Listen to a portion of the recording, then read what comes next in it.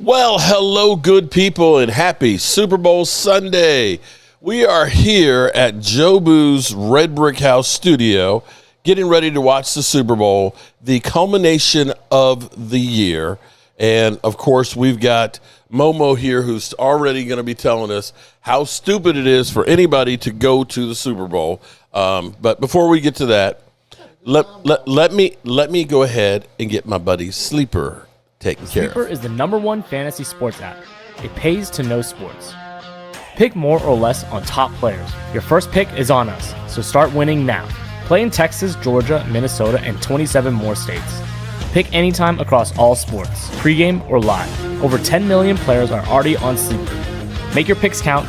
Score up to 1,000 times your cash. Join today. Get up to $100 credit using code JOBU. Call your shot on Sleeper. Download now. Make sure you call your shot on Sleeper. Use the promo code JOBU and get up to $100 on your first deposit and get a $20 sign-up bonus. Do that thing today. It's not too late to get your money on the Super Bowl, and I'm taking the Seattle Seahawks. And let me say hello to everybody. We got Logan Motorsports, whose team is on fire. We got Miss Johnson, Christina Johnson, in the house. We got the Freaks Come Out at Night, Rhonda Lovely Sparks. We got Victor Davis, Mr. Davis, with 49er fan in the house. We got Chris May in the house. What's up, Chris, man? I could use one of your pizzas right about now. We got John Wembley. John, you know, I know the invitation is there for me to be an Eagle fan, but it seems like everybody else is leaving there. I don't think I want to run into the fire, into the burning building. I just don't think so. We got Lady Libra, double dipping on both channels. Appreciate you, Lady Libra. We've got Shane in the house. What's up? We got Jeff Lee. My name is Jeff, and I love boobies. And we have FFX81 in the house. What's going on? And we got Norman Carmaker. Should be a great game. We got Raisin Sack in the house. What's up, Raisin Sack? And, of course, Lady Libra double dipping on both channels. We got my good buddy Richard joining in. And we got Momo in the house. Momo, you're up in New York City, right? You're muted. You're muted, Momo. Momo, you're muted. It's so loud. So I'm out. It's loud there. in here, so I don't want to disturb your channel. Okay, all right, no problem. Actually, I don't hear anything. I actually don't hear anything from you there, Momo, which is actually the crowd in the club is probably quieter than what you usually are. Because you usually are going off. I had my man Richard. Really, Mark? I'm serious. Richard, who's on here now. Everybody check out my man Richard's channel. Richard was like, man, I don't know what's going on with your Momo, your friend Momo. He's going off. Hey, Richard, let me know what your channel is now. Subscribe to it, and you can subscribe to mine, because we all got to work together. Absolutely, brother. Richard, let me know what your channel is. We got to work together, man. I appreciate you. All right. Richard is still working on getting his setup together and figuring out how to dual stream and everything else. So just be cool. Be cool.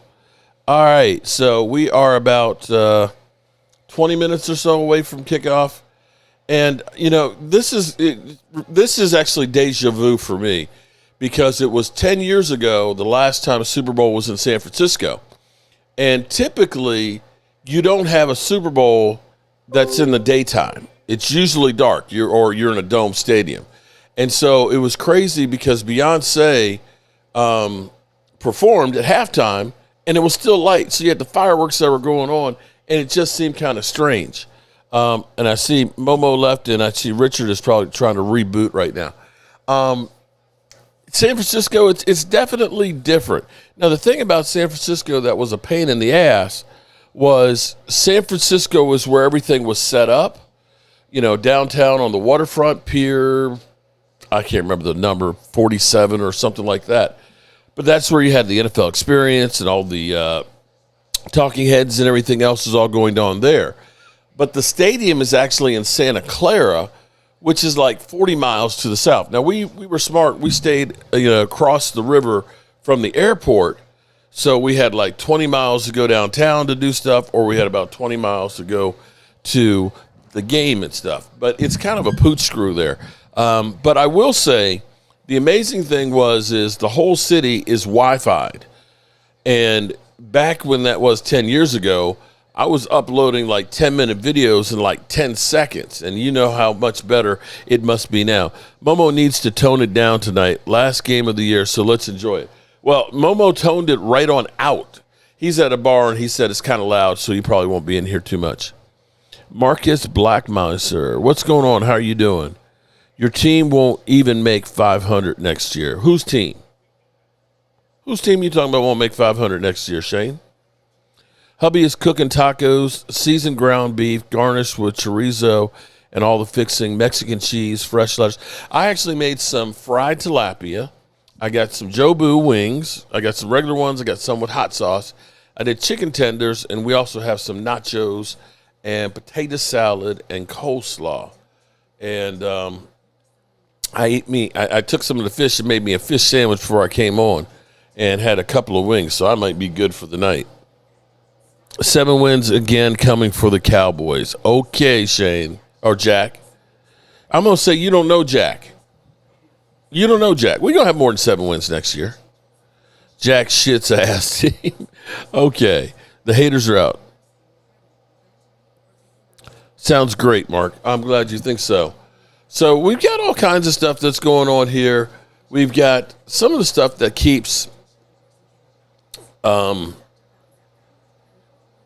bugging me, that the way I hear it put out there.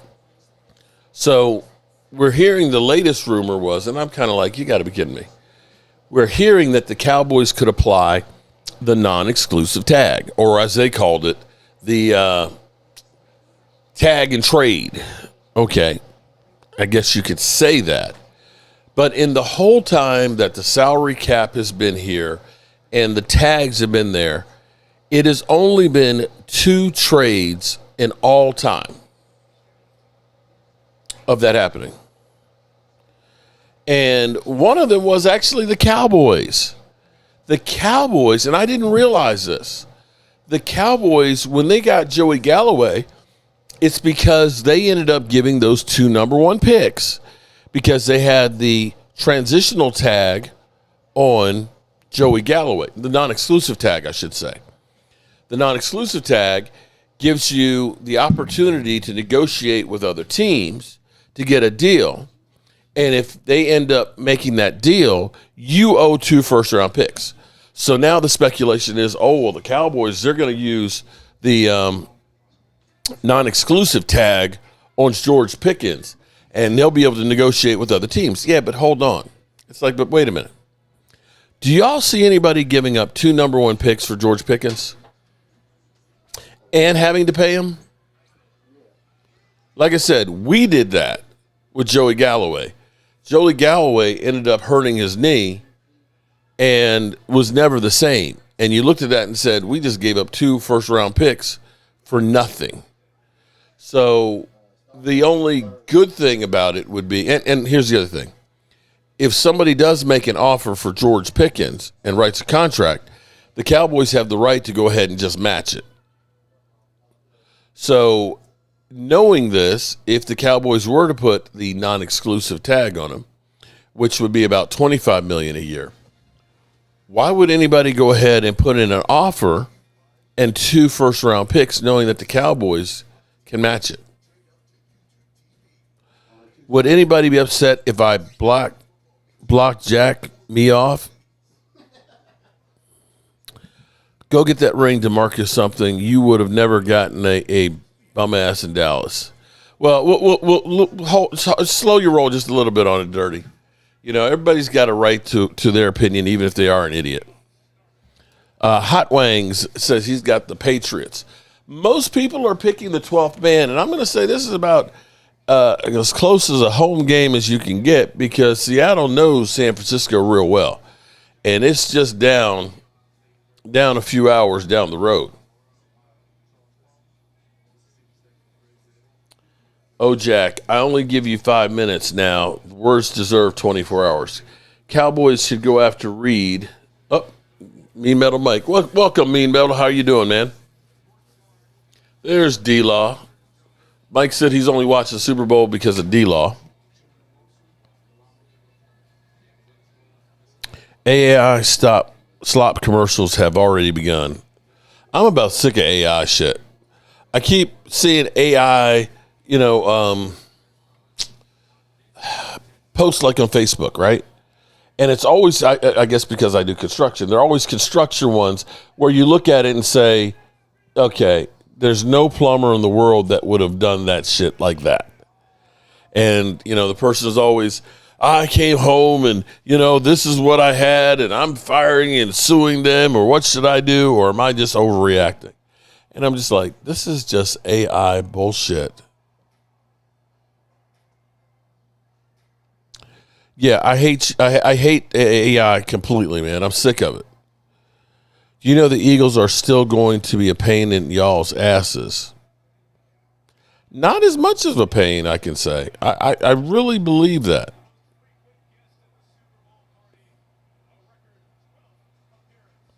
The Eagles got some real problems.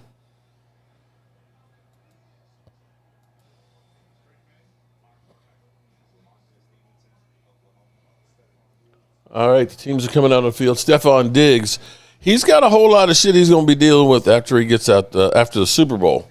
He's got arraignment for going after a chef, and also he ended up he had a Ferrari that was getting transferred from Miami through Houston, somehow got stolen, and so he jumped the dude or something or other. He's got some shit going on.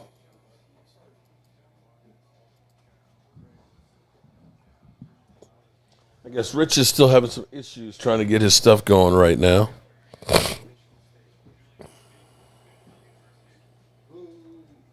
Mike's got himself a big plate. John Van Jovi, man. Damn, he's Snow White.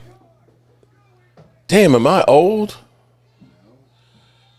He sure looks old now. And here comes the New England Patriots.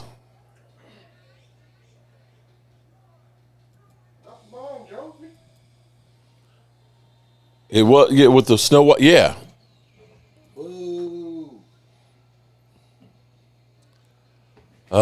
Man, I can't. We can't have New England win, guys. We can't. Only if they're playing the Eagles or the 49ers.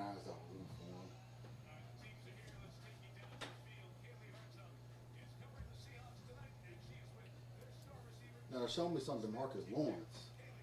Well, we saw. You act like you're a big fan. He's a former Cowboy. Okay. I got room for our own.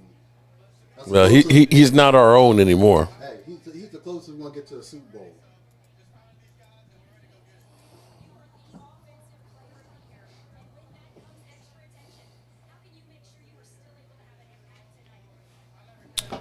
All right, let's start a poll here.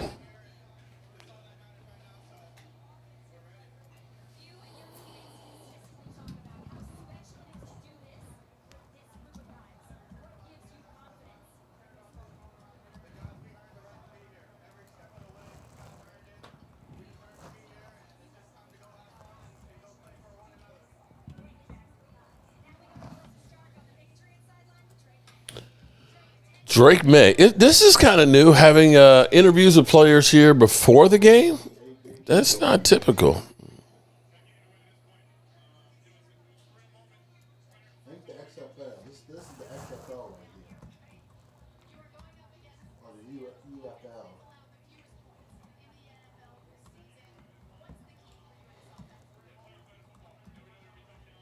Hope you're not another Joe Burrow.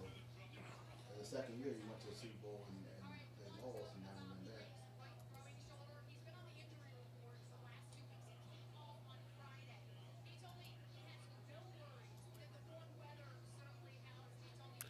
Warm weather. Boy, wouldn't it be nice to have some warm weather?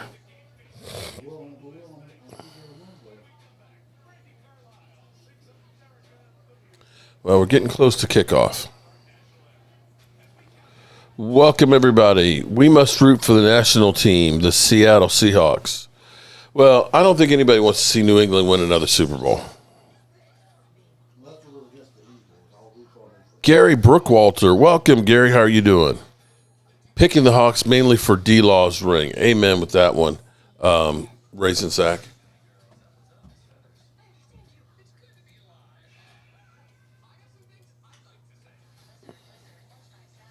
Alrighty.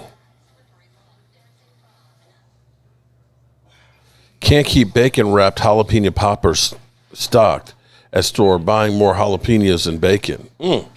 That sounds good. I was supposed to, I messed up because my wife had some mozzarella sticks I was supposed to cook and didn't realize it. I was like, I cooked everything else but forgot that. But I guess we got enough food. Darnold, 4,000 yards, 3 losses. Wow. Yeah, Howard Carmichael. Yeah, it's kind of surprised, but it's not. He didn't do that all by himself. You know, he's got a great team around him.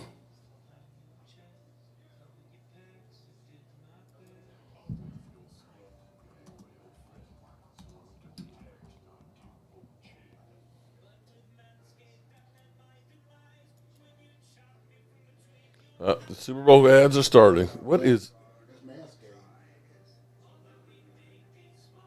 That's.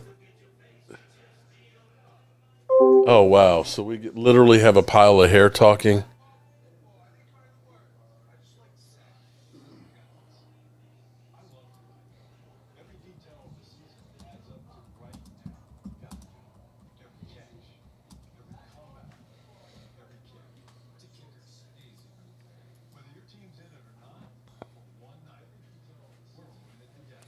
Joe Montana is old as dirt, but he still looks pretty good for his age.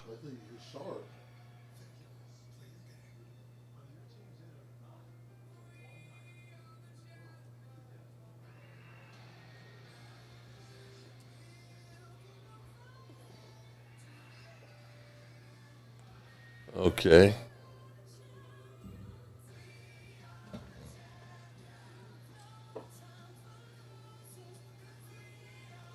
Okay.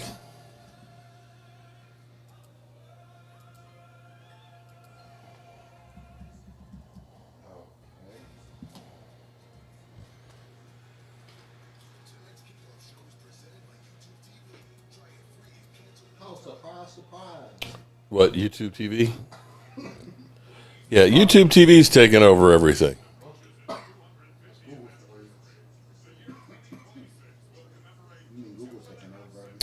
All right, so far, 84% of the people think that the Seahawks will win. Now, I tell you, we have, it popped back up. You know how Facebook rehashes old posts? So what happened, we had 2 groups of tickets. We were sitting in 2 different sections for United Way. And so that way, to make sure we didn't lose everybody, Tracy was sitting with one group and I was sitting with the other one. The group I was sitting in, we were in the end zone, you know, upper level, and Tracy's group was around the 30 or 40 yard line or so. And I took a picture because I found out what section they were in. And I took a picture of that section, and I could pick out Tracy and my good friend Michelle, who's in Australia. And she's like, oh, you should come to Australia for the kickoff game. And I'm like, I'm not going all the way to Australia for a game. That'd be like 30 hours of flying here from the East Coast. Do you think Carla Bra, do I think Jerry is BSing us? Quite possibly, because Jerry Jones does a lot of that. So that post came back up, and Tracy, and I didn't have my glasses to find her. She was like, where am I on this? And I was like, I got to get my glasses to see. But I said, I know you're in this picture. Do I think Jerry Jones is bullshitting about Pickens? I think Pickens will be re-signed. I don't. I honestly do. One way or the other, he will be re-signed. I see Richard. Now let's see if I. Yeah, I'm back in business. Sorry. Okay, Rich, did you get it working on your end? I did not. I decided to call it. I didn't have that many people on. I decided to call it, and I will try again after I do some research on this streaming software. Apparently, I needed that. I did not know I needed. Yeah, you can do OBS is what it's called. Yeah. Okay. OBS, which is very similar to what I have with the live streaming studio. But the live streaming studio I have I pay for because it's got like the injection, the keyboard and everything else. So this is a little bit more than what you really need. But a lot of people just use StreamYard too. So you can try that as well. StreamYard, got you. Yeah. So and I know nothing about you do stream. Oh, okay. So StreamYard. This is it, Richard. This is the end of the season, and I'm curious now that for those of you who don't know, Richard is a Pittsburgh Steeler fan, and you can tell by him wearing a Pittsburgh Steeler jersey. I should go put on my Cowboys jersey. How are you feeling about Mike McCarthy so far? Well, I'll be honest with you. I'm just trying to remain optimistic. As you know, I did not really care for the hire itself at the time, although I've had many, many Cowboys fans that are friends of mine come to his defense and tell me that we're going to like him and that he's going to, that he's going to be a good coach for us. So we'll see where that goes. But I will say I do like the staff hires he's made. I'm optimistic because I do like the staff hires he's made. So. Mm-hmm. Okay. From the outside looking in with the Cowboys and Pittsburgh, would you say they're going in two opposite directions right now? Two opposite directions? It seems like on a daily basis, the Eagles keep getting more bad news. Yeah, I would say probably that, yeah, because right now, it would seem to me that Dallas is kind of on the rise in the NFC East there, and I don't know what the Steelers are right now, man. I'm sitting back here on this crazy ride. I don't know if we're going to be more of the same. I really wouldn't mind if we have a bad season next year and miss the playoffs. I really wouldn't mind that. Part of me hopes it happens, but yeah, I would say definitely going in different directions. All right, the flyover is going to be coming here in just a second.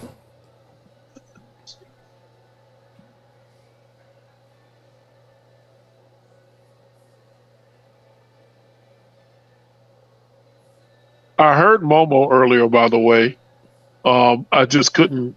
I was trying to respond to him, but I guess the audio wasn't coming through or something. Yeah, he's in a sports bar somewhere in New York with his good friend Oscar, and he said that it's rather noisy there, so he kept it muted, and I think he decided not to.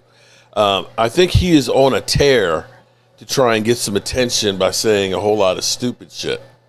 Oh, I was watching yesterday. There's the flyover. I was dying. I was dying laughing yesterday and watching. I kind of wanted to get in there because I was like, oh my God, this is crazy. But unfortunately, by the time I saw your link, I had moved on and was doing something else, and I just didn't see it right away. By the time I saw it, the show was already over. So, gotcha.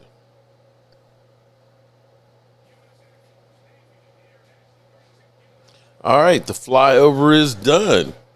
And this is what I was saying, that it's weird because typically almost every Super Bowl is at night.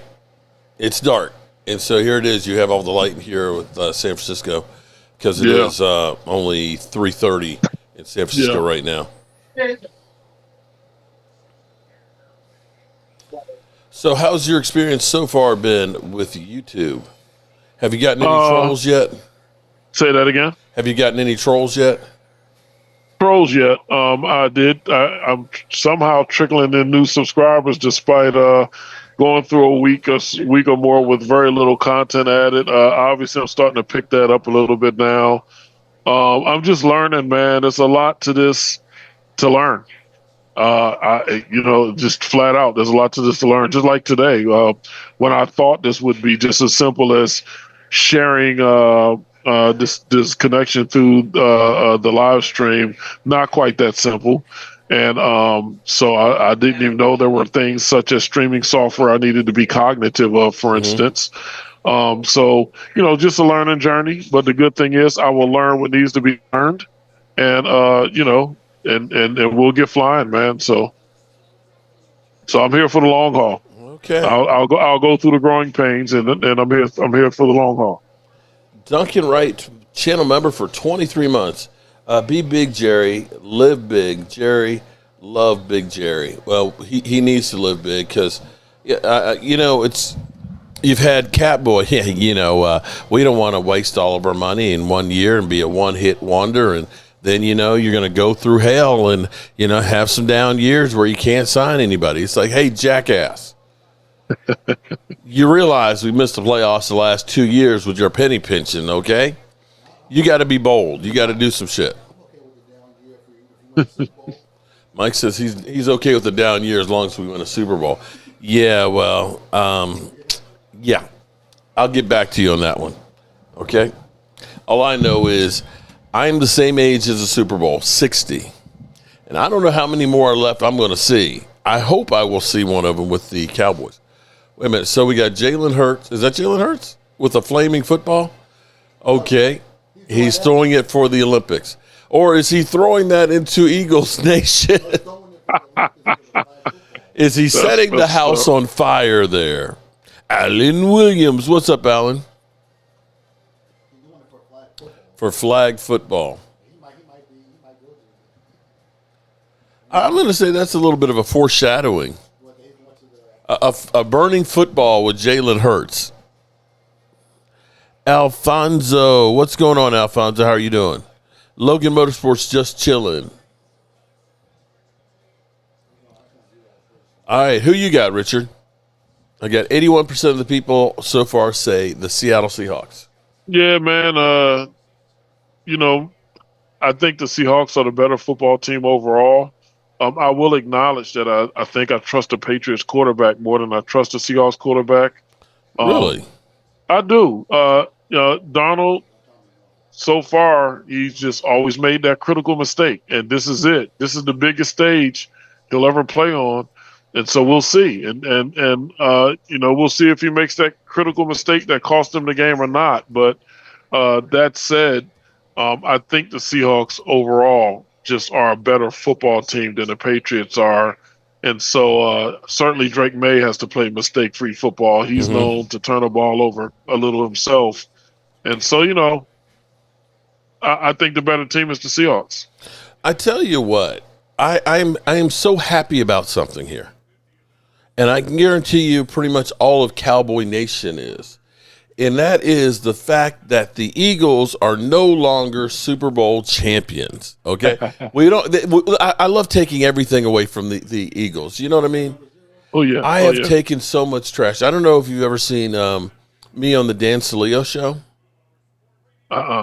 Okay, so Wednesdays. Oh, here's what happened. I had an Eagle fan that came in and said, "This guy Dan Saleo, who went to the University of Miami." With Michael Irvin and The Rock and stuff, okay? Former player. He actually played for the Cowboys. Well, he was actually on the team for a year with the Cowboys, didn't do real well in the pros, and played with Tampa Bay. So he is a radio host, and he does Eagles content. And apparently some people were going in and saying, well, Mark Holmes said, and he started ranting like crazy. He started screaming, who the hell is Mark Holmes? I've never heard of Mark Holmes. Who the fuck is Mark Holmes? And why would I care about what Mark Holmes has to say? And just going through this whole rant. And so people told me, and so I went there and I'm just listening, and I'm like, I'm Mark Holmes. And then Eagle fans started saying, oh, he's here. Send him a link. Send him a link. Right. And so he sent me a link, and I think he was surprised that I actually showed up. And he's like, I got to give it to you. You got balls. So Philly 500 always was on the channel, and so we ended up starting to do on Wednesdays. I forgot what he calls it, but basically it's me and Philly 500 going at it, and he's kind of moderating. I took so much shit leading up to last year's Super Bowl and all season long until the Cowboys actually won that second game.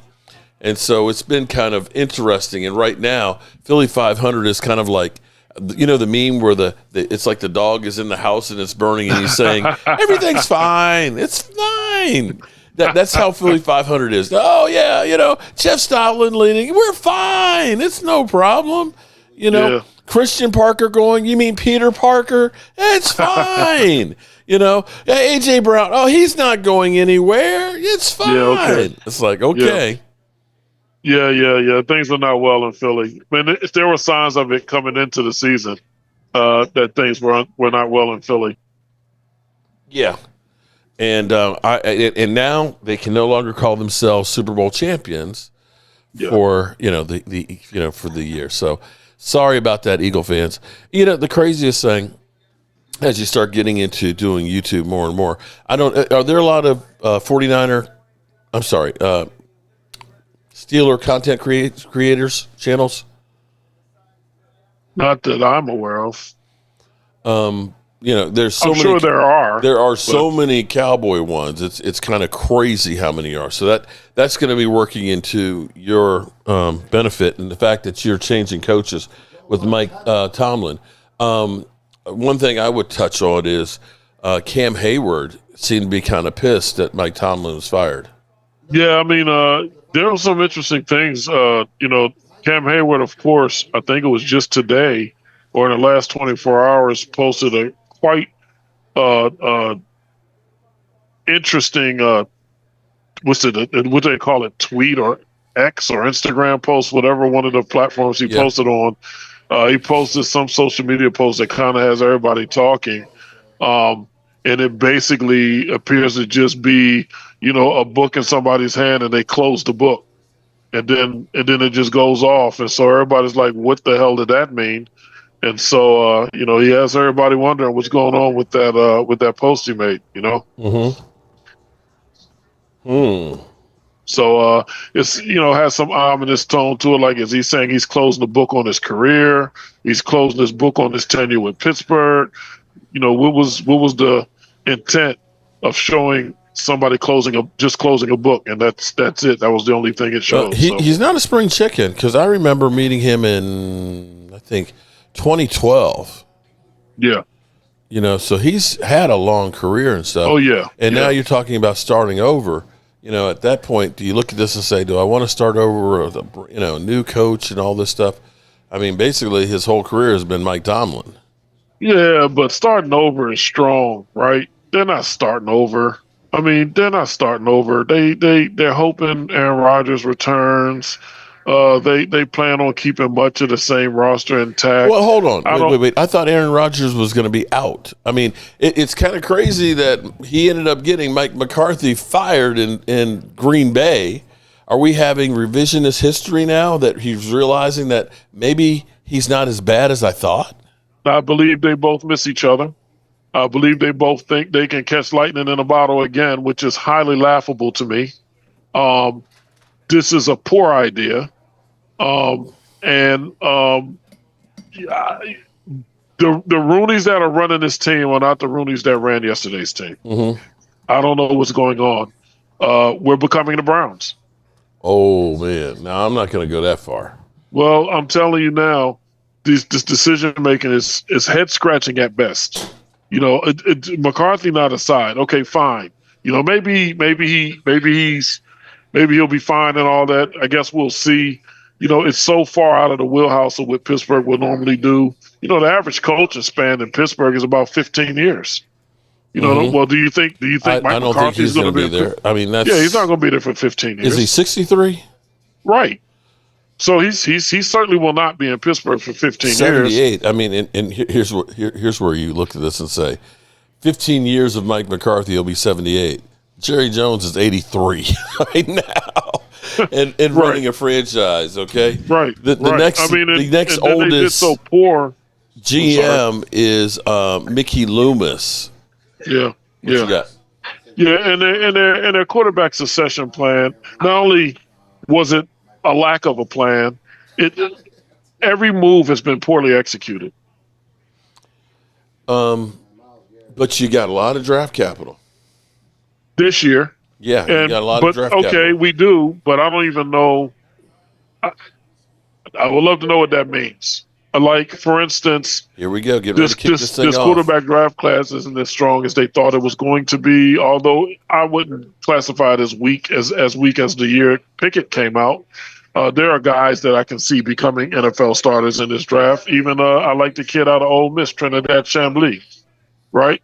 But what are they going to? If their plan appears to be hope, Aaron Rodgers returns and to go into the season with him as the starter again. And if that's it, like you can go get him. Malik Willis is a free agent. Like, if you're gonna, why not take a shot at something? Like, we're gonna run Aaron Rodgers back, really? Dallas Cowboy girl in the house. What's up? So, yeah, that will be it. I'll tell you what, though. Since you are a new content creator, and there is a power vacuum there with Philadelphia, with the Steelers. I'm not used to talking about the Steelers, it's AFC. There's a lot you can talk about. You can talk about how acidine it would be for Aaron Rodgers at 40. He'll be 43 years of age to be coming back again with this diva attitude. You can definitely have thoughts about how they screwed the pooch with George Pickens and trading him for a third-round pick. Yeah, I mean, for DK Metcalf, who's getting sued for $100 million. I'm going to say a couple things on that, though. For one, I can't believe I'm going to do this, but I'm going to say this about Aaron. By all accounts, Aaron was a model teammate in Pittsburgh this past year. There was no diva stuff going on. All the players on the team vouched for this guy. They really, seem to enjoy playing with Aaron. So I will give Aaron some grace in that department. That whatever hold on for 1 second, Richard. Yep. See, this is what I find funny. I've got John Wembley, who's always begging me to become an Eagle fan. Okay, he's like, we've got an open invitation, and he comes on a Dallas Cowboy channel and says Mark always has Eagles on the brain. John, pot meet kettle. You're on a Cowboys channel. We're on you're on my turf in my house talking about me always having the Eagles on my mind. Am I the crazy one, Richard? No. Yes. First down. Damn, they're already across midfield. Right. On the 40-yard line. Damn. Oh, let me get a scoreboard up here. Shit. Is that a catch? Stepping away for a quick sec. Oh, it's a catch. You hear me, Mark? Yeah, I hear you. That's a catch. Man, you know what? Could this be like Russell Wilson's first Super Bowl against Denver? That was a blowout. Right now, they starting off pretty good. Cooper Kupp. I forgot Cooper Kupp went to him. Yeah, he caught the ball. Woo! As long as DeMarcus Lawrence wins, I don't care. I don't care. Okay, so I hope he put NFL.com's scoreboard is not working. I hope he's the one throwing up that trophy.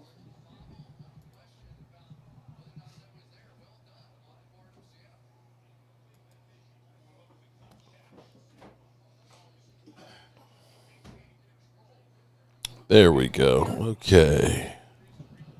Come on now, give it to Cooper Kupp. Give it to Cooper Kupp. Give it to Cooper Get Kupp. the scoreboard up. Come on now, act like y'all being. Got to make sure I get it up. There we go. Pause. Come on now. You're on a Cowboys Nation, as Mark said. You understand that, right? I'll take the 2 yard, 3 yard, 2 or 3 yard. All right, it'll be 3rd down and 7 on the 20. I'm sick of my stomach seeing the Seahawks at the 49er station. Yeah, well, stadium. Well, It is what it is, man. It is what it is, bro. 49ers weren't good enough to make it. Your team wasn't good enough to make it.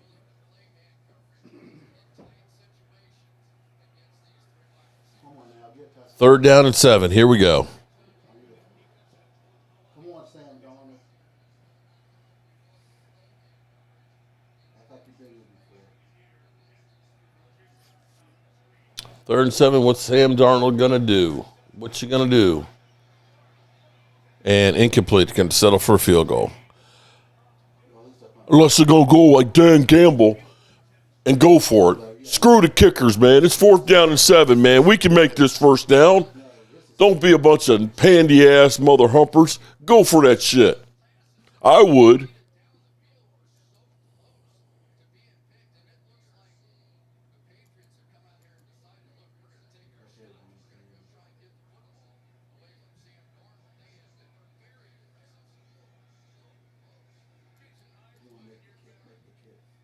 Here we go. And it's good. Thank you, sir. Thank you.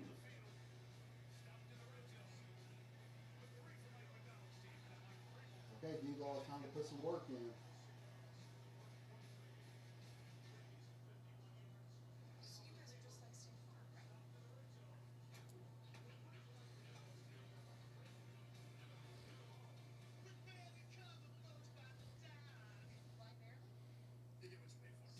You get what you pay for. Okay.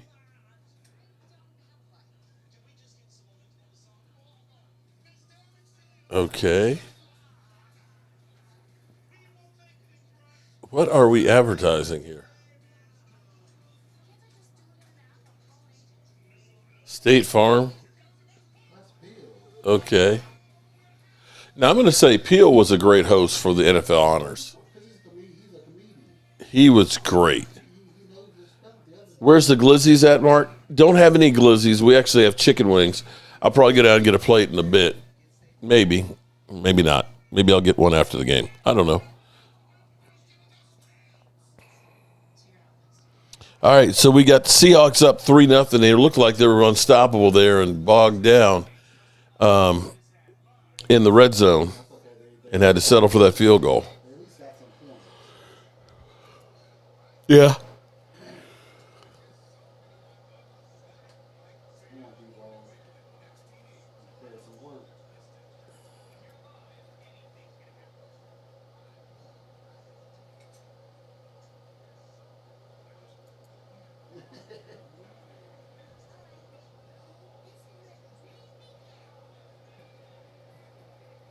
I haven't been paying too much attention on these ads.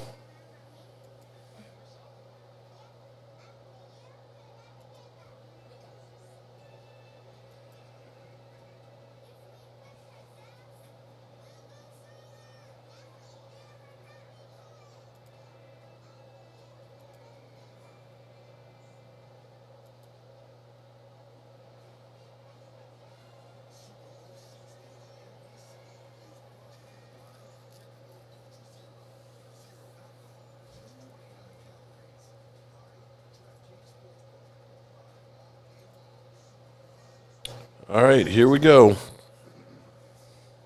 Lady Libra. Hey, Royal Cowboys. Royal Cowboy, how you doing today?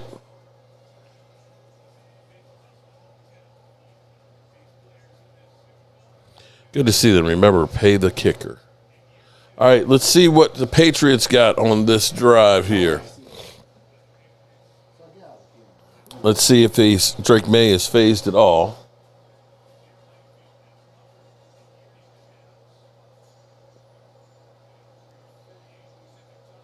$11:58 to go in the first quarter.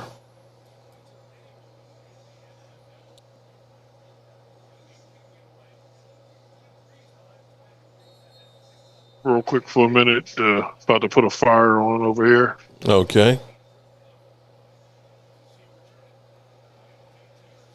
They got some chicken wings. Thank you, man. There you go.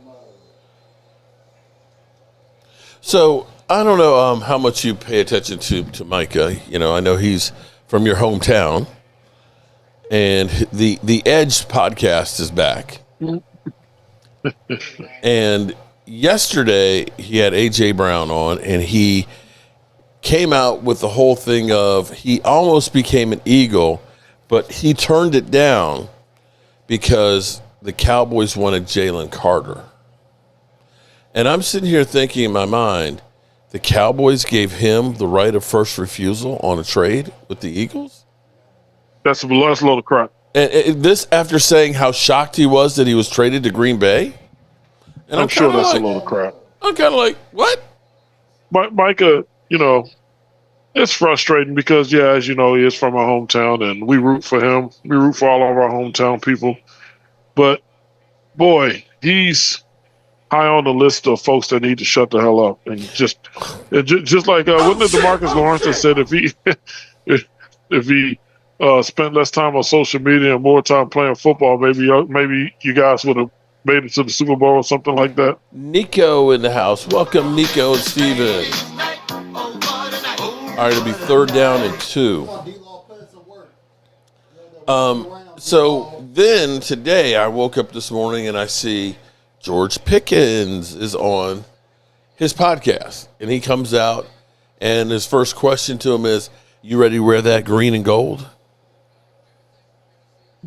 Wow, are you serious? Yeah, it's kind of like, here's what I kind of equate it to. It's like you've been in a relationship with somebody, right?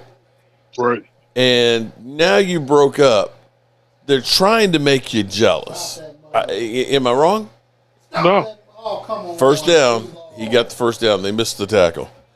I feel like he's hurting because he's not there in Dallas, and now he's trying to get back at him. What was Georgia's response? He just kind of laughed it off. Like, yeah, wow. Okay. Yeah. Okay. I'm impressed with Georgia's response. George was so well spoken on that thing. And I'm still like, all of the things that we heard about George Pickens, I've seen none of it. Well, I don't know if I'd say none. Y'all had a couple of games where he seemed to have his quit on the route thing he does from time to time when he's not too involved in the game. But that said, yeah, nowhere on the level as he did it with us. 1,400 plus yards, man. Yeah, I get it. Now, I will equate, and I know people are going to go ahead and give me a hard way to go. Hold on. All right, we got New England marching down the field right now. Yeah, because people don't know how to tackle. Cross midfield. About that. First down. Ball on the 45-yard line. Sorry about that, sir. No problem. He had 1,400 yards. Now, I will preface it that saying he did have Dak Prescott throwing to him, so maybe that's, I don't think, last I checked, George didn't throw the ball to himself. Yeah. I mean, he was stuck in an anemic offense in Pittsburgh. And then when Pittsburgh went and got DK, first thing they did was get rid of him when they probably should have kept them both and seen how that looked. But I understand Pittsburgh's side of it as well. George has been a problem child constantly, almost, while he was in Pittsburgh. So there you go. There's a sack. So, yeah. That's a sack. Hall. But from what we had heard before, getting rid of George Pickens was kind of like for Aaron Rodgers. That's what I had heard. Now, I don't know if that's true or not, that they were kind of like Aaron Rodgers didn't want to have that distraction. I'm kind of like Aaron Rodgers is a damn distraction himself. Yeah, I don't know how true that is. I think that I think Pittsburgh had it in them to be moving on from Pickens anyway. They had tried to get this guy's mind right, and it has been problematic. Okay. And I just think they had enough. Back 12 of it. Oh! It'll be 3rd down and 8. Oh, you're ahead of me. Oh, okay. No, you're good. Sorry, Mark. 1 second. Sorry. Take your time. I'll take that number 3. Come on, man.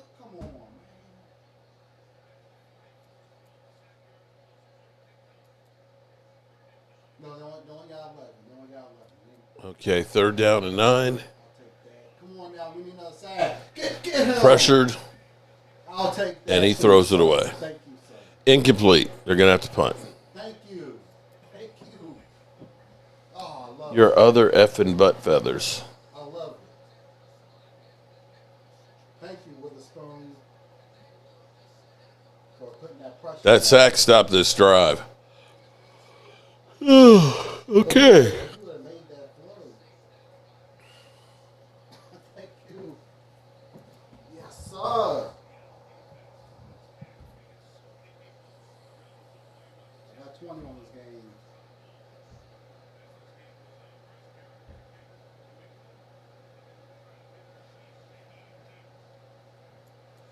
And punt. Here we go. Get the ball on the 9-yard line.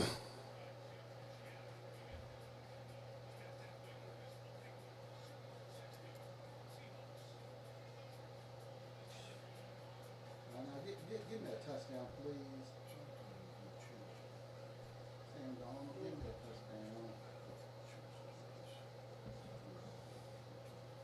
touchdown. All right.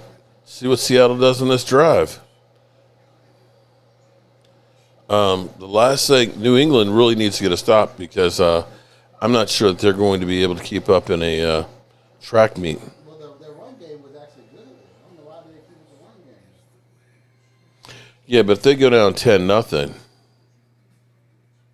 I mean, get the ball to our second half.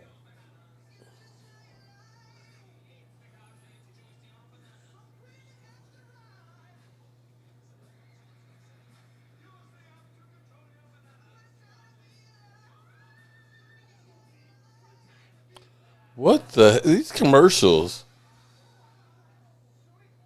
Dude, jumping into It's that Zoolander. yeah, The guy who played in Zoo. Instacart. Jeez. Oh, and I work for them too. That's crazy.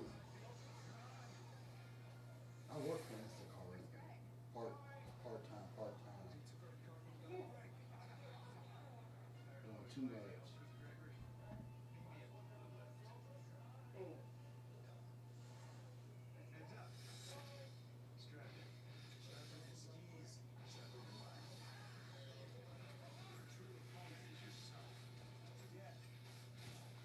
Okay. If you rely on sight, you're already blind. A beer commercial.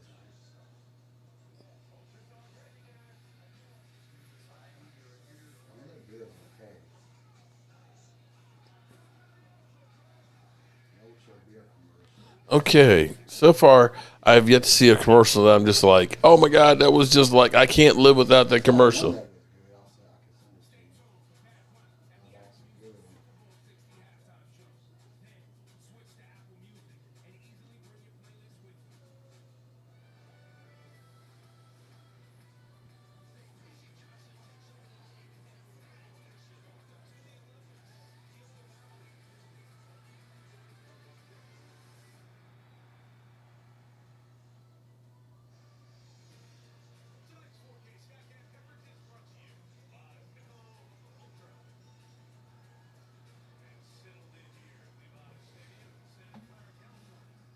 good. Levi Stadium.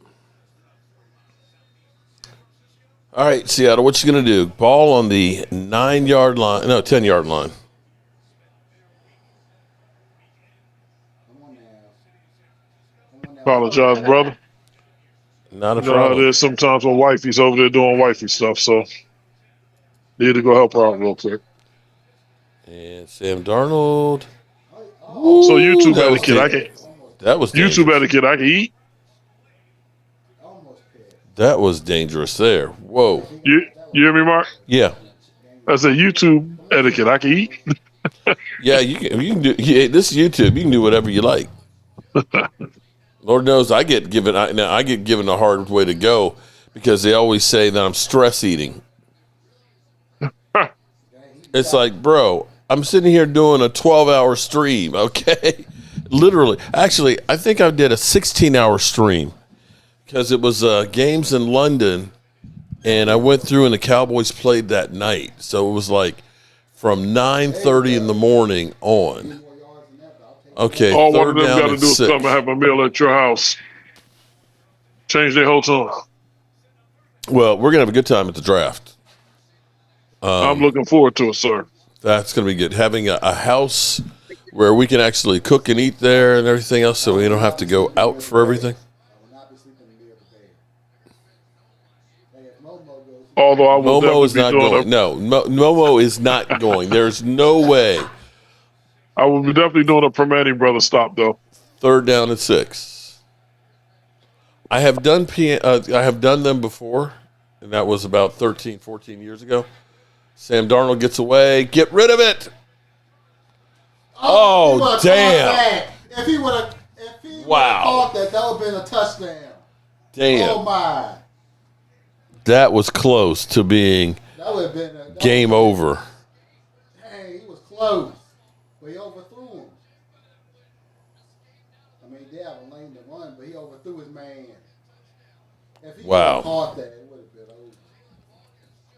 That was crazy. He got out of there and almost had an incredible play. All right, so New England dodges a bullet here. My man had a lane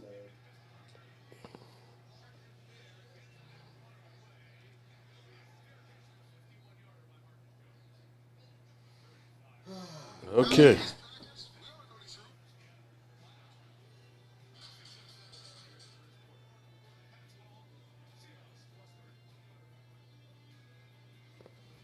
Okay, here we go.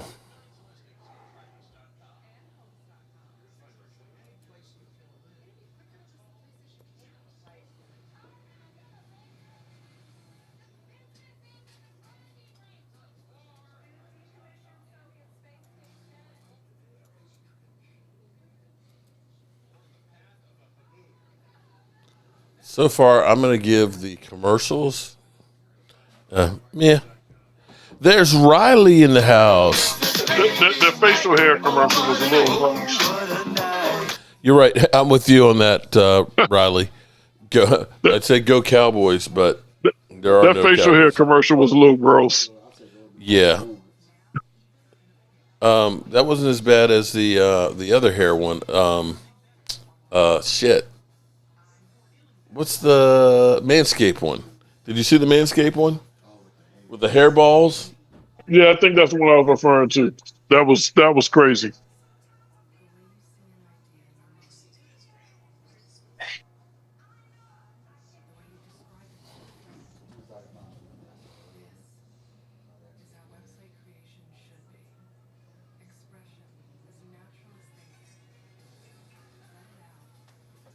Okay. Mark, you do this for us. A man's got to eat, my friend. Amen. That's what she said. Oh shit! Oh shit!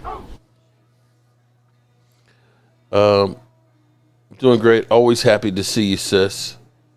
How's everything going for you, Riley? I know it's not cold where you are. Almost had a chance to pick that off. Tips and overthrows. I'm with you on that, Alfonso. The commercials so far are kind of meh. Super Bowl commercials just ain't as good as they used to be. Haven't been for years. Now, here's what I will say, though, is when you're actually at a Super Bowl game, and maybe this is Momo's whole contention of why it sucks to be at a Super Bowl, is you don't see the commercials. You're in the stadium. You're not seeing the commercials. So everybody's like, oh, my God, did you? No, it's like, no, I didn't see it. How did you see it? Did you not see this? I was like, yeah, I was at the Super Bowl. And you didn't see the commercials? No. They don't play them at the stadium. So, but Yeah, the commercials I've never been to one. I'd like to get there one day. the commercials I'm seeing right now, I ain't missing anything. It's not cold, but it sure is windy. Got 55-mile-an-hour wind gusts today. We had 45. Was that last night? My God, man. It sounded like a freight train was coming through. I thought we had a train derailment in the middle of the night. You talking about the winds? The winds Yeah. were crazy last night. It was Come on, stop that mug. Drake May. Oh, come on. Uh-oh. Completion down to the 43-yard line of Seattle. Where were you, D-Law? Thank God I don't have to worry about that now. Where was D-Law? Christina Johnson. Oh, Bad Bunny, I forgot about him. Where were you, D-Law? Come on, D-Law. Show us that Cowboys screwed up. That man was wide the F.O. Thank you. All right, that's a good stop I'll on the take run. that. They I'll lost take 3-4 that, yards. I'll take that, Jones. I'll take that, Mr. Jones.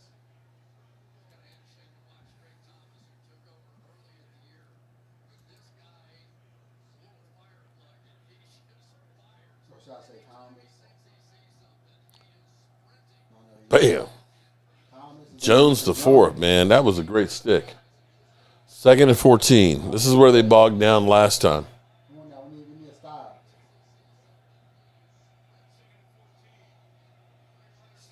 Thank you. And they lose 2 more yards.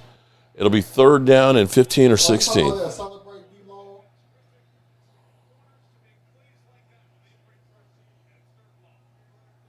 I wonder if they're the hot boys there.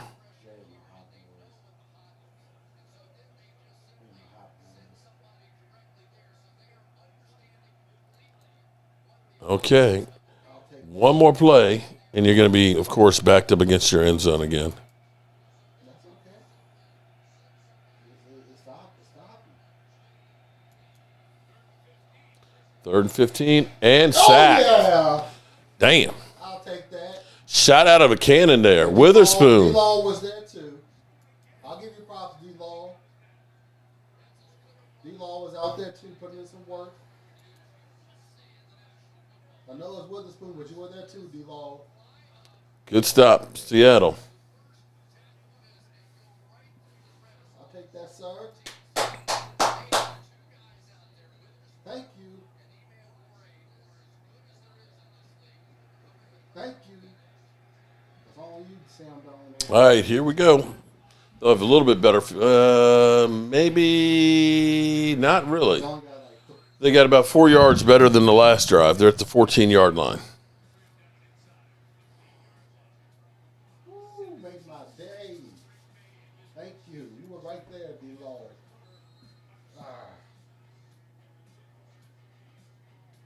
Hey, Mark. Yeah. Mark. I know Mike Abraham feeling good today.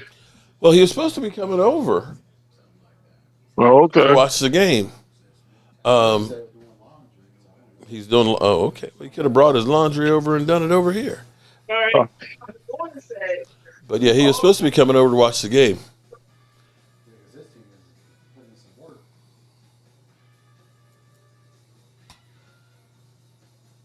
Yeah, Mike's a real good kid. Well, he's not a kid. He's a full-grown adult. Yeah, just need to find his way, but he's definitely a good guy.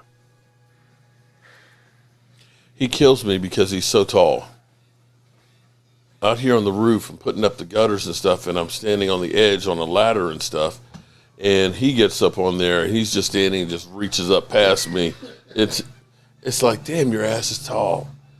And we're putting insulation in the ceiling, and I'm having to be on a step stool or something.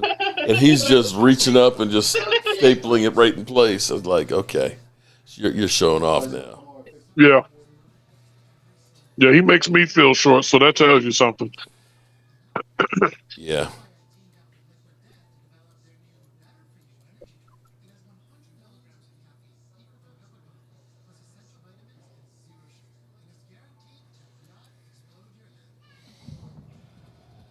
Okay, thoughts on the game so far, everybody?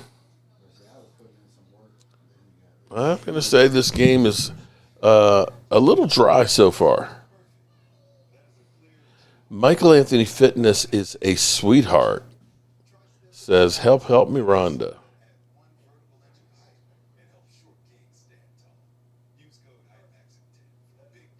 Hey, Mark, did you actually sue Frankie? He uploaded a video saying you sued him and lost. I ain't sued anybody. And who is Frankie? I don't know what you're talking about there, Big Blue 22.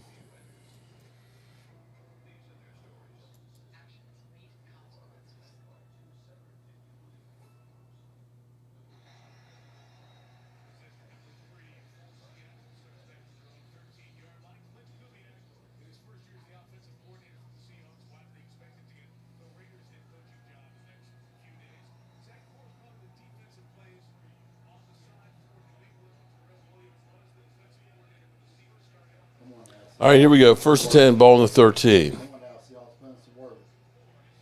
They, okay, they got 2 yards.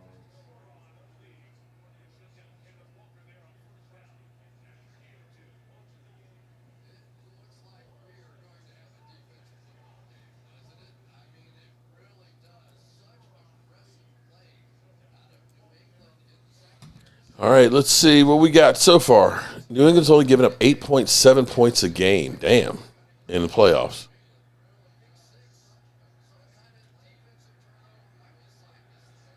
Harold Edwards, Mark, what's on your Super Bowl menu? Ordered a foot-long cheesesteak and Chicago deep dish. Oh, man, a Chicago deep dish is always good. I had some Jobu wings. We got some chicken tenders. And we had some fried fish to go along with some potato salad, coleslaw, and nachos.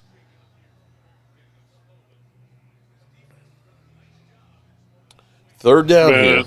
they had a Chicago deep dish pizza in a long time.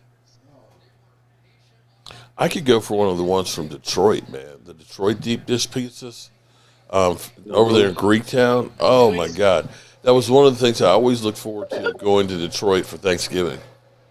Was going to the pizza place that was right across the street from Greektown Casino. Is that where we There you were go. at? I'll The take pizza that, place son. we had it when I Yeah, met first you? down. Yeah. I'll take that, son. Now, there's supposedly, Good. You didn't in celebrate. talking to the guy that owns the house where we're going for the draft, the casino is within walking distance from the house. You did not celebrate. I can't remember the name of the casino, but, you know, we got Panani Brothers, we've got the casino, and, yeah, we got a lot that's going to be going on. And the fact that we are almost halfway through February, before you know it, the draft is going to be here. All right, first and 10, ball on the 27. Doing a reverse, and they lost 5 yards on it. Now, son. What was that? Thank you, Calvin. Yeah, Super Bowl snack was definitely. I did eat a couple of wings while I was cooking them and things, so I'm actually not that hungry right now. And I did make a fish sandwich, a fish sub, before I went on live.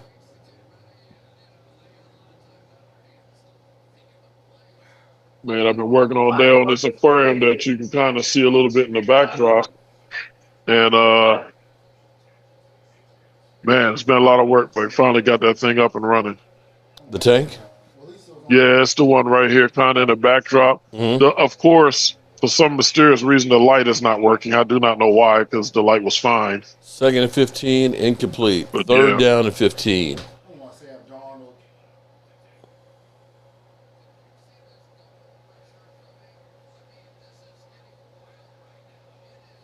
Darnold. Dak, CD, and Pickens would have crushed by either of these defenses. They put the true perspective on your high-powered offense. Well, who's throwing in the ball? Sam Darnold's not looking like a Super Bowl quarterback. Like a garbage. Third down and 15.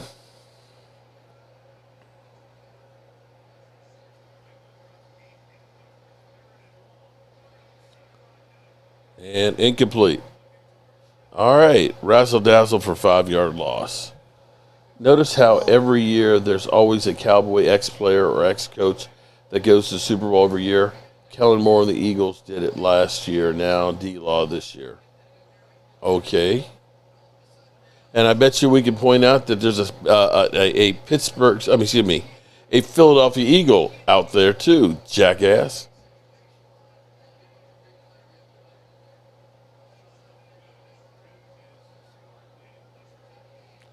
All right. First quarter is almost in the books, and we've got 3 points. He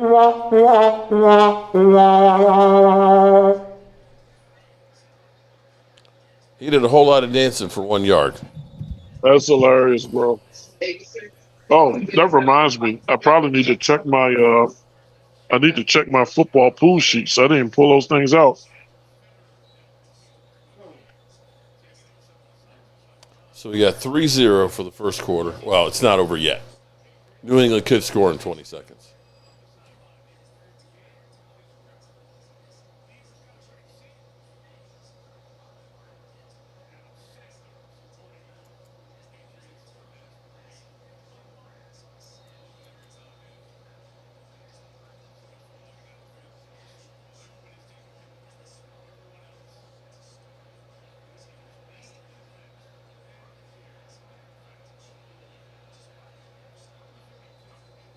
Yeah, let's see what New England's got on this drive.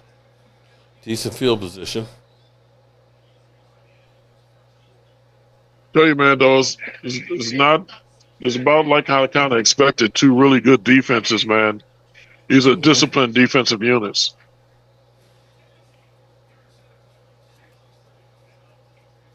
Jay-Z and B. Oh, that's Blue Ivy. Mm-hmm.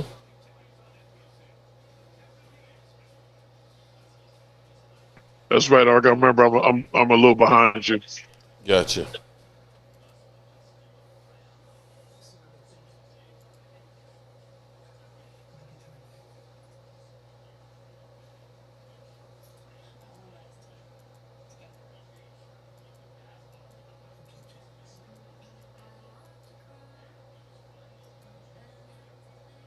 All right, here we go.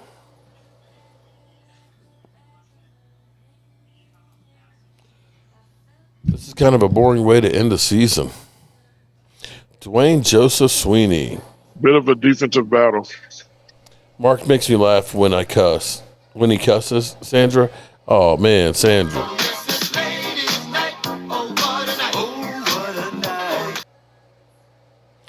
Harold Edwards says, honestly, both teams need to settle down and focus the adrenaline and running. Running is high. But let's get Seahawks and let's go D-Law.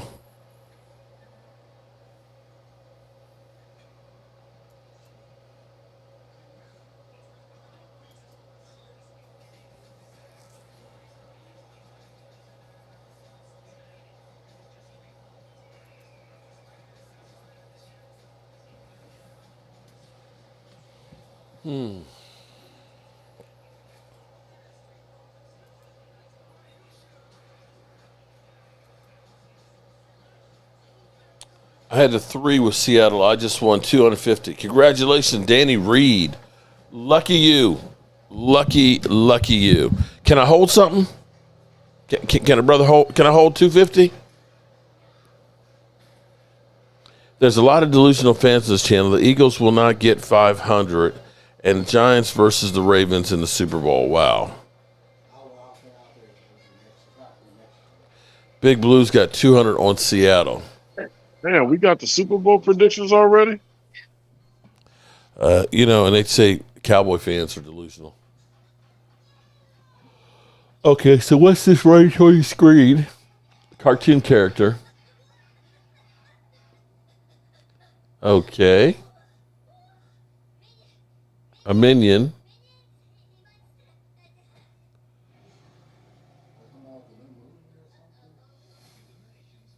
Okay.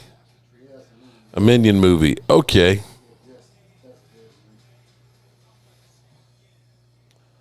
All right, let's see.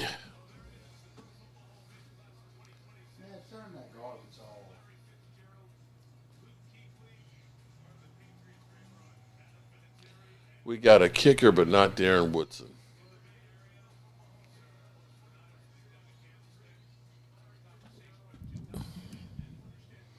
No touchdowns in the game. Has this ever happened? I'm sure it has. I'm sure it has.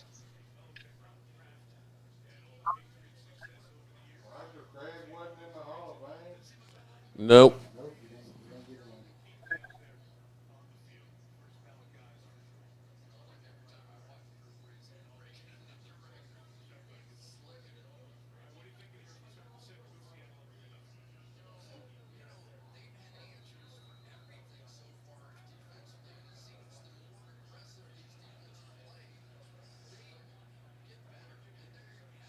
All right, New England hasn't done anything really on offense. See if they do anything this time. Oh, damn, that almost got picked on the deflection. If he had been, damn. Oh, I have to agree with you about Keckley being in before Woodson. That pass was way behind.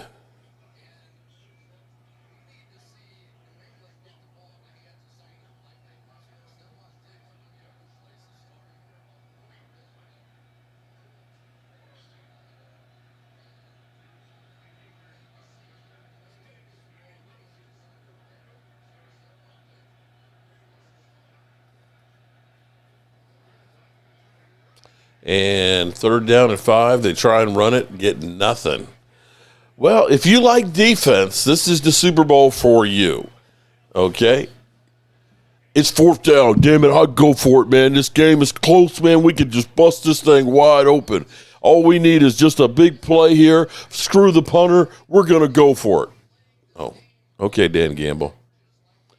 My opinion of the Hall of Fame is they should make it 2 days, one for offense and one for defense, and have one player per position. Go ahead. One player per position? Damn. You're putting in a lot of people every year then. There's nothing wrong with the Hall of Famers how they're picking these people to go. Let the Hall of Famers choose who goes into the Hall. That'll become the Hall of Regular real quick. It really would.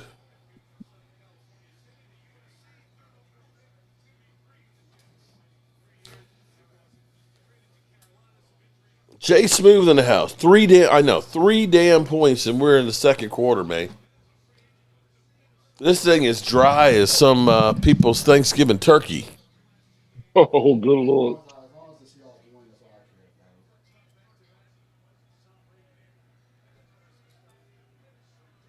about. All right, this is some of the better field position that they've had. Let's see, they're not on their 10-yard line. Darnold going deep. And it was tipped. If he would have,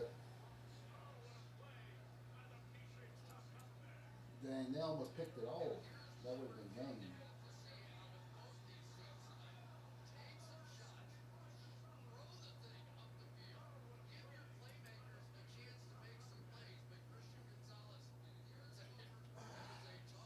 I'm telling you, it's going to be a low scoring game. Hey, he still could have had it. All right, 2nd down and 10. Ball on the 24-yard line. He still could have caught that.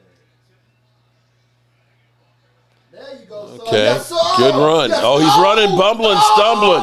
He's at the 44-yard line. I'll take that, sir. Yes, yes, sir. Big run right there. I agree with you, Jay. Yes, sir.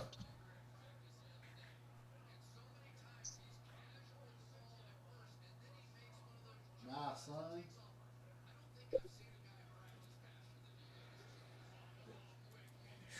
That was a crazy play. Okay, they're across midfield. Y'all need a touchdown.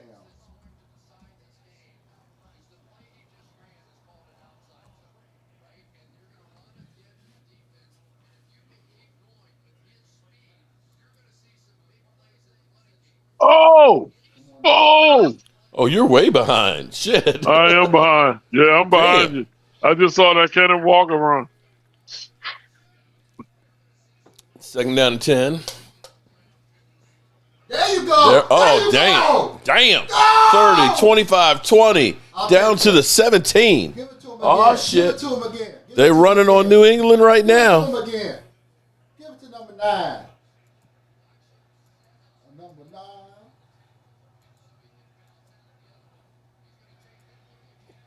I'm sorry. The Seattle Seahawks. Thank you, number 9. Walker. Yes, sir. Give it to him again. Ball on the 17-yard line here. 1st and 10. In the red zone. You need to get touchdowns, not field goals, and they lose 2 yards. They snuffed that one, man.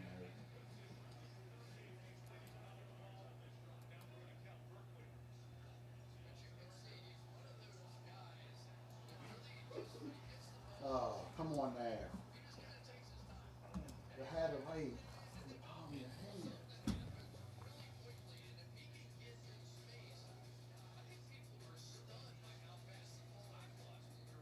Kenneth Walker's had 2 great runs in this drive. The last one, they snuffed that. Congratulations, Jay Smooth. I started my new job tomorrow during 6 weeks of training. Congratulations, Jay. Hope that it goes really well. Hope you love it. Damn. Wow. Dang. Damn. He got jacked up on that one. Incomplete. Incomplete pass.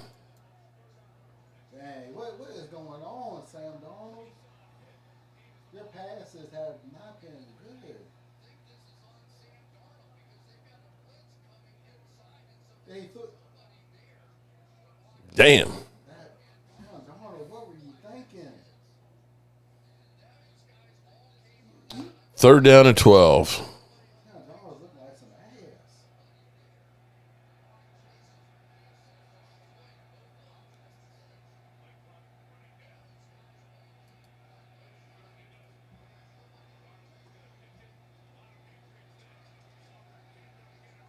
And nothing. All right, they're going to settle for a field goal again. Not good. Well, can the Patriots do something?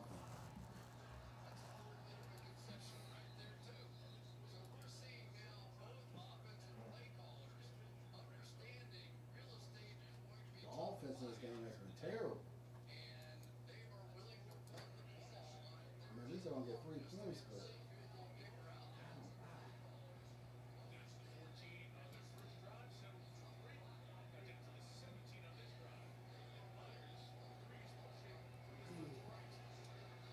All right, they got a 6-0 lead. hopefully somebody get a touchdown. I don't want to be kicking all night. Well, that's a win for the Patriots defense, given I'm how that running serious. game was starting to look.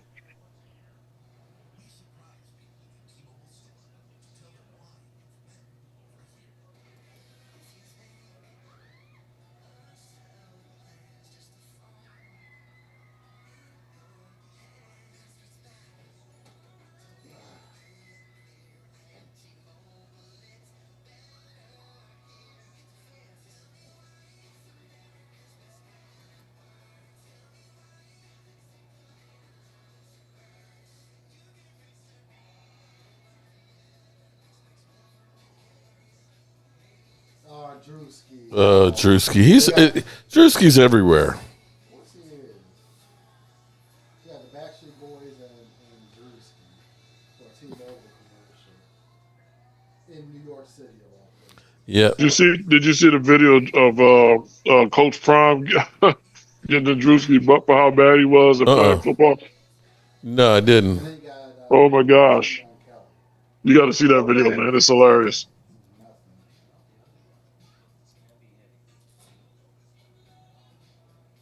Drewski was apologizing, said I gave it all I got, and Prime was like, "Yeah, you gave the other team all you had." Oh, shit. Damn. He told him, "You lucky, because I'll be coming for your NIL, Damn. your scholarship."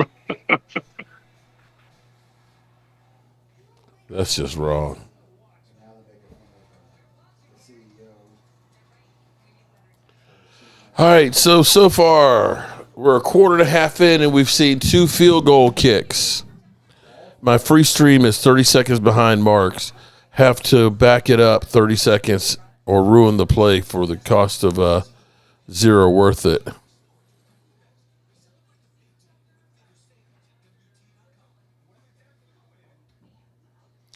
Penn State historically is the best team in Pennsylvania. Okay, Mean Metal.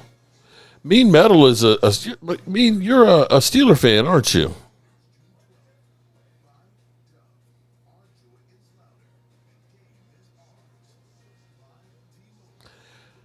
Lead commander says Dak would be a deer in the headlights by now, even with Pickens and CeeDee Lamb. Damn. Okay. As opposed to all the commander quarterbacks, which are just great in Super Bowls. Oh, I'm sorry. You haven't seen one there in 35 years.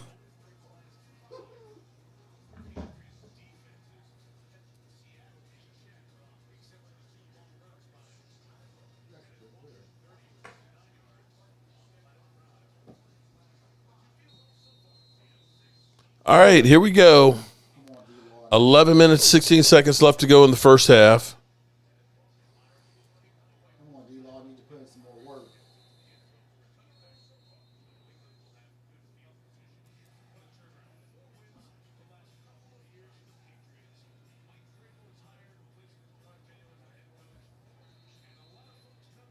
Don't get started with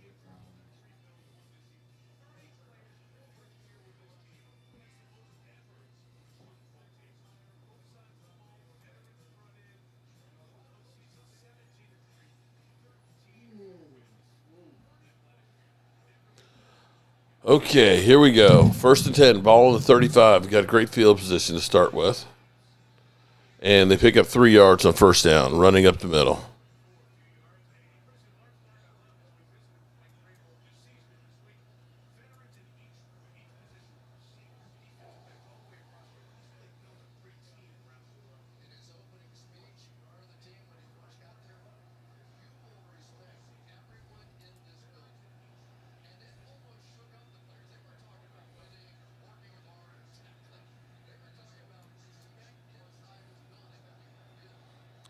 And Drake May gets sacked again. Woo! I'll take that, sir.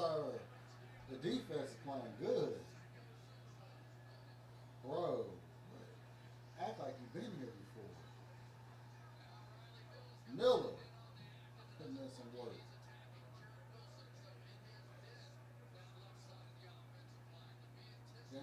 D-Law kind of got knocked to the ground there a little bit. That's okay, so I got the sack. Come on now, we need to stop.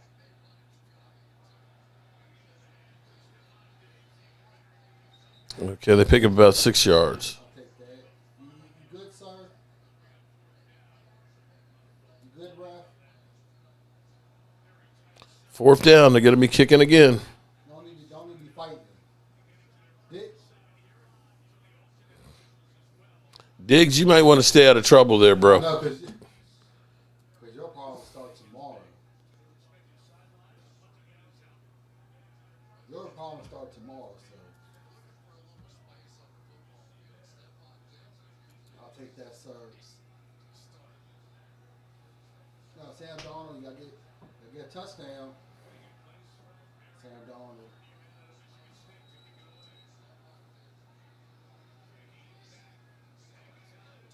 Good field position.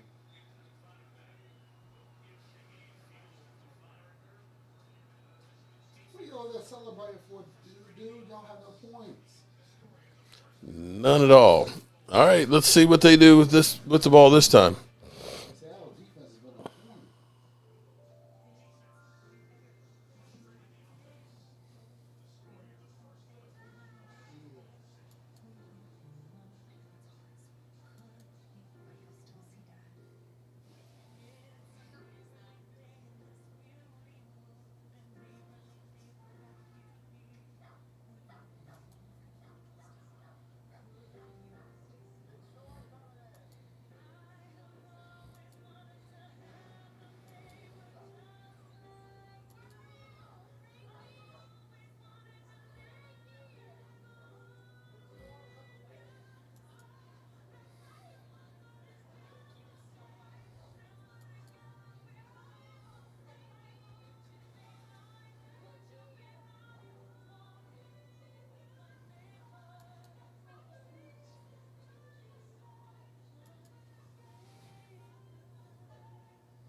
Okay, that was a decent commercial. Well, man, with this score going on, I decided it's bourbon o'clock. There you go. Okay, Rocky Mutual. Drinking might help this game. It's been pretty bad so far. I mean, Yeah, it's slow going. What else is new? Diggs being an ass. I appreciate defensive games as a football fan, but I guess just like most casual fans in the Super Bowl, you definitely want some excitement going on. That's because you're a product of your environment. When you think of a Steelers Baltimore game, ain't nothing but defense. Man. Even when I coached. I was a defensive coach, so I like defensive games too. But I understand the appeal in a Super Bowl that's higher scoring. Yeah.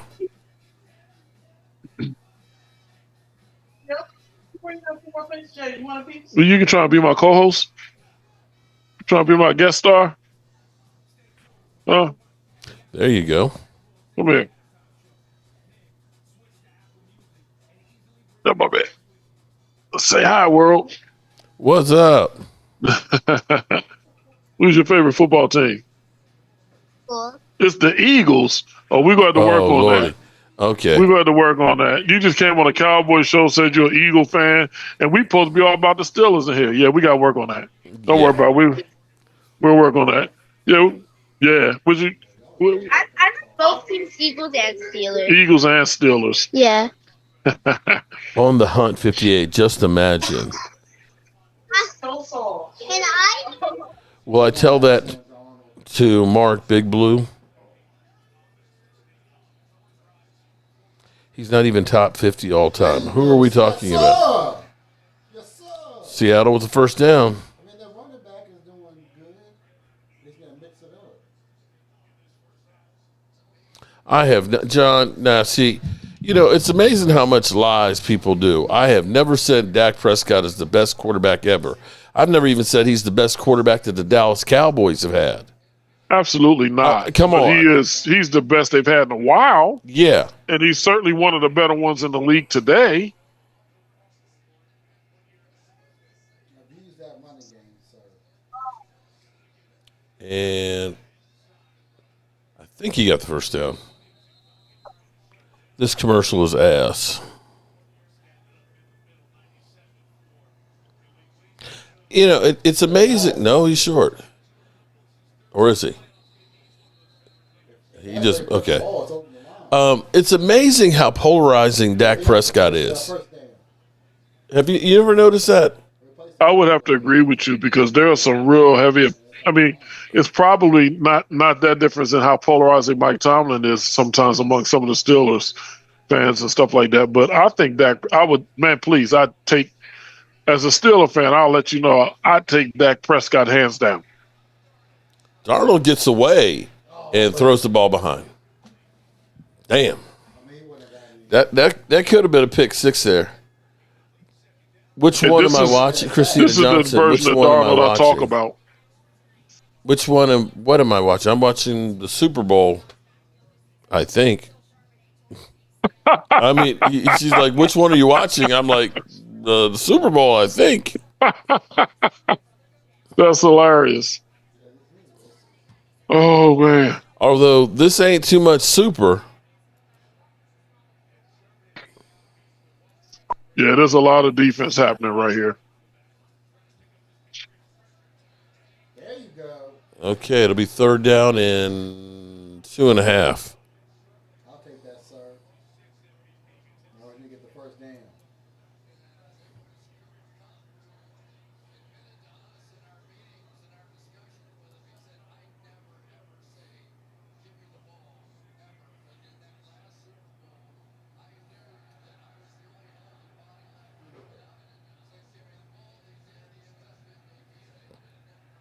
Third down and 2.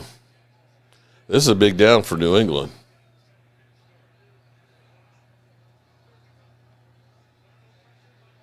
That I have to give. Darnold stood there in the face of a guy, free blitzer coming up at him, and got that delivered.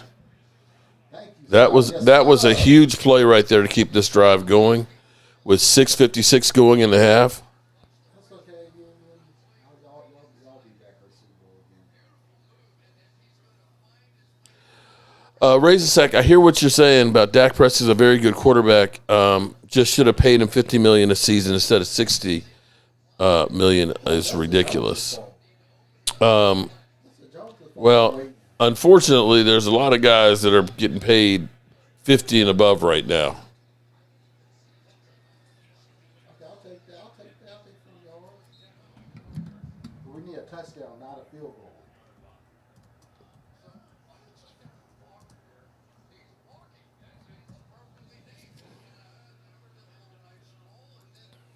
I mean, if we actually want to look at quarterback salaries, I don't know why my computer's acting slow tonight.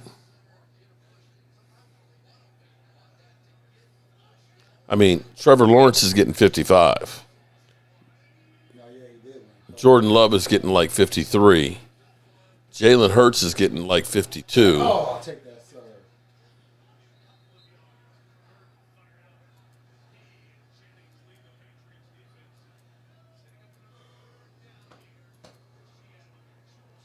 Another big third down. Wow. Third down and 5.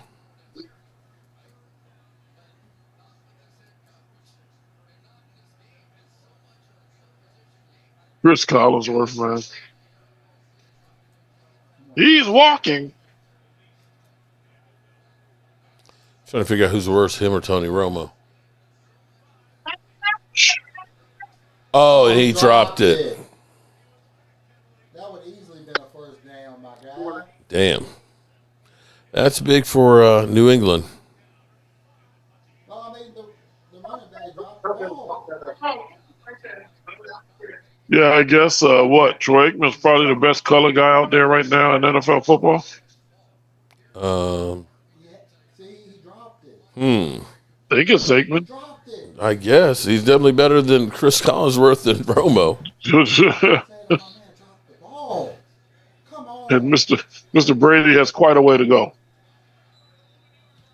No, y'all couldn't. On the 1 yard line. There you go. Get a safety. Give me a safety. I'll take a safety. That's okay. The 1-2 yard line, I'll take that.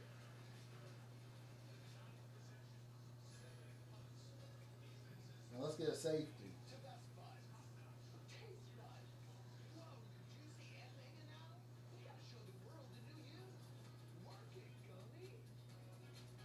I have a gummy commercial. Nerds Juicy. Okay.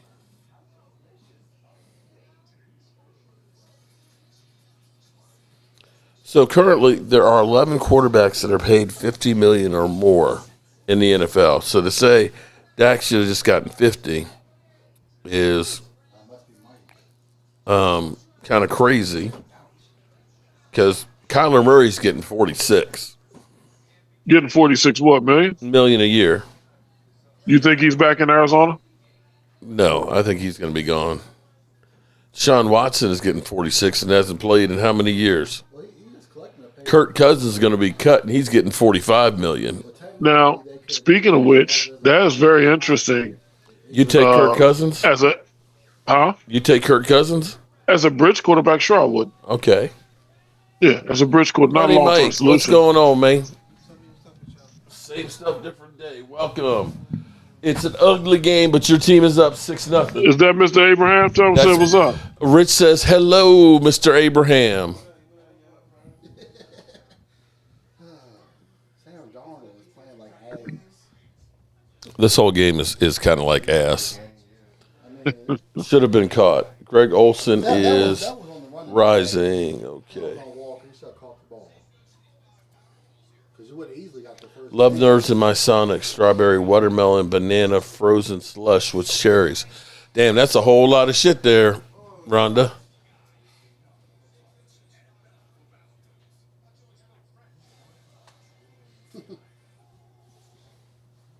Mark, this, as you know, is coming from an Eagle fan. I don't blame Hurts. It's the play calling. But if we had Dak with our things, he could pull off. Enough said. Damn, that's an Eagle fan saying she'd rather have Dak than Hurts. Damn. Oh, shit! Oh, shit! John is suffering from a separation anxiety. All right, so we got New England with the ball on their 1 yard line. Now, I'm going to tell you that looking at this shot of San Francisco, the hills in San Francisco are no joke on some of these roads, man. This shit is scary because you're going, I mean, literally, you see the houses are like built and it's like this side of the foundation is in the ground. This side is like 8 feet up. And the hills are just crazy. And the amount of cars and stuff that are in there, it's like there's not enough space to even drive around them. First down, they pick up 3 yards. Second down and 7 on the 5.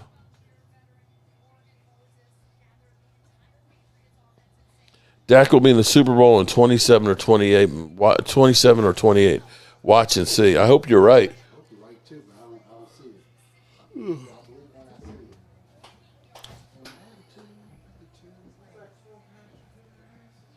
I see it. There's plenty of stuff downstairs, man.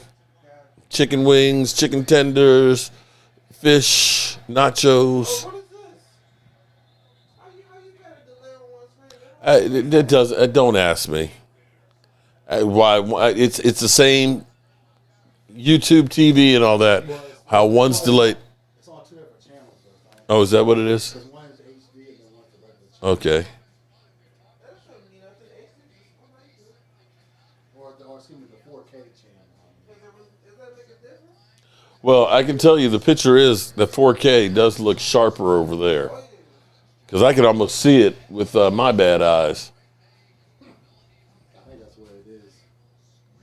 Sugar Daddy, shout out to Sugar Daddy being a channel member for 52 months. 0 penalties, very clean game. Come on now, we need to stop them.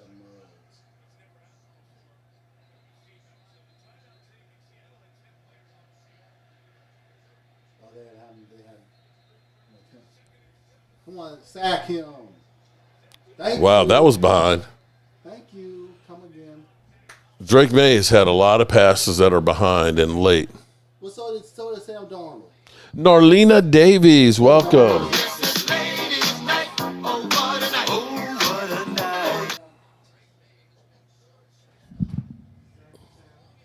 Shout out to Riley with the super chat. 3rd down and 7 here. If New England doesn't convert here, man, this is bad. You're going to be giving up some incredible field position. And they convert.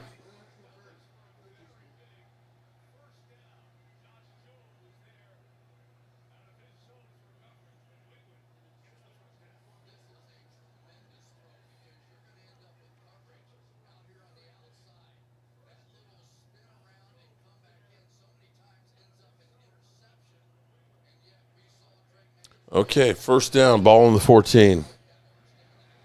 Of course, an Eagles fans would say they would rather have Dak than Jalen because Hurts can't read defenses. All right, they picked up 3 yards on the run.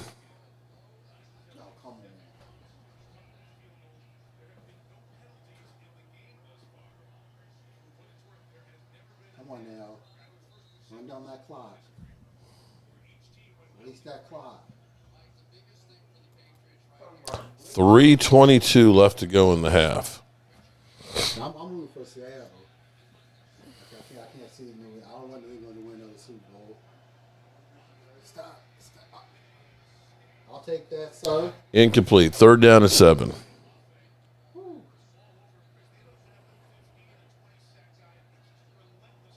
You're not Tom Brady.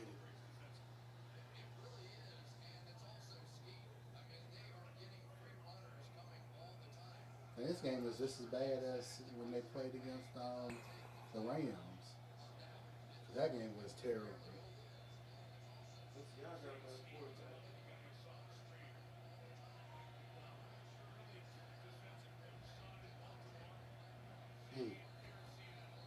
Was that delayed game? Oh, it's a flag.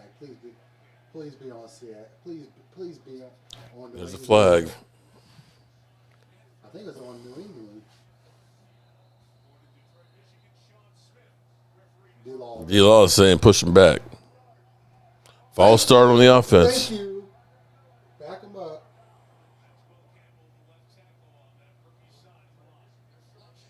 Thank you. Back the asses up.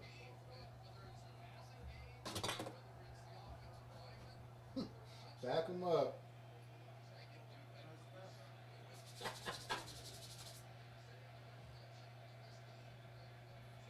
Come on, D-Law, put in some work. What? I didn't see nothing. Incomplete. All right. Seattle's going to be able to get good field position. At least get a field goal. Try to get a touchdown. Man, points at a premium in this daggone Super Bowl. Ain't no lie. Now, they're going to get good field position Offside. here.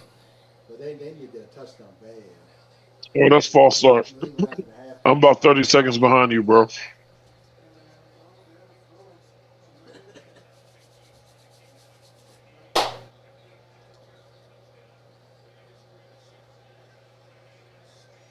That's some good field position.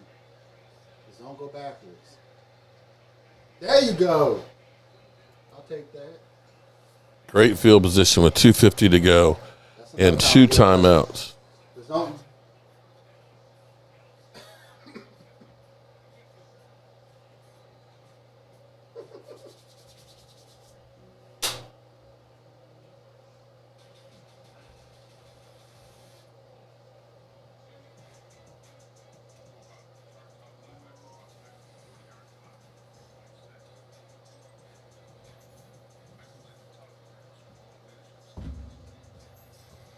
Damn. The Eagles getting laid up. Lane and Landon retiring. Lost their elite O-line coach. Hired Bell Cal Vontae as OC. I call him the SS Minnow. Sean Minnon? SS Minnow? Okay. It's a 3-hour tour? Okay. A.J. Brown trading soon. Jalen Hurts is still the quarterback. Yeah. Are you talking about Arthur? Oh, man. I'm about Mr. Arthur.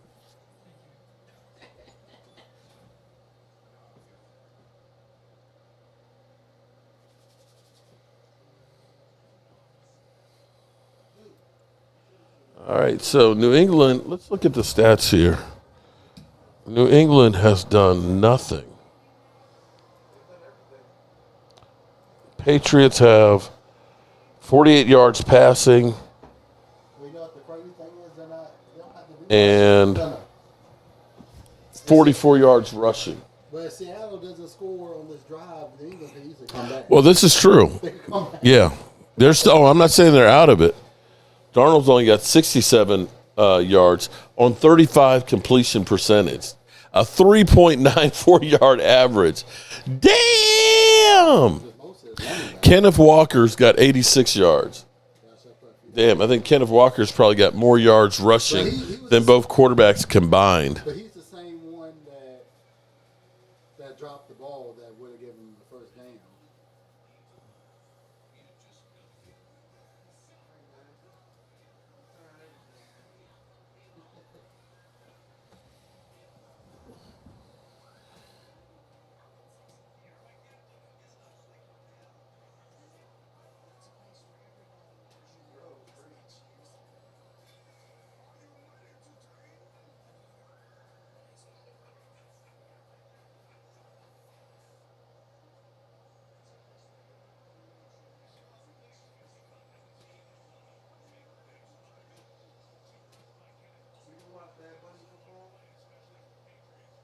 I mean, I'll watch it. It's probably not going to be as good as last year, but I'll watch it. Where they at? They're in,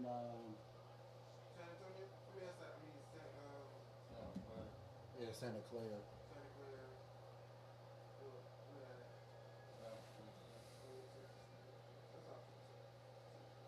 All right, here we go. 1st and 10. Darnold in a bootleg completes it for about 7 yards.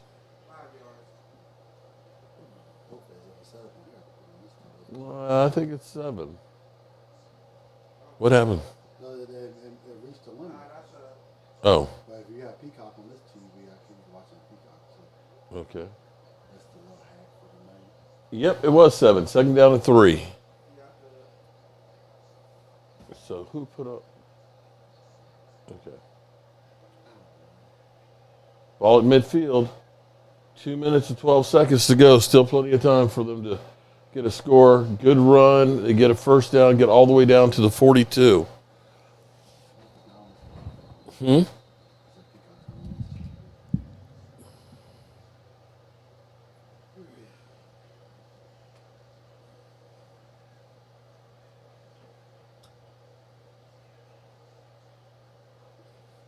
So I wonder if Tracy's watching TV down there.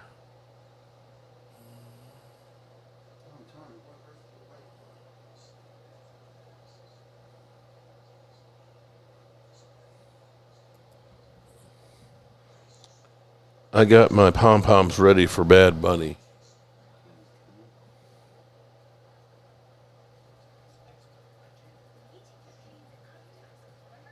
So, okay. I think so. Maybe. So, is that back on YouTube? Okay. Yep, stream limit reached. So who else is watching? Rhonda, I got my nipple tassels ready. Okay. I'll be watching Kid Rock instead. Dude don't even look like they got a sense of urgency over there on the Patriots. Christina Johnson said, I'll be out of here soon. Okay. Well, you got a nipple tassels mentioned, so that's a win right there. Oh, that's Dirty Sanchez. If you come in here often enough, you would never be surprised by anything Dirty Sanchez would say. There's a reason why his name is Dirty Sanchez.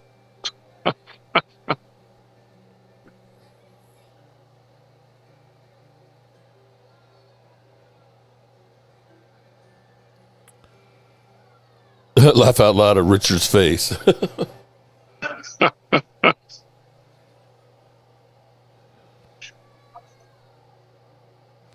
John, your team is blowing up, bro. You're the ones that need to jump ship. And you know what? Nothing can make me happier than seeing the Eagles implode. Well, if I got you again, How? because you're watching on Peacock. Huh? I said I got you because you're watching on Peacock. Well, we're paying for it, so I think it's $16 a month I'm paying for it. And that's how much Netflix is. That's really the only way you get around the better beat stuff. Like Okay. reviews. I bleed green forever, 49er fan. And that's how I am with blue. There, John, and you're trying to get me to bleed green with you. When Micah Parsons bleeds green, that Kelly green. All right, 1st and 10, 2 minutes left. Ball in the 43. Come on now.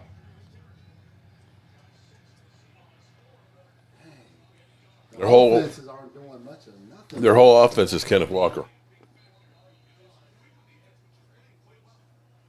So, oh, you mean just for this game? Yeah.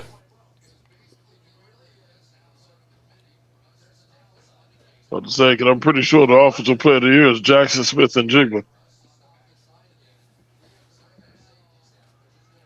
No, Kenneth Walker's got 94 yards. I think that's more.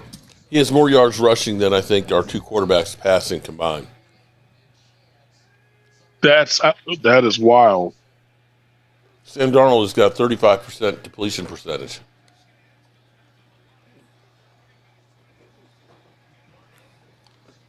That was one of his bigger pass plays right there. Bad Bunny. I can't honestly say I could tell you any song that Bad Bunny does. He's from Puerto Rico, and a lot of people don't want to see him. So I'm kind of like, it's a halftime show. Okay. Well, you got to remember, a lot of people are mad because they wanted to see an American. Puerto Rico is part of America. Oh, I didn't know that. Did not need my passport to go to Puerto Rico. People are crazy.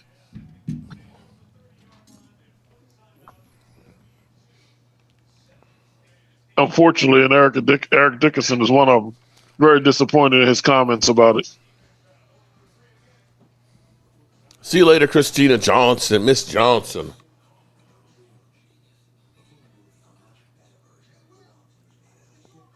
Goodwill Duncan.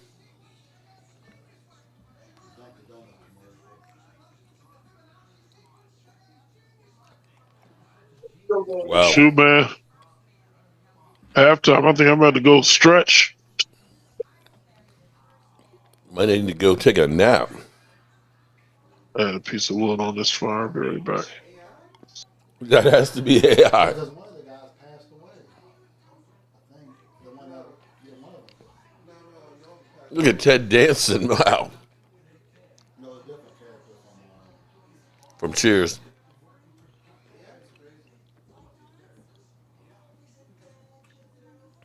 Tom Brady. Wow. This is definitely AI. That's one of the better commercials. Goodwill Duncan. One of the better commercials. Big Blue. His music isn't bad.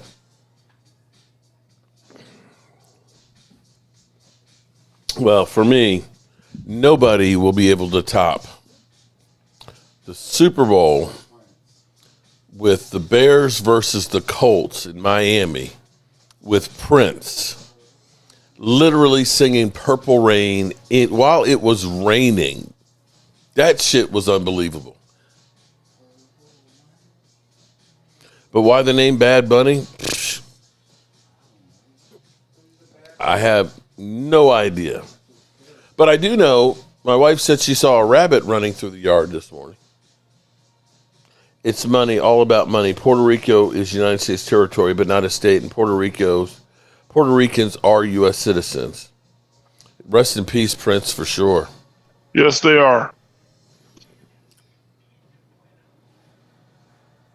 But you know, the current president didn't realize in his first term that he was the president of Puerto Rico. Yeah, but we don't do politics on the channel. Oh, sorry. Don't want to start no fires.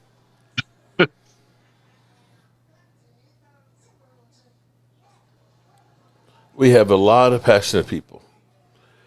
The Janet Jackson halftime show. I don't. Yeah. Oh, yeah. I remember that. That was the first one I went to. I forgot. I remember looking at Tracy and saying, "Did I see a nipple? Did I see it?" I was like, "Wait a minute. Did I see a nipple?" Justin Timberlake and Janet. That was wild. And what was even crazier was before the second half, there was a streaker who he was dressed up as a referee. He hopped the railings and he pulls off all of his clothes and he's out there butt naked running around. Now, you didn't see that at home. Wow. Wow. Yeah, things you miss when you're at home. Come on now.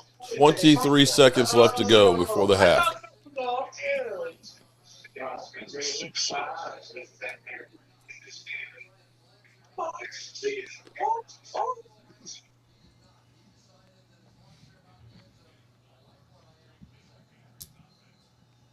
Second down and 3.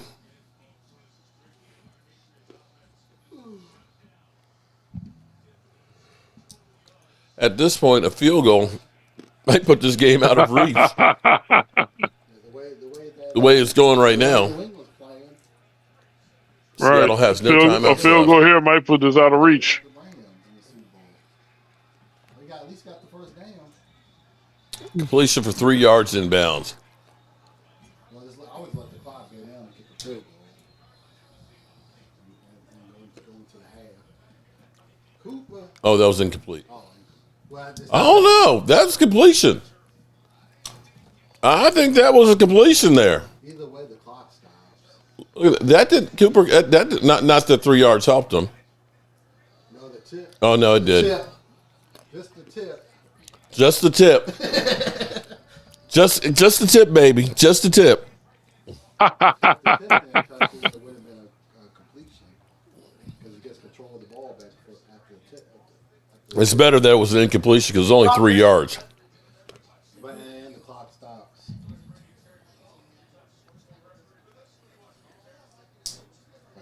Did it? Yeah, it did. They grazed. Who? Official review. Well, it's under 2 minutes, so they can't challenge it. They're better off if it's incomplete. You only got 3 yards out of it because that means the clock stopped. Otherwise, the clock's going to start winding, and you're going to have to clock it, in which case you have to kick the field goal.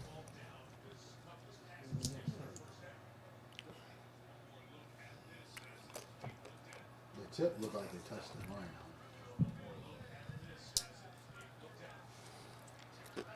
Just the tip. Throw one more pass and then one more pass and then kick the field goal. 15 seconds. You got time for one more play.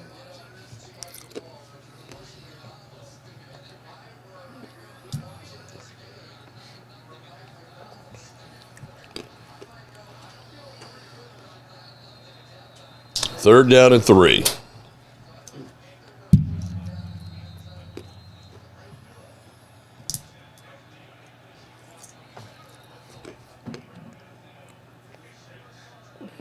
New England takes a timeout.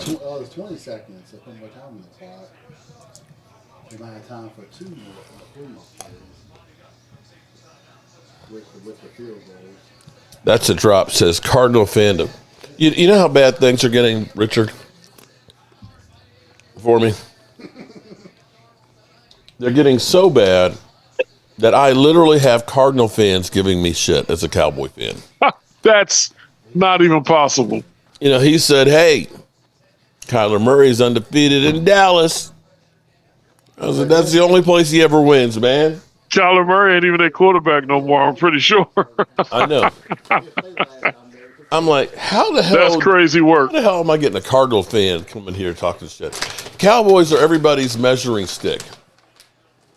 That's crazy work right there, dude. Oh, wow. Well, you know, they're America's team, so. Oh, God. I'm so sick of hearing everybody talk about us being America's team. You know, we just keep getting beat over the head with that. It was almost picked. Well, lucky I was going to get 3 points out of this. Hey, man. If he would have thought that would have been a touchdown. Easy. I know the feeling. Because did you know Mike Tomlin never had a losing season? Yeah. 53 points. There is no next week. The last time he won a playoff game, though, was Dak Prescott's rookie year, wasn't it? I thought Dak Prescott won 2. 2016? I thought he won 2. That's the last time we won a playoff game. Yeah. No. Yeah. I'm talking about the Steelers. Oh, the Steelers. Yeah, 2016. Yeah, because wasn't it 7 years? Not only did we lose every playoff game we were in after that, but in every single one of them, we lost by at least 21 points. And then 6 of the final, I think 6 of the final 7 of them, we got outscored in the first quarter by a total score of 73-0. That's crazy. That's wild. Oh, hey, Novella. What happened as you left is a field goal occurred. Oh, that's all? Oh, well, yeah. Oh, here goes another one. You just made it for another field goal. Yep. It's been 9-0. All right. 9-0. Breaking news: Eagles Rabbits are back ordered. I need to check my pool sheets and see if I'm about to win me some money. I gotta go check. Me too. I can use some money. Harold Edwards, raise a sec. Are you drinking? It's like, okay. Might as well be drinking. That no, I was one of those pools. I wanted to bet on the Seahawks, but my money didn't hit so far yet. That's weird. It hit 2 days early for me. It told me February. Should be 21-0 Seahawks. Nope. I didn't change my direct deposit. I just. Oh. Yeah. I didn't change my direct deposit. I just sent money from Navy Federal to SoFi and it told me February. New England has not done much of anything in this game. It's like I told you, it's like the New England Rams. One of the worst Super Bowls ever.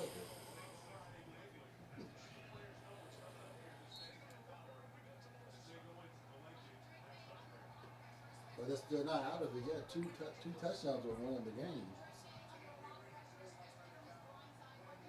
If y'all can manage 2 touchdowns, it's not over yet. I said a touchdown and a field goal.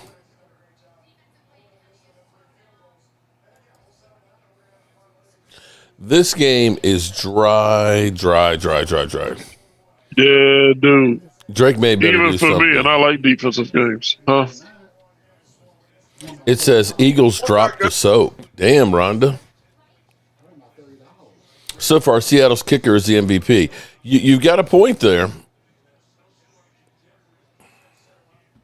You've got a definite point.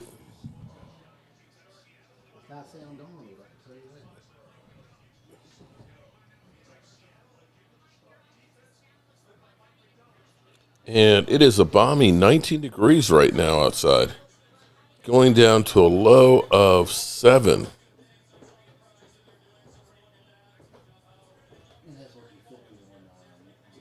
I am sick of this cold weather. Eddie, I don't know how you do it.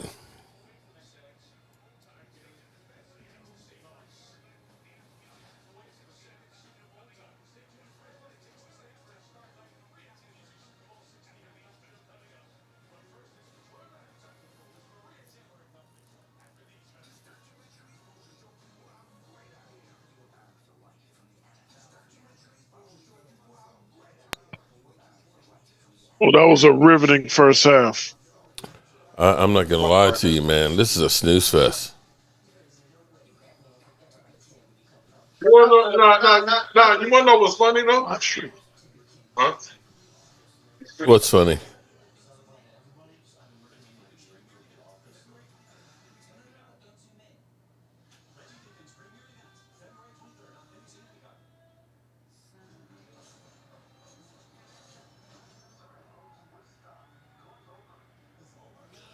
All right. Do you think we're going to see this game open up there, Rich, second half? What'd you say? You think this game's going to open up in the second half? I don't know, man. It's looking bleak. These defenses are very good. I don't know. Maybe one of these coordinators get in there, make an adjustment, and get some points on the board. And this is kind of crazy right now. I don't know. Are we headed to like 15-0 or something? 15-6? Crazy. We got Kiki joining us. All right.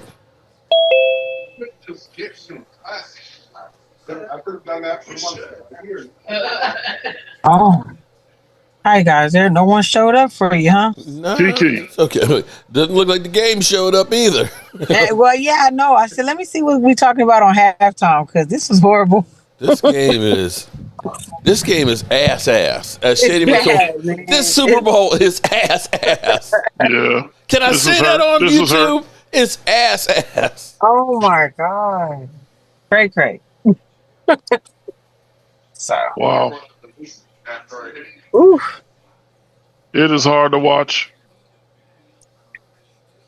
I don't know what's gonna happen. They went on 9-0 or just field goals. Just ugh. Okay.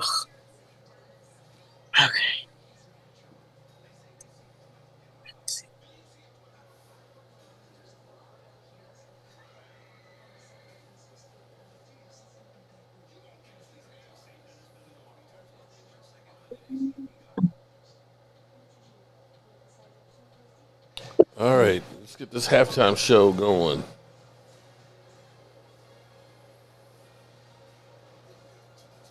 Or could go get some food going. Yeah, I just left the store. A few minutes left in second quarter, so I can start my own dinner. There's Miss Tracy. Hey. Hey, Tracy. Hey, everybody says, hey, Miss Tracy. You come up for the halftime show?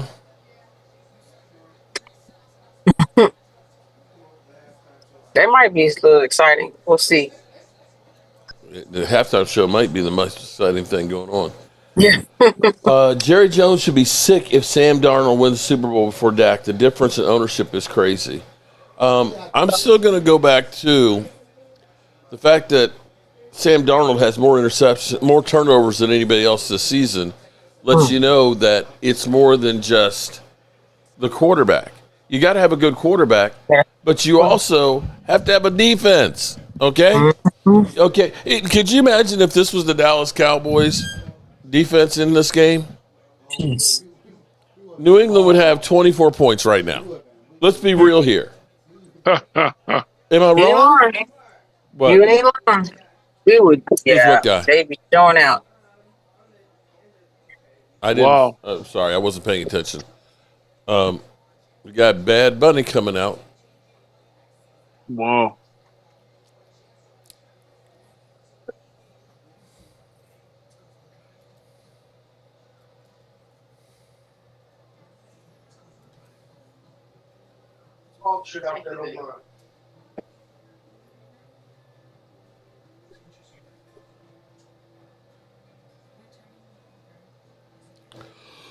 Oh boy, this is not a spectacular end to the season. I mean, maybe the second half will be better than the first. Nico says hello, Miss Tracy. Nico's daughter made me the Afghan.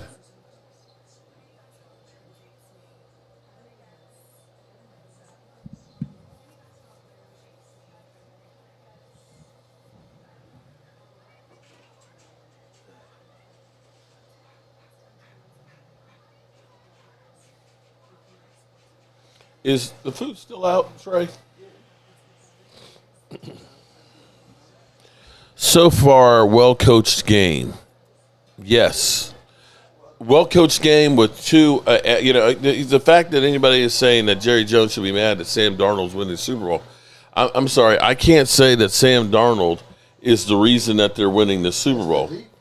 He's got 88 yards passing and a 40.9% completion percentage right now.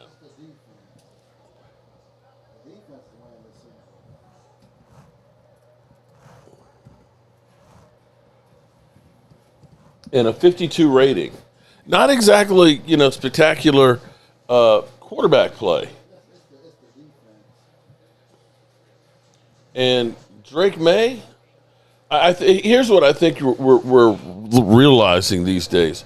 Drake May, surprisingly, has a 65 rating with 48 yards. 48 yards and 88 yards passing. I think what you're seeing is the NFL pendulum always swings. And it swung back to defense. That defense matters. We've been, looking at just being able to outscore everybody, but now all of a sudden defenses have learned how to react and how to become relevant again. We couldn't have a cornerback play like this. Cornerback. We might as well just not put cornerbacks out. That's how bad our guys were. It didn't matter if we had them there or not there.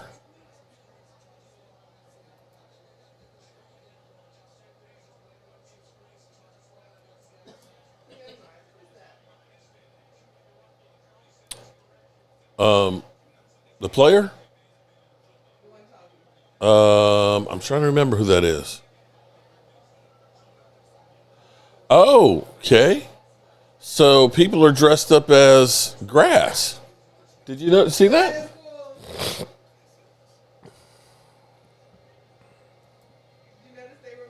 Yes, I noticed that people are dressed up as grass. I had to adjust my seat, man. I had to get some blue bar stools because that daggone bar stool was killing me. I tell you what, I ended up getting, it's a E-Win. I got sponsored by them, and they sent me this gaming chair. And I tell you, nice. It's an oversized, heavy-duty gaming chair. And this thing is the most comfortable thing that I sit in anywhere. Nice. I have sat this thing 16 hours only taking, a meal break or a bathroom break, and I am good to go on it. So definitely check out. Nice. What? The best commercial? The Warriors with Spider-Man?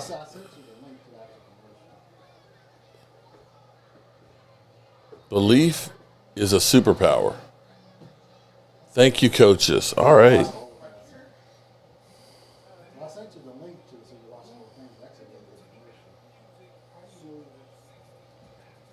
All right, here we go with the halftime show.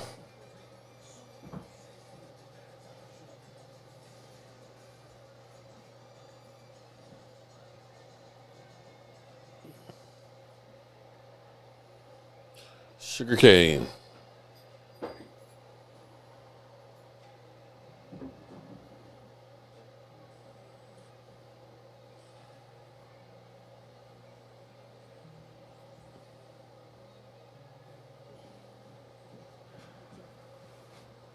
Okay, here we go.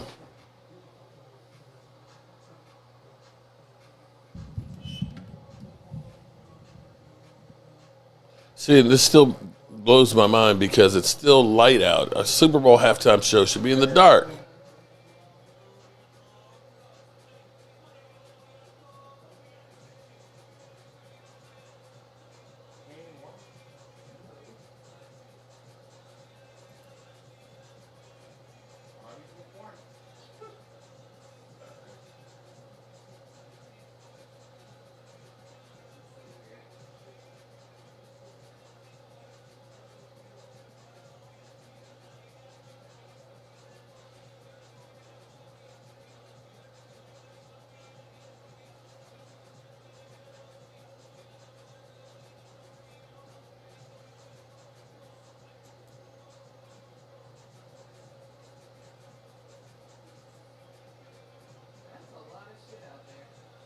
That is. Well, halftime at Super Bowl is a little bit longer than typical halftime.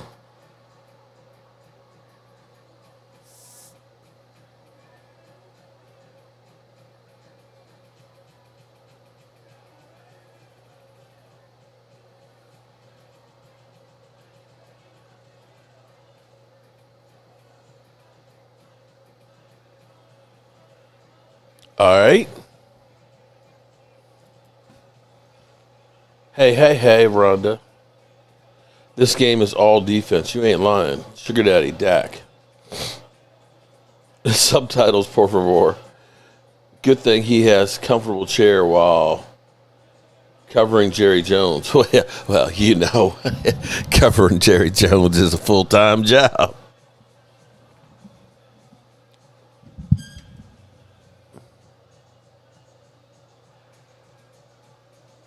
Shake it, shake it, shake it. Let's go, Rhonda says. Mark, was it true that we had a chance to draft Fred Warner and passed on him? Well, you could say that about a lot of people. We had a chance to draft T.J. Watt and ended up getting Taco Charlton. So there you have it. There's a lot of, retrospectively, there's a lot of times you could have done something and you find out after the fact you messed up.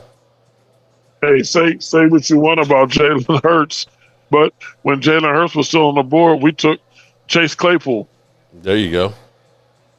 Whoa. Okay, that was kind of cool. Just fell through a roof and pops out. Okay. I see you.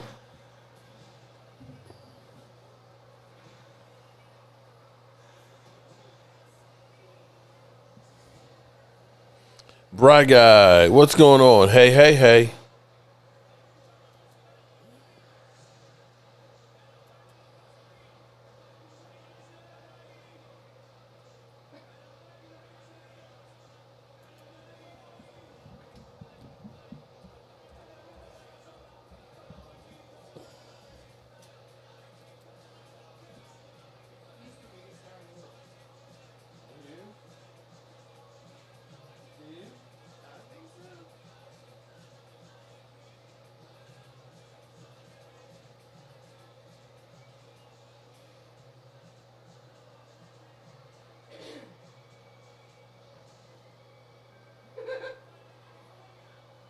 Okay.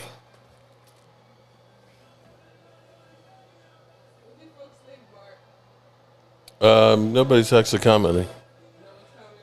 Rhonda's loving it. John, don't use family names.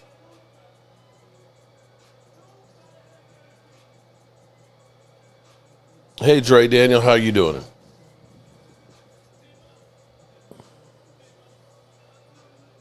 High favor 3D. I got Seattle winning, but low key want the Patriots. Have a good friend who plays for them. Nice, highly favored.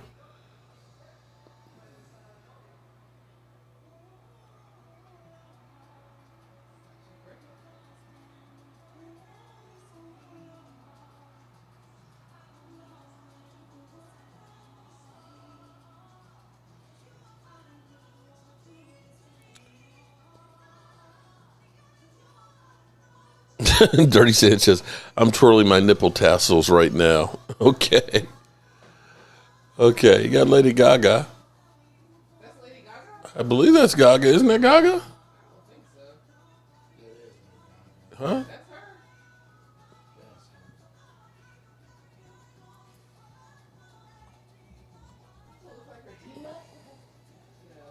Oh, yeah, that's her.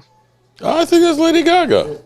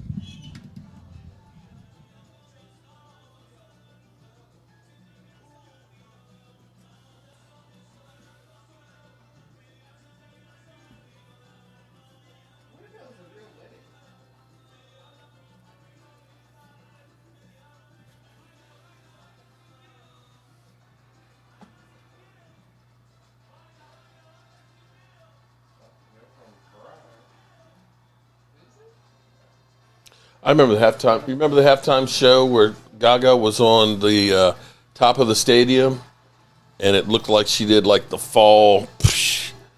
That was Lady Gaga did that? Yeah. Huh. Of course, we were at the stadium. She didn't fall through the roof. Yeah, I got you. It reminds me of something I thought I remember Pink doing too. Or was it Pink? Maybe it was Pink. Was it Pink? For some reason, when you said that, I'm picturing maybe it Pink was doing Pink and something not like Gaga. that. I'm getting old and forgetful, man. I I can say this much, that I know it was Prince singing Purple Rain in the Rain in Miami. Okay. That one I won't go ahead and mess up. Right.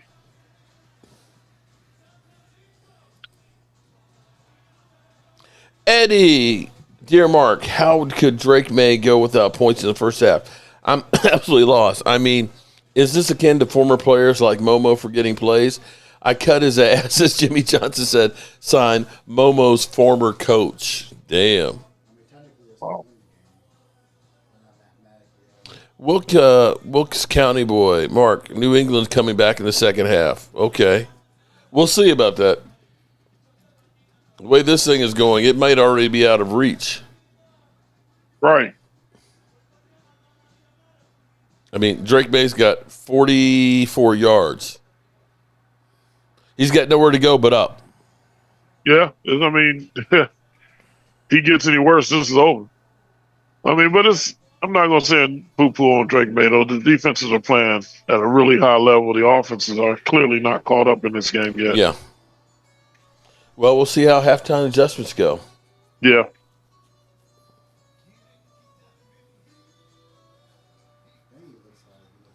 They got a whole lot of stuff to get off this field. Sitting here like, did they actually bring a jungle onto the field, or what the hell? I'm serious. I'm seeing bananas growing.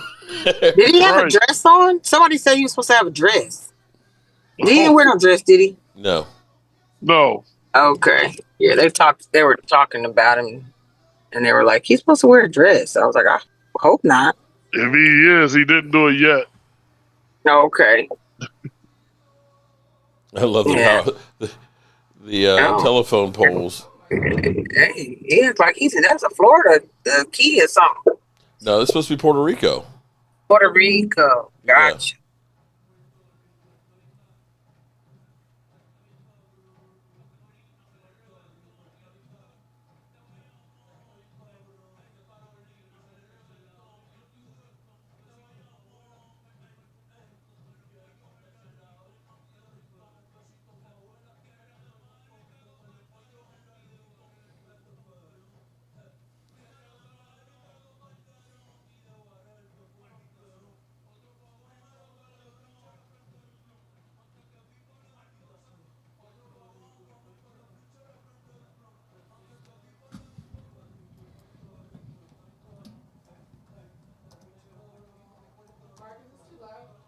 No.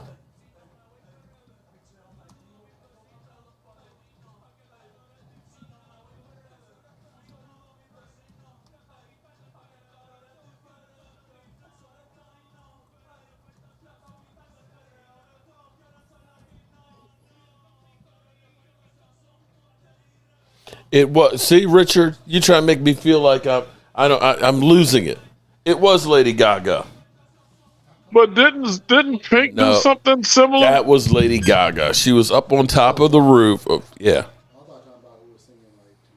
I swear I remember Pink doing something interesting like that too, but I could swear. But okay. I'm trying to remember which Super Bowl where that was. Well, she was on the roof. It was at the indoor stadium. But the roof was open. Huh. I don't know what I'm thinking about with Pink then. I remember her being high up doing something, but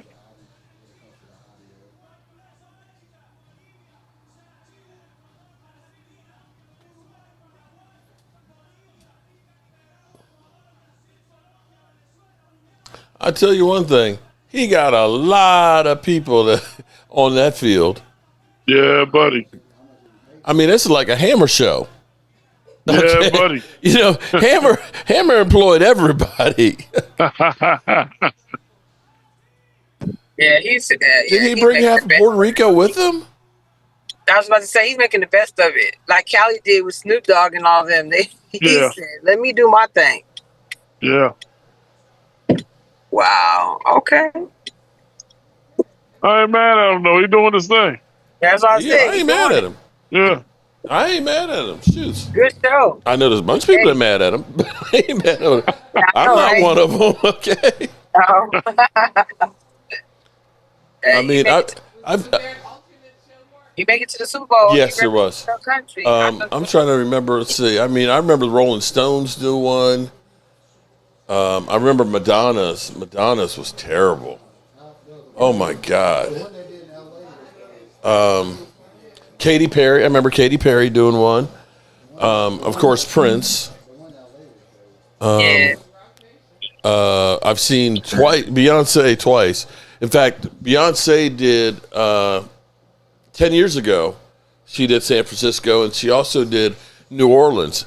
And they had so much wiring that was throughout that stadium. Like we were on like the second level, right on the edge, and it was just like wiring like this thick bales that were throughout the stadium. And they short-circuited the lights. So halftime, all of the lights went out in the Superdome. I'm actually out at the concession stand, and it's pitch black. And I'm I don't know what the hell is going on. There was some light that was coming in from the stadium itself, so you're kind of just walking towards the light, and they had to reboot the whole stadium. That shit was scary. Wow. But it was basically Beyonce overloaded the stadium. That's crazy work right there. And, of course, Janet Jackson and her nipple with Justin Timberlake. Shit. Let's see. Who else have we seen? Rolling Stones. Was it Rush one year? Trying to remember. Some of them are more memorable than others.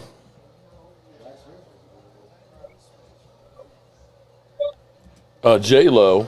That was good. Oh, yeah, J-Lo.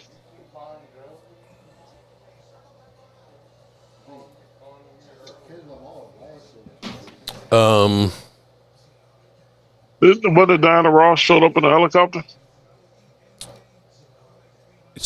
That was before me. Like Michael Jackson, that was definitely way before me. Really? Oh, you talking about the ones you've been to? Yeah, ones that I've been to. Oh, okay.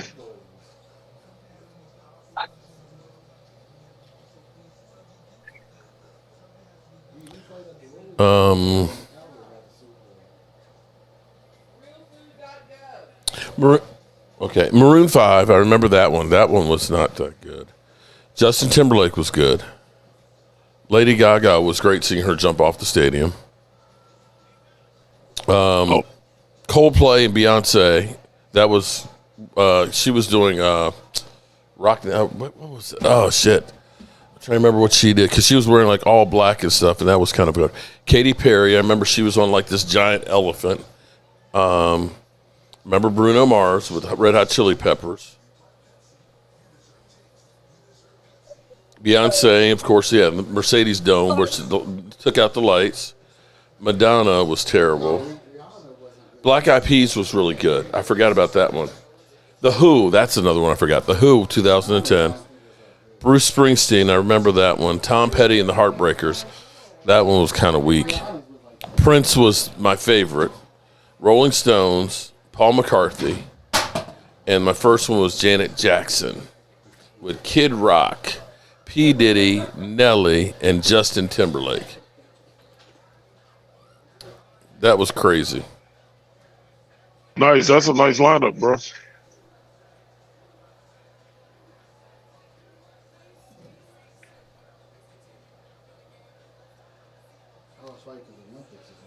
Dallas Cowboy Girl said, Bad Bunny is kind of cute. I bet, Dallas Cowboy Girl, I bet you tell him to kiss your ass and would like it too. I know you, Dallas Cowboy Girl. You ready to tell somebody to kiss your ass.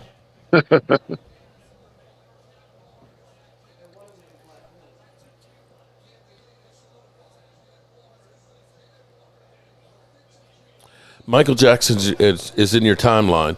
Well, no, timeline of ones that I've actually seen live. And it's totally different when you're seeing it live versus at home, too. The first one I went to was Janet Jackson, Justin Timberlake.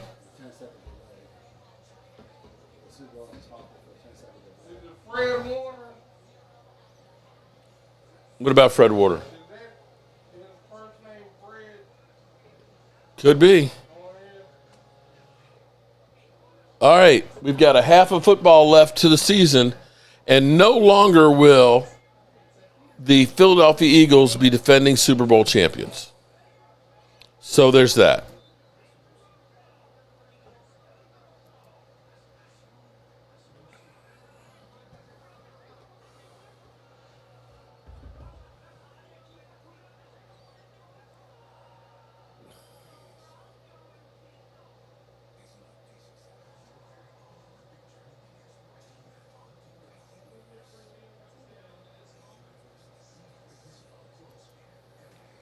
All right, y'all ready for the second half? Y'all ready for this?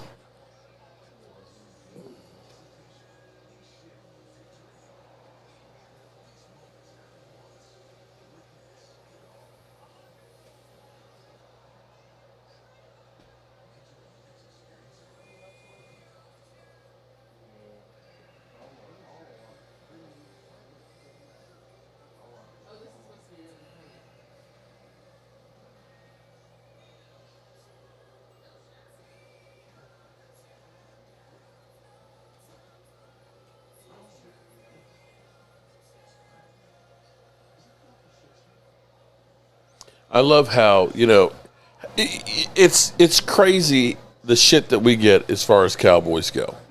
So Ian Rappaport, the Cowboys are showing a willingness to trade their stars for significant draft picks compensation. George Pickens' situation will be fascinating to watch, and he'll have no shortage of suitors.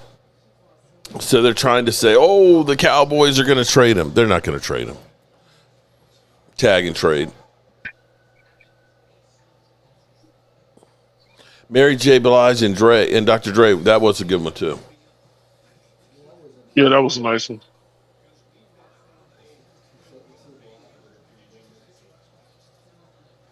Yeah, this is a defensive battle game is ass so far. I need some explosive plays in the second half.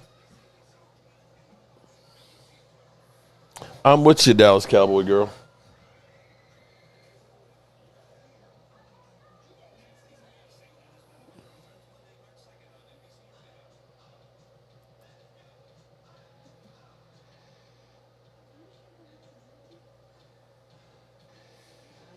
You ate, didn't you?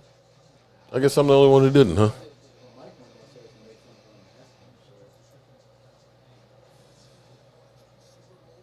Man, you better be. They kept bringing all these plates behind. You had to go get me one earlier. Get me a couple of wings. I've been doing for you. Miss another field goal. You got to get 2 more field goals. This game's over. Okay. If Seattle gets the next field goal, this game might be over.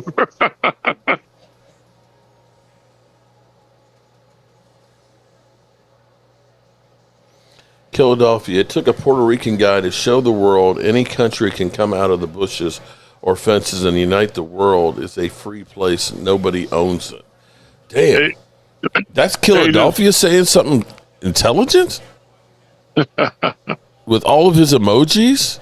Damn.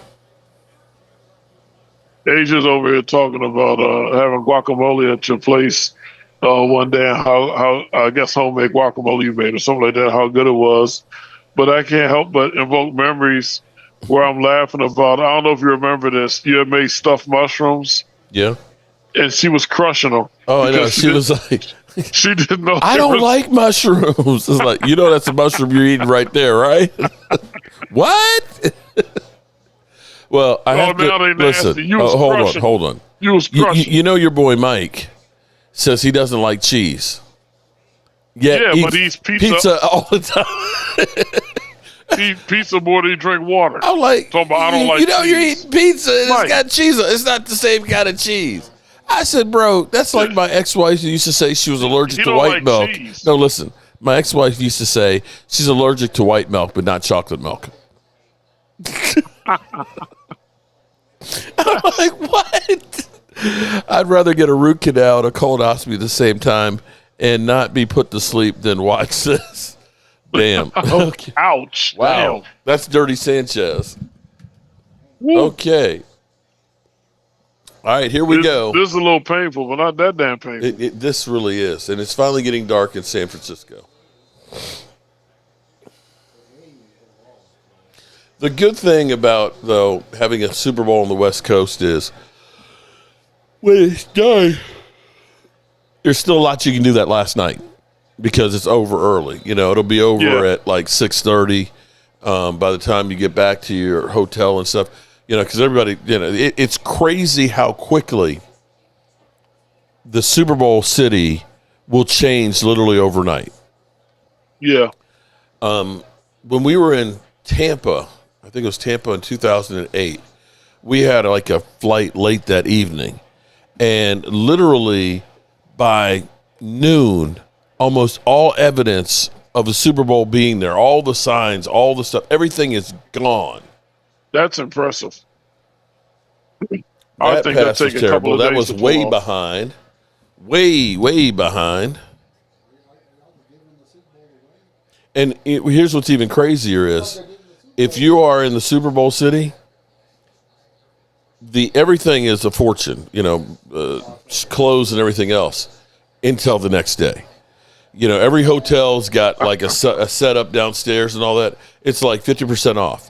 You know, the exclusive stadium gear that you can only buy at the stadium. If you can go to the stadium, it's like 75% off. Wow. Yeah, they're literally they're just trying to get it out of there so they don't have to pack it up and take it back.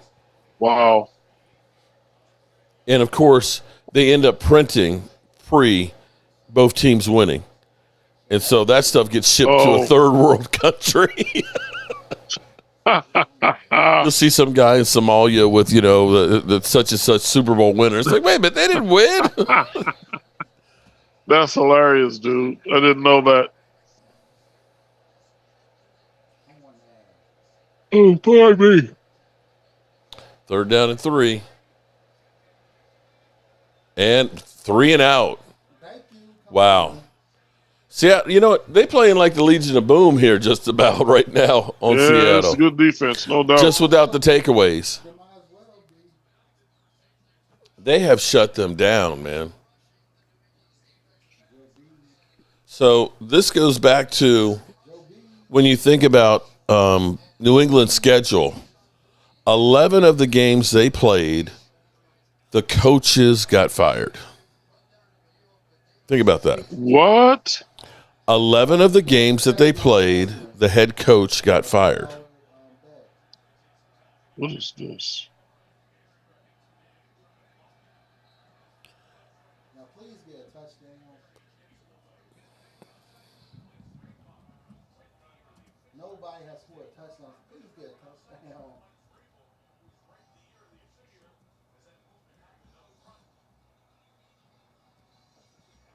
Oh. Now, please get a touchdown, Sam Darnold. That's all I want is a touchdown, please.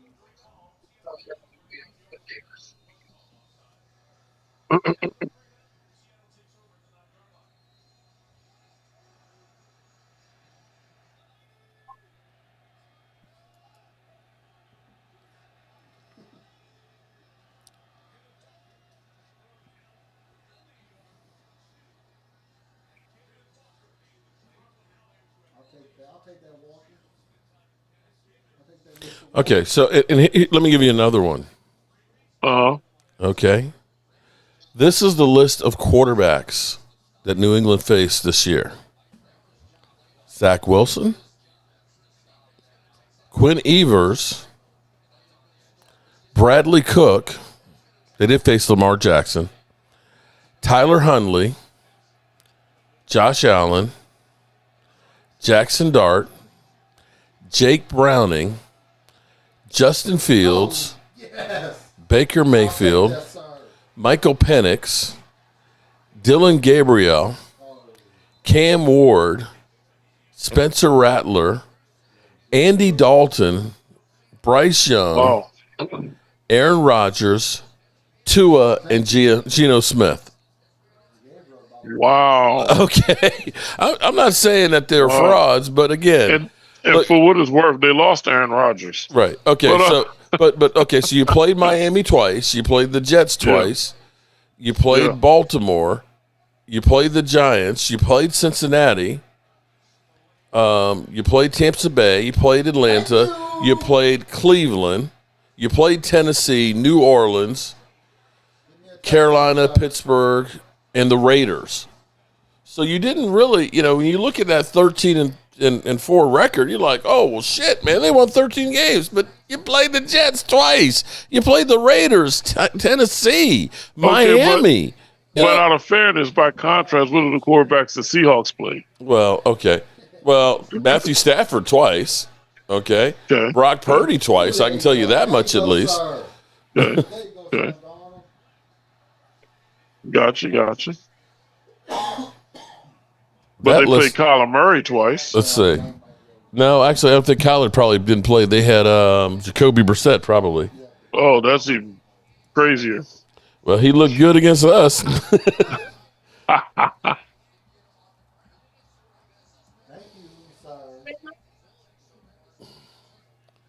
Okay.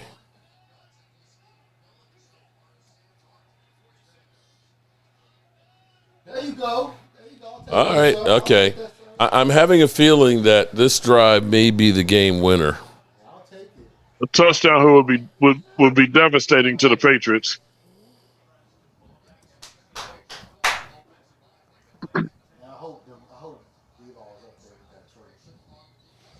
Here's the thing is if they score a touchdown here, you now made New England one dimensional.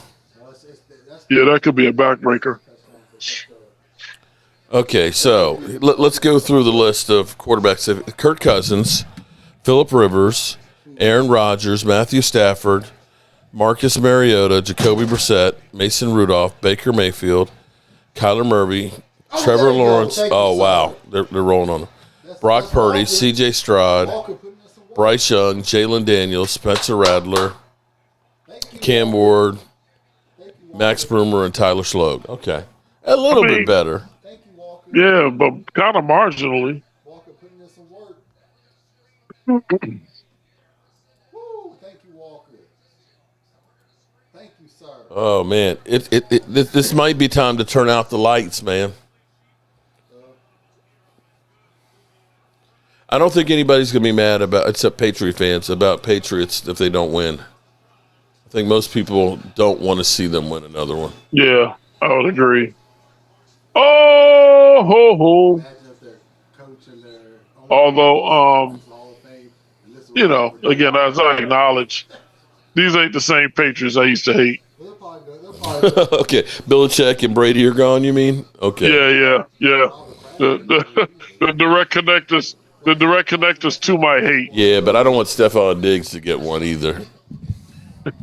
He got a lot to answer for once the Super Bowl's over, man. He's got 2 pending cases. Who's that now? Stephon Diggs. Oh, yeah. Who does? Diggs? Yeah, for about beating a guy about his Ferrari being stolen or something. Drake May could be clutch. Like Eli. Wait.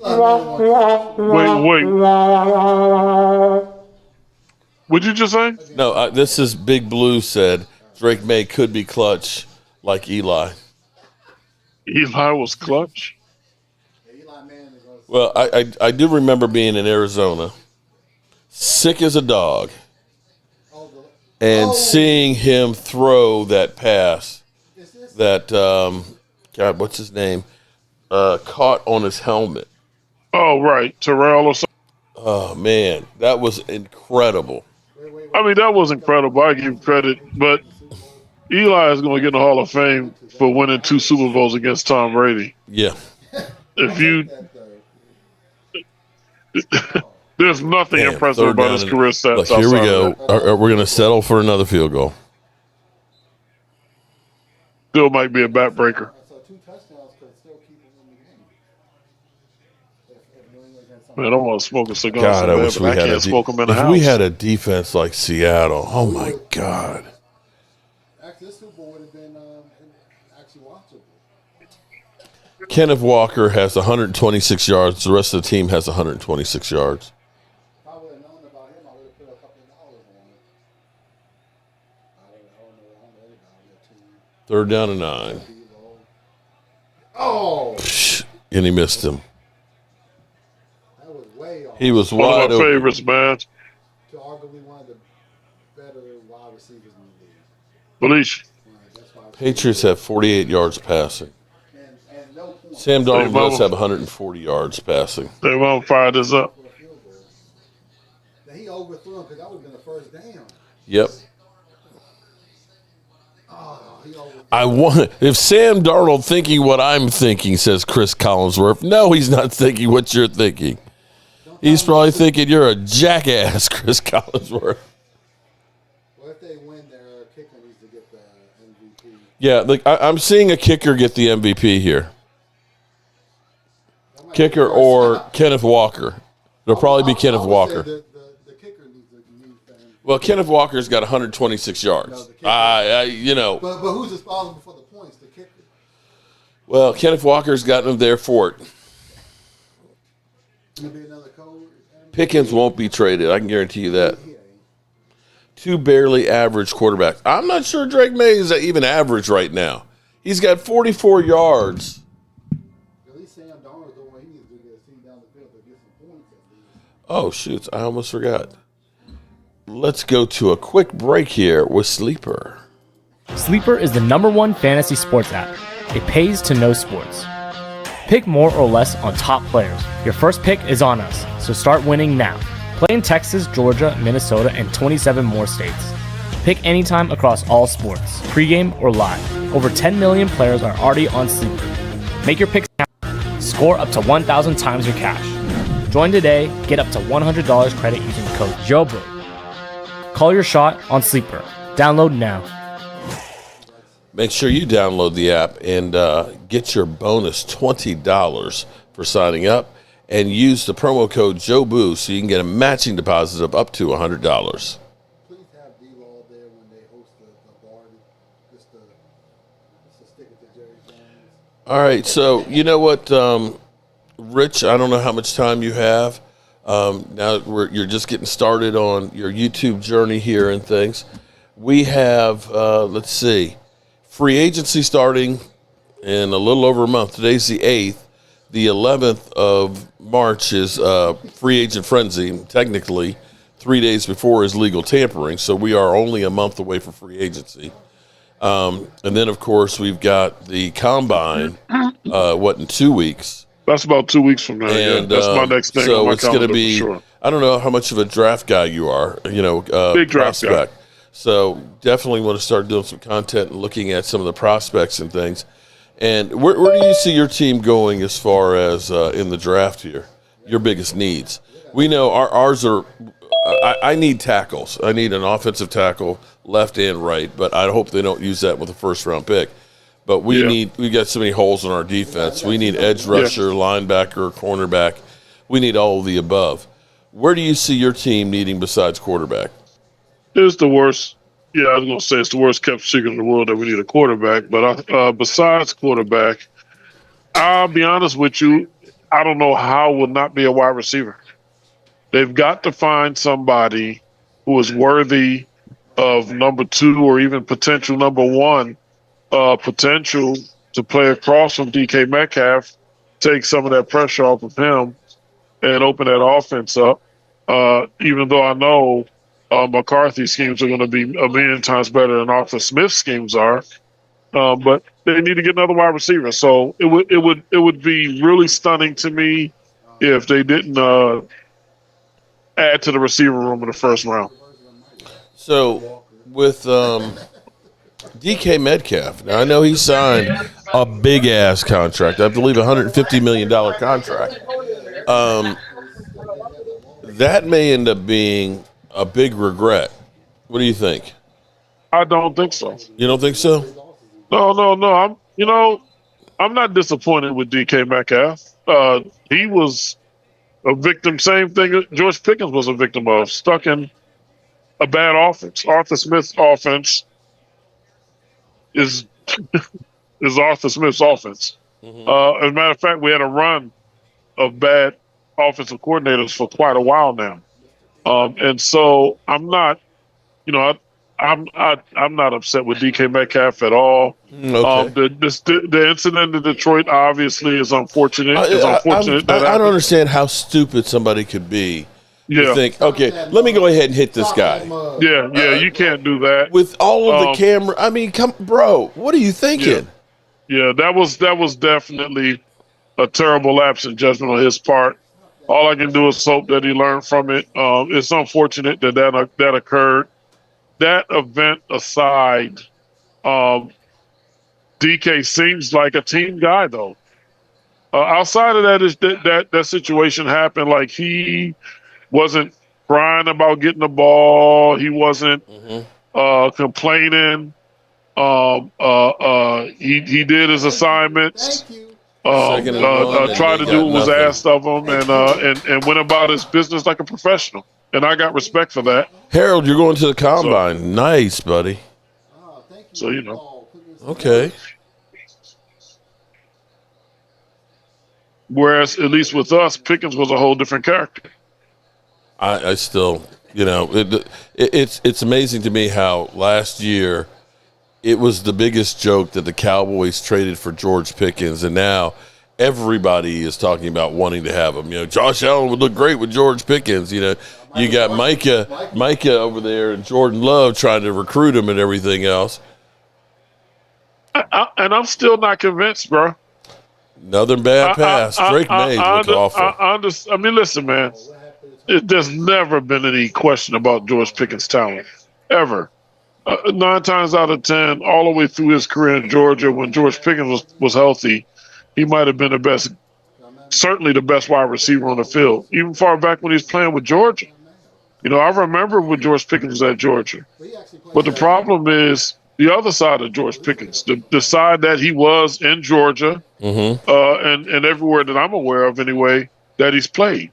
You know what I'm saying? Which is the problem, child. So he's a problem there. You know what I'm saying? Every altercation, every time something crazy was going on in a sideline or with an opposing team's player, was always Pickens. It was Pickens.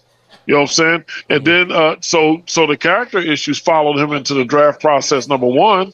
You know what I'm saying? But then, of course, he had the injury.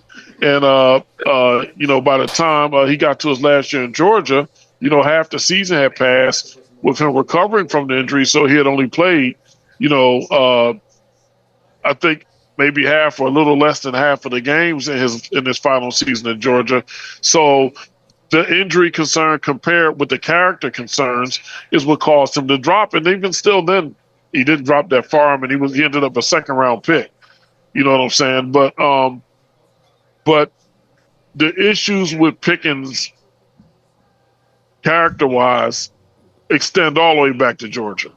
So, he had a great year last year. I'm happy for the kid. I really, really, really hope he's turned the corner. His talent is immense, and he could be super special if he stays level-headed about his business, and I hope that he does. But there's the small part of me that's like, what's going to happen when he gets his money? Okay. Now, So, I will say this. we'll see. Now, I can't believe I'm going to say this, but watch Micah Parsons' edge with George Pickens. And I think that what's happened is he's grown up quite a bit.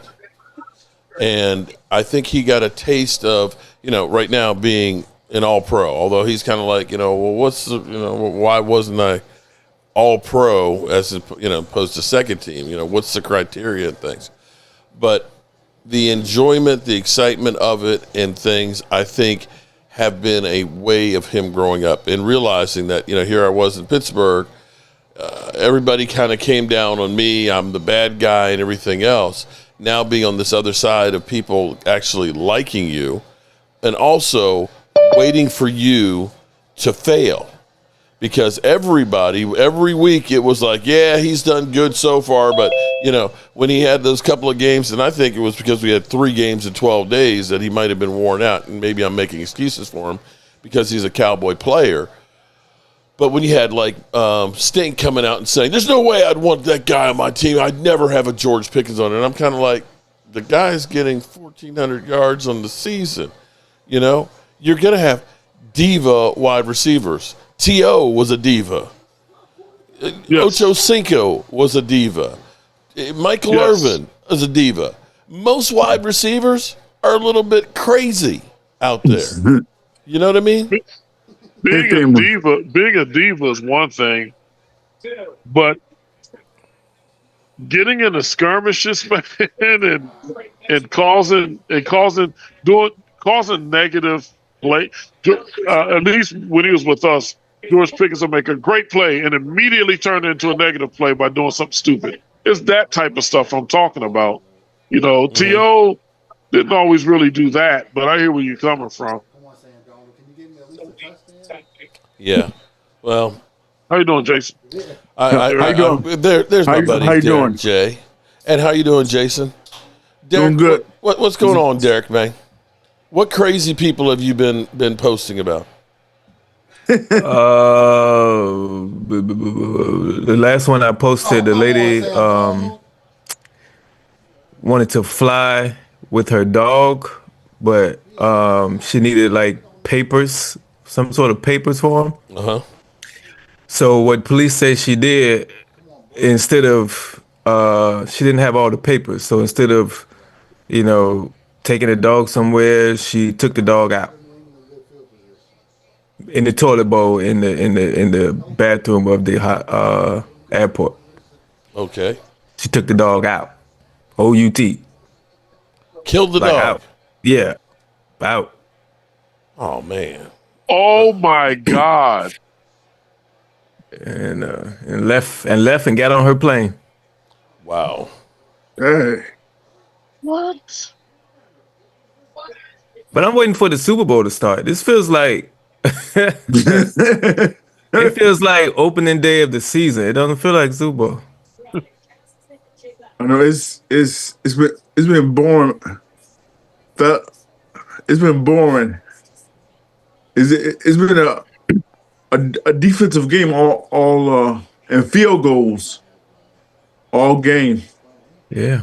I said it 2 weeks ago. I said it's going to be a terrible Super Bowl. We have May and Darnold as the 2 quarterbacks. I knew it was going to be terrible. I don't think we've had a Super Bowl yet that there was not a touchdown scored, have we? I don't know. I don't think so. I can't remember. And Seattle, they're just confusing Drake May, and it's like, and this is all nothing but punts. I know. Yeah. It was it New England and the Rams that was like, it was like 1917 or something like that. No, there's never been a Super Bowl with 0 touchdowns scored by both teams in the 59 history of the event. Yeah, we might see morbid history tonight the way this is going. Has scored at least 1 touchdown. The lowest scoring game being Super Bowl 2019, which featured only 1 touchdown. 13-3 Patriots win. Okay, I thought it was 1970. It was 13-3. Watch what happens. It's just 1 touchdown. But watch what happens come the fourth quarter. That's when everybody gonna start scoring touchdowns. Drake May has been so off on his passes. Well, that it's not even funny. Blocking the back. Mark, I believe the Steelers and the Vikings were in a low-scoring affair once back in the 70s. Apparently, it wasn't as 16-6 or something of that nature. Cowboys and Colts was like 1917. Okay. Did you?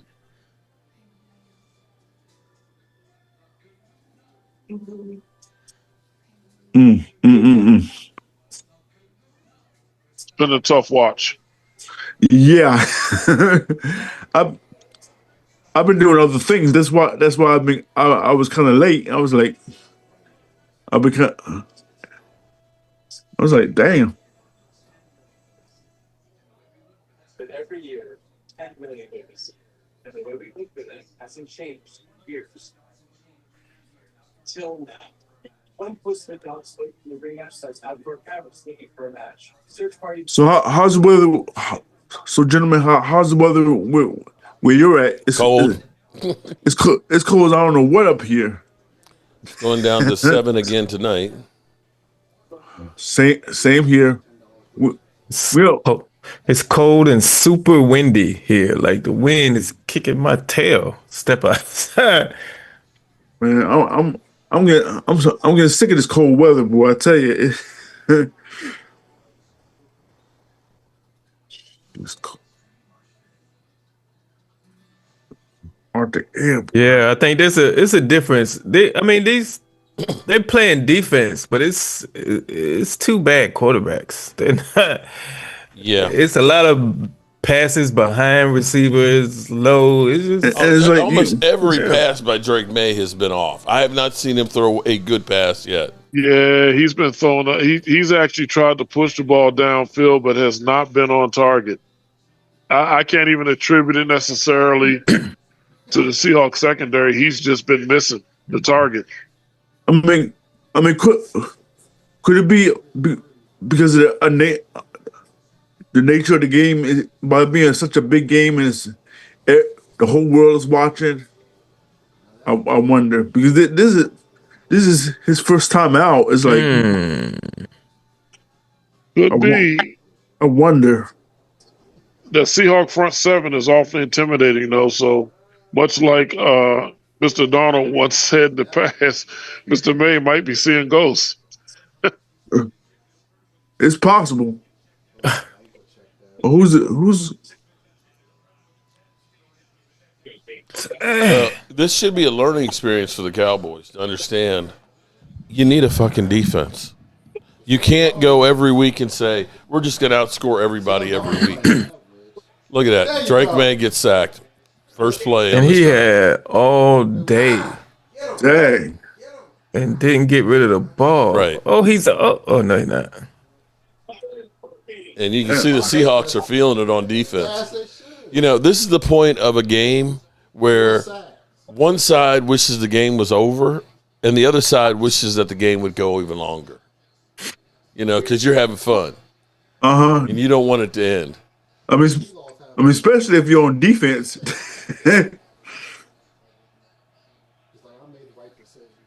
Seattle has been eating their lunch all day long.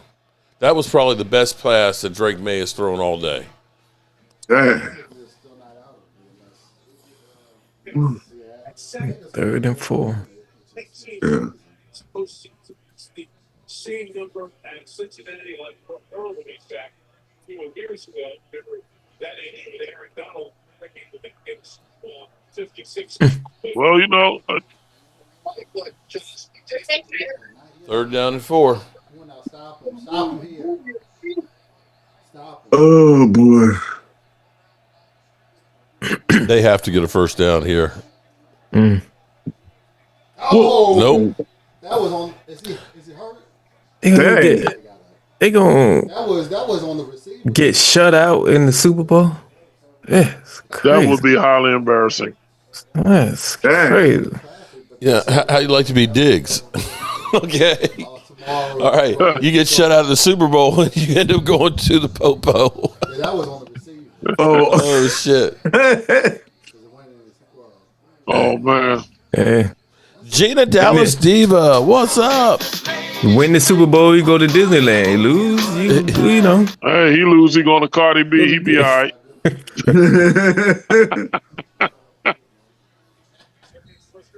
Look at Vrabel. Oh shit. This is not the Patriots way.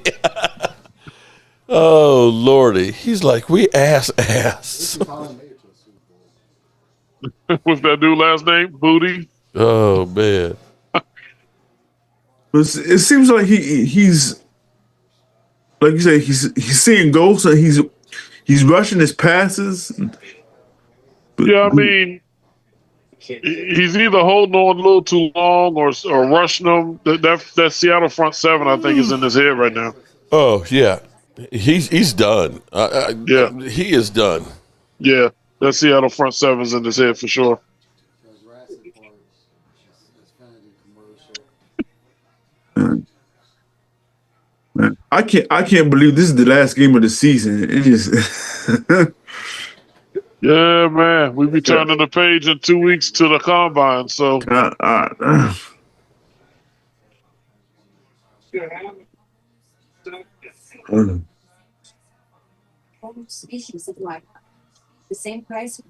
So Richard, have you had the opportunity to get your YouTube page up? So this morning I had a hell of a problems because I was trying to cross live stream this with my page and was unaware, being new to this, that I needed some streaming software to help get that to occur. And so I was dealing with a lot of crashing and freezing and folks not being able to see things right. And so I just ended up calling it and just jumped onto this. But it's just rookie mistakes. My oldest daughter walked in the room. She's like, "Oh yeah, you need this, this, and that, and I could set up for you in 5 minutes." I was like, "Well," I was like, "Thank you for letting me know how stupid I am." But at any rate, you know, it's a rookie lesson learned, and it'll improve. Don't feel bad, man. I think most of us at a particular age, we're in the same boat because I'm just. Yeah, I had to watch YouTube videos on how to set my stuff up. Yeah, I need to do that because YouTube is poor at otherwise explaining some things. Mm-hmm. It'll give me a 1, 2, 3, but then it'll give me a link to something it ain't got. That's part of the steps. I'm supposed to follow this, but anyway, yeah. I'll get there. You'll get it. Yeah, no doubt. As we found out that Mark's daughter had him help him out, so it just it's one of them things. Don't be embarrassed.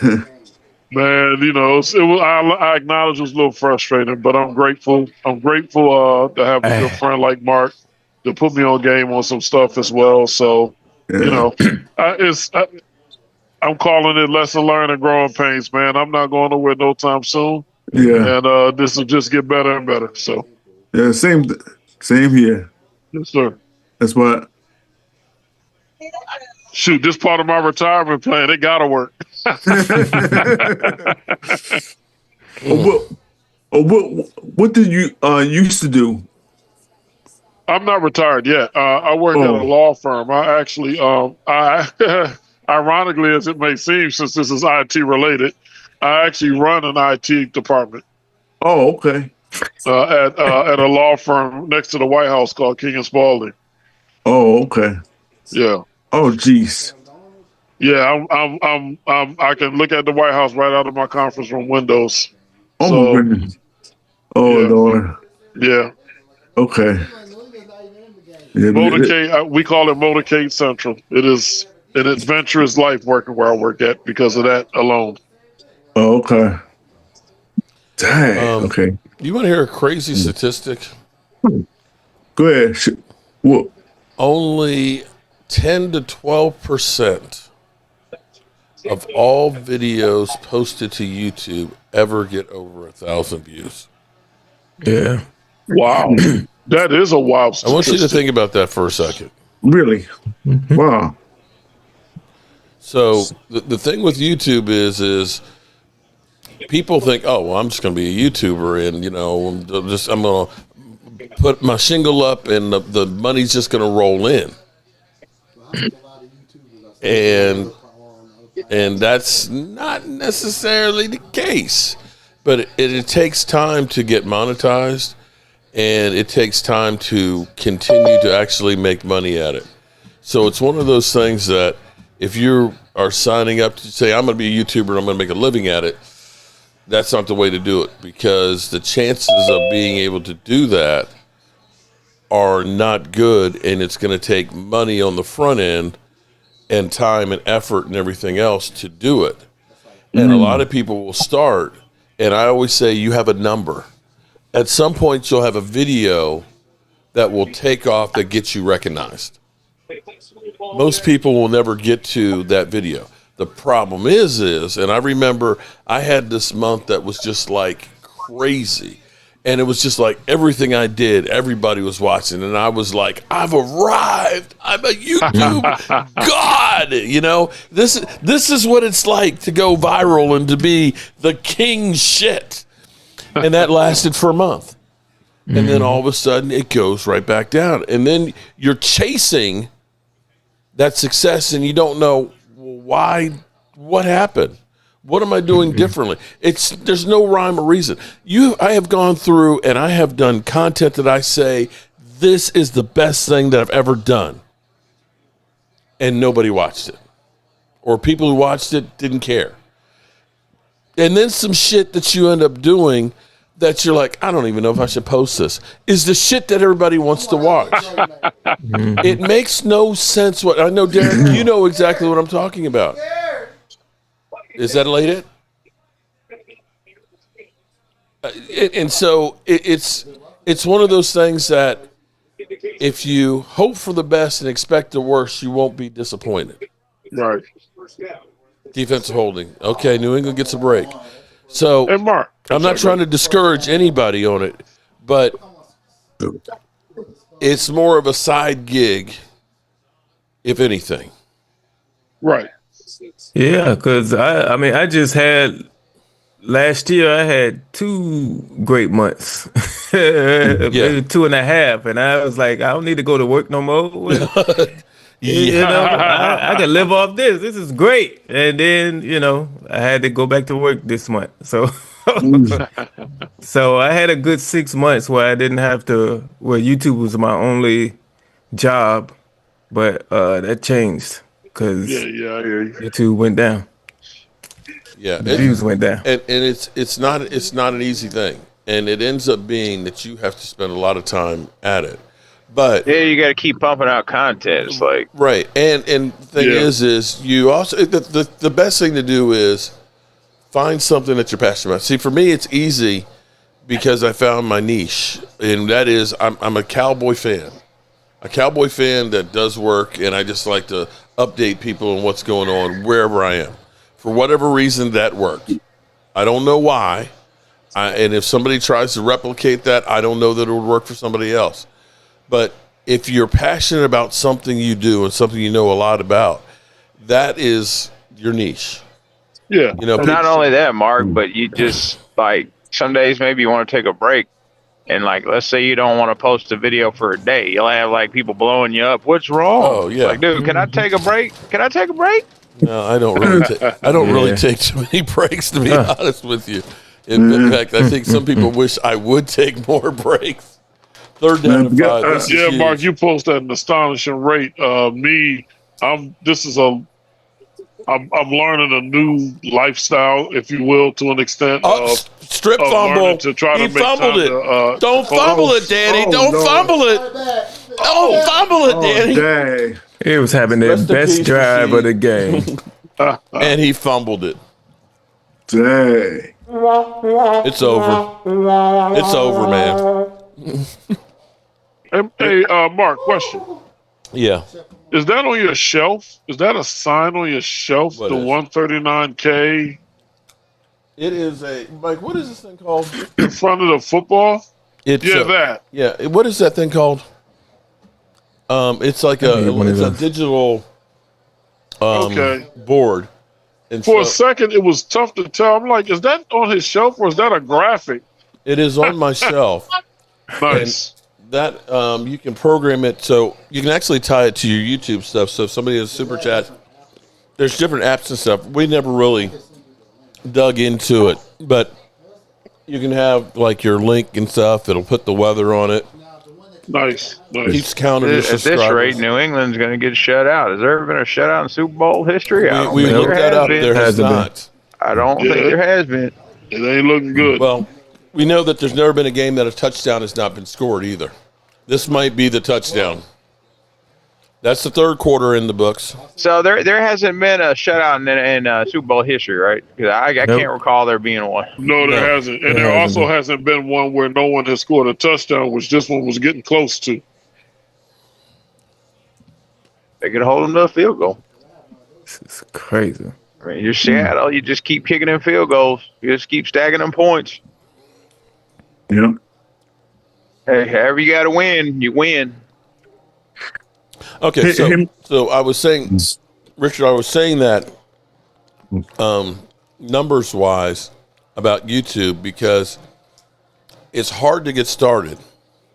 Right. And a lot of times people they'll look and say, well, shit, how come I'm not getting, thousands of views on a video? And it's like, you have to understand, especially now, you have an advantage that you're doing Steeler content instead of Cowboys. There's so many damn Cowboys content creators now that all the talking heads are there. 105, the Dallas Cowboys. Yeah, it's saturated market on the Dallas Cowboy front.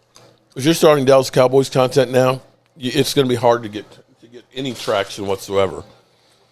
But as a Steeler I only follow a few content creators. I follow you, Mark. I follow Game Time, and the only Dallas media I listen to is The Ticket and Mike Fisher, and that's about it. Because there's just too much. Like, there's too many voices. There's too many. There truly is. Points of views. It's like it becomes overwhelming. It really is. But with Steelers, with the Steelers, you came in at the right time for the Steelers because you've got a change in coaching, change in direction. You got the draft in in Pittsburgh, and for you to be in Pittsburgh for that, I think that's going to be fun. Yeah, but yeah. See, but how is it in Pittsburgh? Are y'all like 24/7 talking about the Steelers? Because that's how it is in Dallas. They are talking about the Cowboys 24/7. Yes, over here. Pittsburgh is talking about the Steelers 24/7. Don't get me wrong. Pittsburgh has others. The other big sports team in Pittsburgh is the Penguins. So the Steelers sportscape is dominated by the Steelers and the Penguins in particular. The Pirates are kind of an afterthought in Pittsburgh. You know what might be kind of cool to do? And I don't know if you have a weekend, like a Saturday or something that we could do this. But for us to do a pre-draft drive-by. Say this again now? To do a pre-draft drive-by. Uh-huh. Pittsburgh's only about 4.5 hours from my house in Springfield. Right. Drive up there, go to the draft city, figure out where we're staying, see the sights and sounds, and say, here's where we're going. Just kind of a pre-draft kind of show. Go to Panami Brothers and stuff like that. Go by the stadium and things. Just kind of like a field trip, pre-draft trip. Yeah. I'd be open to something like that on a Saturday, man. Saturday in particular would be great. Almost any Saturday would be great. I mean, if we left early in the morning, we could be back that evening. That's what's good about y'all. Is y'all like up there, and within 4 hours of everything up there, kind of by each other. Well, the draft all the next states, year. The states are kind of, what I'm saying? Like all the states are, not that far from one another. Like I just drove my truck 600 miles today in Texas and still didn't cross state lines. God. I mean, that's how big Texas is. No, I'm going to tell you how big Texas is. So when we were doing the road trip, we went from Houston through San Antonio. We saw, of course, the Alamo, right? That's a long-ass drive there. Well, no. That's nothing. But we were going to Phoenix, Arizona. And so when you leave San Antonio, between San Antonio and El Paso, that's a 10-hour drive. There is one stop. Oh, yeah. Fort Stockton. Yeah. Fort freaking Stockton, which is like a frontier town. And that's the Other than that, all you see is America, dirt devils. You see dirt devils and oil derricks out there, Mark. There is nothing. I mean, 18-wheelers out there going 100 miles an hour on that freeway, too. When we got to Fort Stockton, it was like it couldn't be more than 200 people in it. This is the only Wild town. West. That's the Wild West out there. That's no man's land. There is, this is literally nothing. The only thing I can equate to being like that was driving from Vegas to Phoenix. Once you leave Hoover Dam, There's one McDonald's between the two of them for about 400 Mark, miles. I was gonna say you went west. Like I tell everyone, you want to see where time stands still. It go literally west does. To San Antonio to El Paso because it There's looks like you're going back in time. It looks like you're going back in time. Same thing with South. You're seeing. I'm telling Texas. you, you're seeing tumbleweeds blowing across the road. All right, Patriots, go home. The best thing That's it. Touchdown. It's game. Everything is That's it. I lived in Houston for a short while. That's the best I got when it comes to Texas. But you're right though, because I can leave my house in Springfield in 30 minutes, be in Washington at their stadium. In an hour, be at Baltimore's. 2 more hours from there, be in Philadelphia. 2 more hours from there, be at the Giants. Yeah, El Paso, Texas is closer to San Diego, California than Dallas, Texas. Yeah, that's true. That is true. I've done that drive too because we drove. We drove to Phoenix. And then we ended up driving all the way to... Did you go through those cactus parks, those big cactus national parks? Oh, man, that's amazing. And through the Grand Canyon. We did literally a 15-minute drive-by on the Grand Canyon. We got there. We got out of the car. We took a couple of pictures, and we got back in the car and kept on driving to San Francisco. That was a crazy trip, man. Yeah, that's what I say. You go out west... Like when you go out West Texas or even into like Arizona, and you realize how big this country is. You're going back in time. It's like you're going back in time almost. Like some of these places are like stuck in like a time warp or something. Nothing's advanced. All the buildings are very old. I mean, it's almost like you're in a different time. You know? Yeah, Nico. And I mean, I don't know how people make it out there. They just live out there. It's like, I mean, it's nothing out there. But Nico, Arizona. You break down out there, you got problems. I'll say that. Coyotes and Crows. All right, so the Super Bowl's over. I mean, technically it's not. Yeah. The Eagles are no longer Super Bowl champions. Yay! Yeah, they can't say that no more. Thank goodness. He was holding on to that as long as they could. We're still the champions, though. But yeah, we got it made for the next 2 drafts though, because with it being in Pittsburgh, that's an easy drive, and then Washington next year. Shit. Yeah, you like right down the road. Look, I can take the subway. The subway station is 3 miles from my house. I can ride right on down to the mall and be there, and boom, be right back home. Okay. It's gonna be hard to come back. They haven't done nothing all game, back. And you got to score 20 points in the after that strip fumble. Quarter. Drake May has no confidence whatsoever right now. I had a feeling this is going to happen. That might not. I didn't think it was going to be 6-0 at halftime, though. I didn't think that was going to happen. But Richard, that might be the thing we do, man. We have a Pittsburgh field trip. I am open to that, sir. Oh yeah, no, Rhonda's right. You ever been through East Texas, Mark? East Texas, what part? I mean, like east of Dallas, going towards like Shreveport, Louisiana, and all that. I mean, man, the pine. Well, like the woods out there, the pine woods. It's absolutely beautiful out there. The closest I guess I would say is driving from Dallas to Houston. And then Houston to San Antonio, and then out past Fort Stockton. So I don't think that's quite close enough to the border, is it? To Louisiana? No, well, Houston, I mean, not that far from Louisiana, Houston. Not that far. I mean, it's kind of like the same. It's kind of like the same terrain down there when you get down there, Beaumont area and all that. But I tell you, a lonely stretch is when you go on the Lake Pontchartrain. But when you're in Louisiana, the Lake Pontchartrain causeway, God, that thing is long. It is so low to the water, and it just seems like it goes on for freaking forever. See, there's a lot of people living up where you're at, y'all's area, Pittsburgh and Virginia and all that. Like you drove in all over Texas, Mark. You go through if you go through Dallas to Odessa and then bounce all the way up into Amarillo to Colorado. There's nothing. There's Denver, Colorado. There's nothing anywhere. It's just very. I know when I came everything's through, spread out. when we were coming from L.A. Even Wyoming. Well, we went from L.A. to Vegas, and then we went to through Arizona and New Mexico, and we came in on like the northern panhandle of Dallas. And when we came in, it was nothing but freaking windmills. I swear it was. Are you talking about Amarillo? I think it was Amarillo. So it was like literally like 40 miles. Everywhere you looked, it was more windmills than I thought were existent in the world.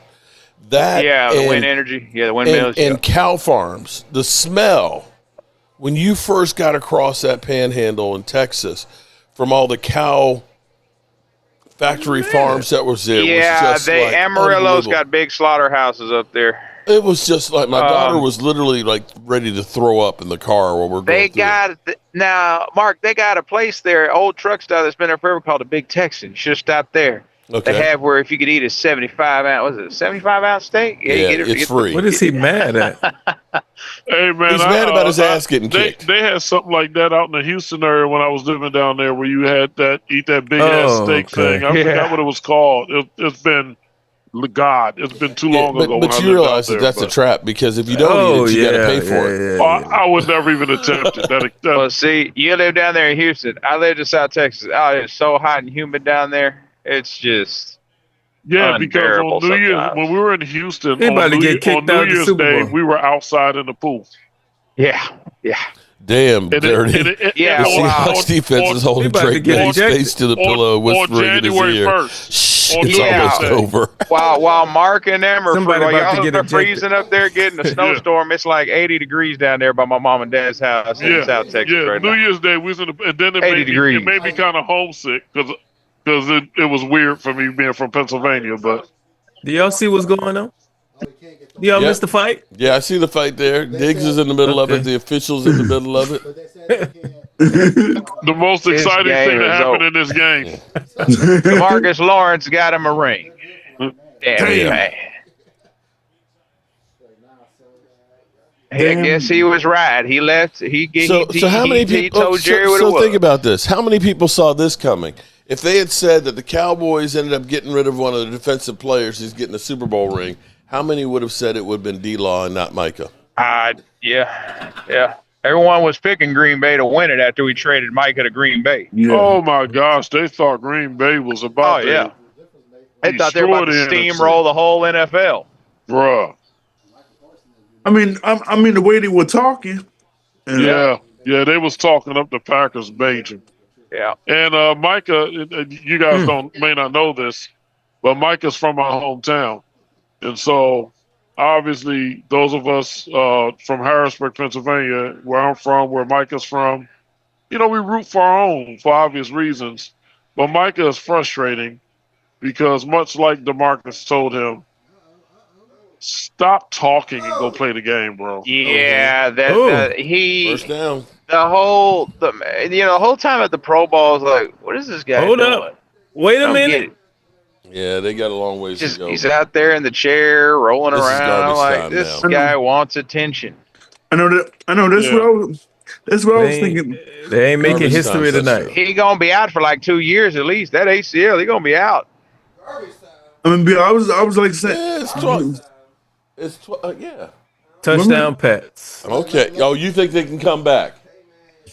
No. Right now, I ain't even watching the game. I'm listening to it on the radio. New England just got a touchdown. Okay, what's the score? 20-7. Yeah, 19 to 7. If they score. Yeah. Fourth quarter, right? Yeah, they need 2 more touchdowns. Yep, Seattle needs to run that ball and drain that clock. Don't do like the Seahawks did in that one Super Bowl. Get down there on the 1 yard line and throw a slant pass. That had to be one of the stupidest plays I've ever seen. Yeah, that's the difference between like great coaches and people that are just, oh my gosh, you just cost yourself a back-to-back Super Bowl title. Wait a minute, hold on. It's just wait 1 minute. A concession stand has a $180 burger at the Super Bowl. Yeah, no, you could A have it. massive 3.5 pound stack with braised beef shank, blue cheese fondue for $180 to feed 4, alongside with $17.50 beer, $23 cocktails, and $8 waters. Private parking lots 2 miles away, charging $400 per spot. NFL, we got to stop this. We got to stop Well, I this, told you NFL. guys. Now, Come listen, on now. this is how crazy it is. Now, this isn't the NFL, but looking at Airbnbs, we looked at an Airbnb because the Days Inn is like $600 a night. Days Inn at the airport. Hold on. Do they know about the house? Okay, so do they know about that house? Well, hold on. So I found a house. Going through and I'm looking at this. I'm like, I don't think we're going to be able to afford to do this trip because all the Airbnbs are like $1,500 a night and up.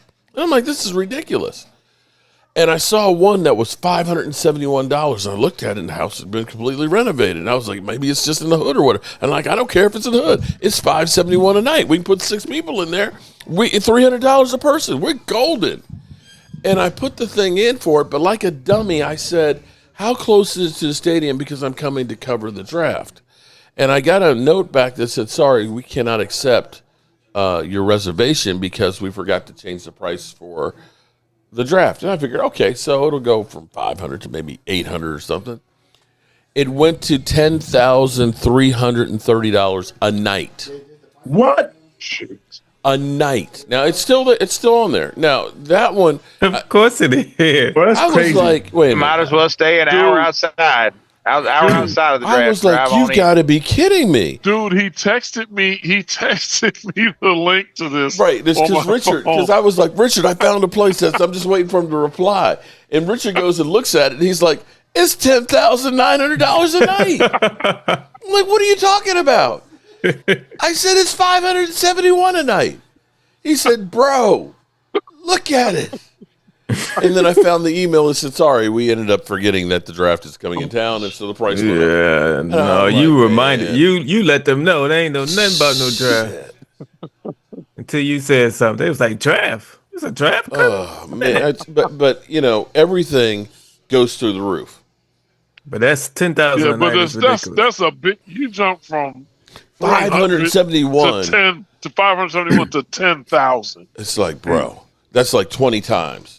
That's 10,000 will pay their mortgage on the spot for a year. Yeah, they better hope somebody desperate enough to pay. You're somewhere where you thought it was $570 something worth, and you decided. I respect you for raising it, but you raised it to $10K per.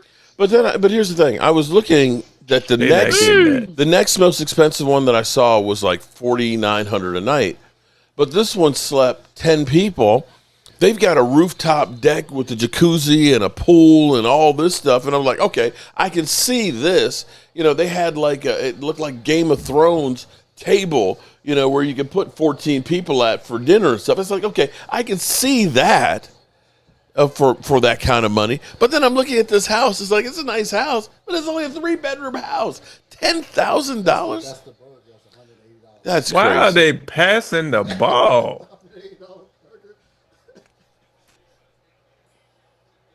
First and 10. Here we go. Ball on the 31. Oh, I'm sorry. I am ahead of y'all. Oh, you're way ahead. Okay. Yeah, I think I'm probably behind everybody else. They completed it, though. It's only dumb if it doesn't work. See Dan Gamble. Well, you know, we like to go for it on 4th down because, you know, we just hate fucking kickers. We just try and end this shit right now. We're from Detroit. You know, we get knocked down and we like to crawl up and yell on your kneecaps. Yeah, Emmitt Smith was talking about that. He's like, you know, a lot of these analytics and the way these coaches just take the points. You know, if a lot of these coaches would have just took the points, they would have won a lot of these games. I know, but I feel the same way if Dan Campbell would have kicked a couple of field goals in the Philadelphia game this past season, they would have won that game. Oh man, Yeah, I think the same thing against San Francisco when they were in that conference championship. I think if he'd kicked a couple field goals that he chose to instead go for it, they would have won. They would have won. dude, man, Exactly. obviously you guys got to know how satisfying it was for me as a Steeler fan. That time when John Harbaugh had a chance to kick the extra point and take the game into overtime, but decided he'd go for 2 for the win and didn't get it and lost that damn game because of that decision. Yep.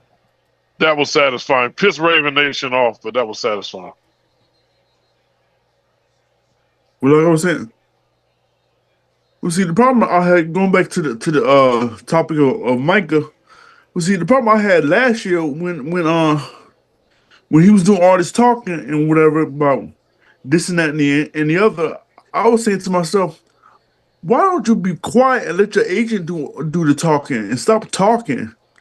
And I'm like, and see, now it's getting to the point where he just wants attention and whatever. I'm like, dude, I'm like DeMarcus Lawrence, just focus on football. That's what I'm saying. Me personally, I ain't hiring no agent. I ain't paying no agent to do my contract. I ain't paying him a 2-3%, giving him a couple $1 million. That ain't happening. Why? I'm negotiating my own deal. But he made a big mistake. He'd been because better off running the he football has and an taking agent, 40 seconds and then he off. sat there and talked to Jerry in person. Exactly. And kind of made a deal in person with Jerry. And so that was a mistake. I mean, you got an agent or you don't. If you got an agent, See, you're this your is- agent. If you don't, then This is Exactly. I mean, what if you're going to do the talking to the owner? Why have an agent? I'm like, come on.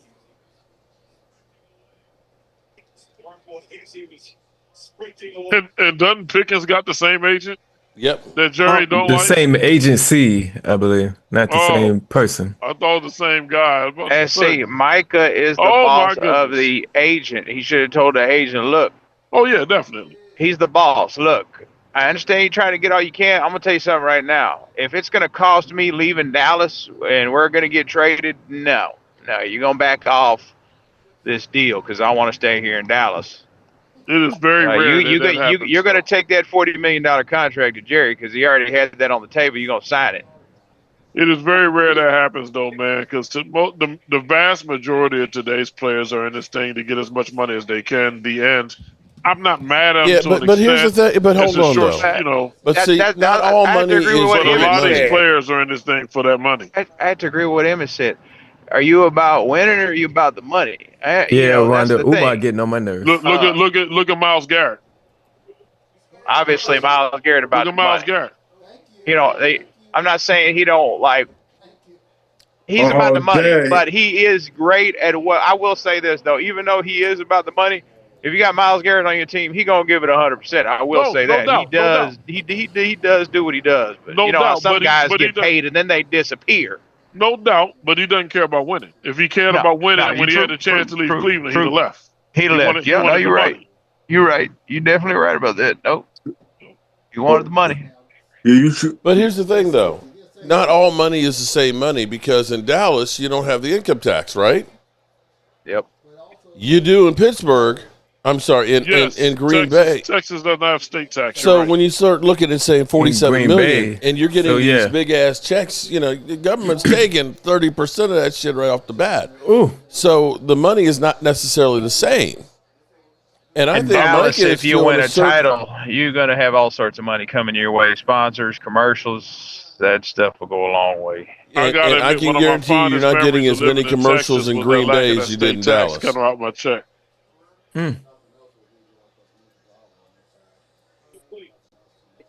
But, you know, I'm just saying, Micah, you took the money. Now he's in Siberia, basically. Yeah. He's in Siberia.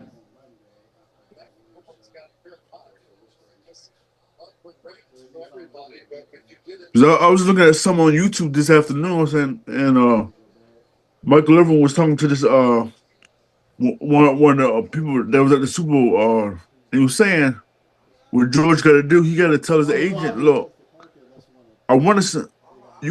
He's got to fight for what he want, but he's got to say, I want to stay here in Dallas, and whatever. Which I got to say something. he said that's what Micah didn't do. He just let David whatever the agent's name is, just um David will look at do. it. I mean, do whatever. Yeah, Yeah, Michael Irvin. Yeah, you're right. Michael Irvin talked about that too, negotiating with Jerry. He told Jerry, "I do not want to leave Dallas. Period. Work. We need to work it out. Whatever it is, I got to come down. You got to come up. It is what it is. I'll come down." Michael Irvin said, "If I gotta come off what I want to stay in Dallas, I'm going to do it because I want to stay here." Right. Yeah, That's how Michael Irvin felt. Not all players feel that way, but Michael Irvin loved the Dallas Cowboys. And the Steelers have had their share of guys like that too. So there are some I out know. there. But it's getting less and less common though. Yeah, you're right about that because I remember one of the wide receivers. I think Jamar Chase. He fired David. What's his name? Yeah, he fired him and got another agent, and that's how he. Oh, intercepted. Wow, And he it's over. It's 2 turnovers. If they score on this one, Oh dang! Who threw the interception? score on this drive Drake. to secure it. Drake Yeah, May. Drake. Yeah. Where they got it now? Oh, he shot his confidence is shot. At the 32-yard line. I don't know who he threw that ball to. I'll take my $30.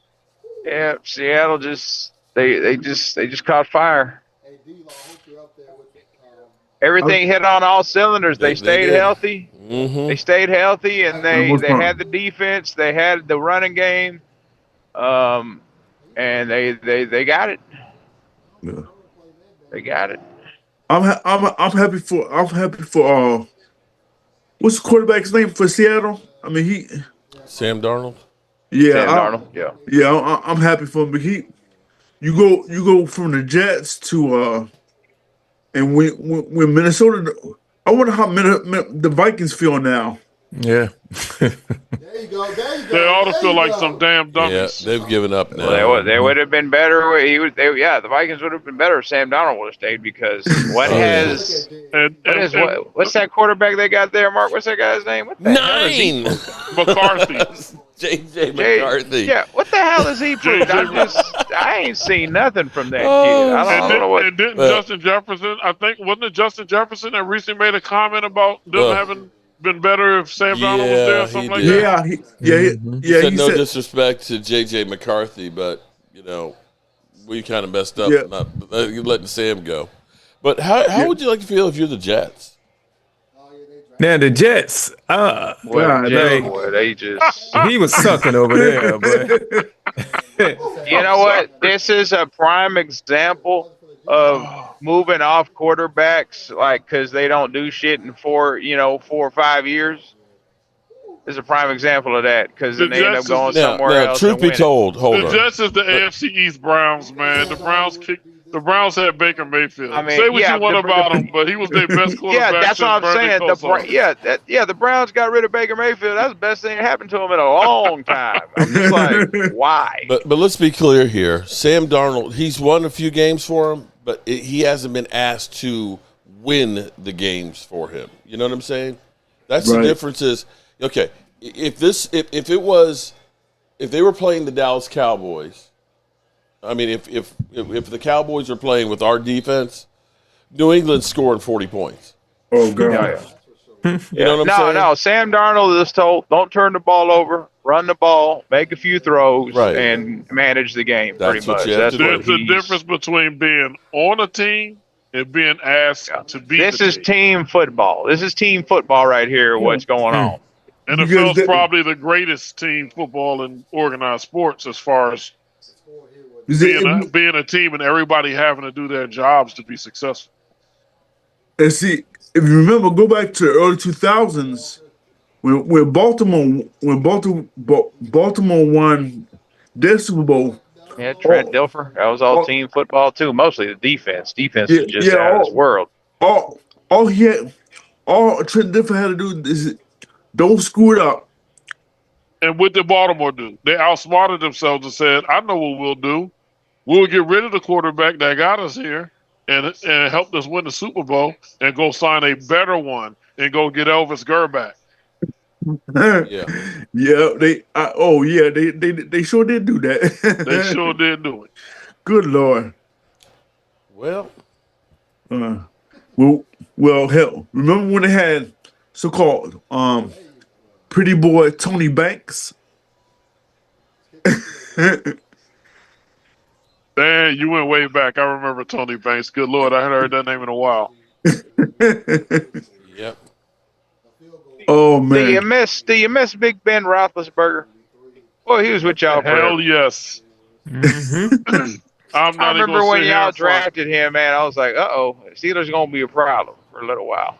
Yeah, I was surprised that he was there. I remember that year. I didn't think either three of those quarterbacks to get out of the top 5, but Cleveland happened, and they said the Cleveland Browns select Kellen Winslow, and I said, "Oh shit, Ben might make it to us." Yeah, the rest was history. Oh, is that when Cleveland said, Kevin Winslow Jr., the son? Browns Lord. took Kellen Winslow, and Ben played at Miami of Ohio, which is in the backyard of Cleveland, and he was so pissed off that the Browns didn't take him. He told them he would make it his mission to make them regret not drafting him, and boy did he. That's how bad the Browns are. Like they need new ownership. They should be forced to sell that damn team. The sad thing is, they have new ownership since that happened. Oh, this is not that same owner. This is actually, how would you like to be a Cleveland fan and know that your team went to Baltimore and won a couple of Super Bowls? Okay.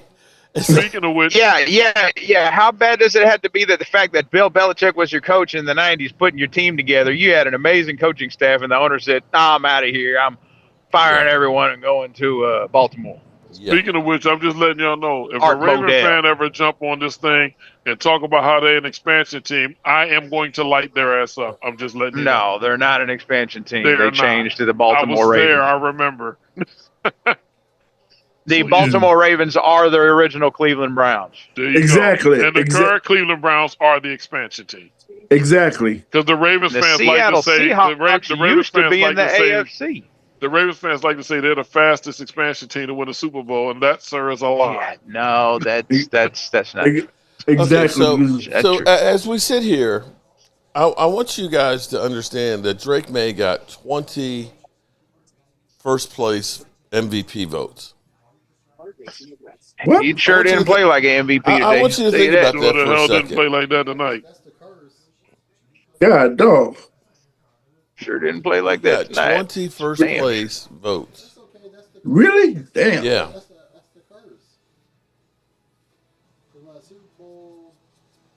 What's funny is they're showing up. I'm looking at Twitter.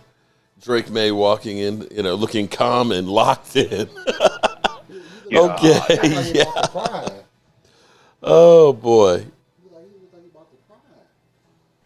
Yeah, it's been a bad day for Drake May. Well, what do you think of Mike McCarthy becoming your head coach?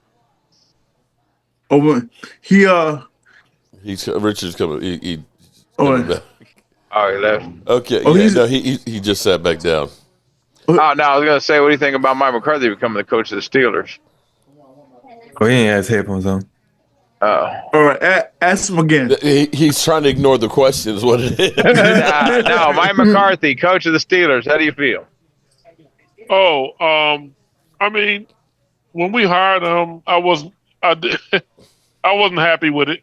I was surprised. I will say he does love the Steelers, though. He is a diehard Steelers fan. Like, he grew up there. It's his hometown. He certainly manufactured the tears at the press conference. I'll give him that.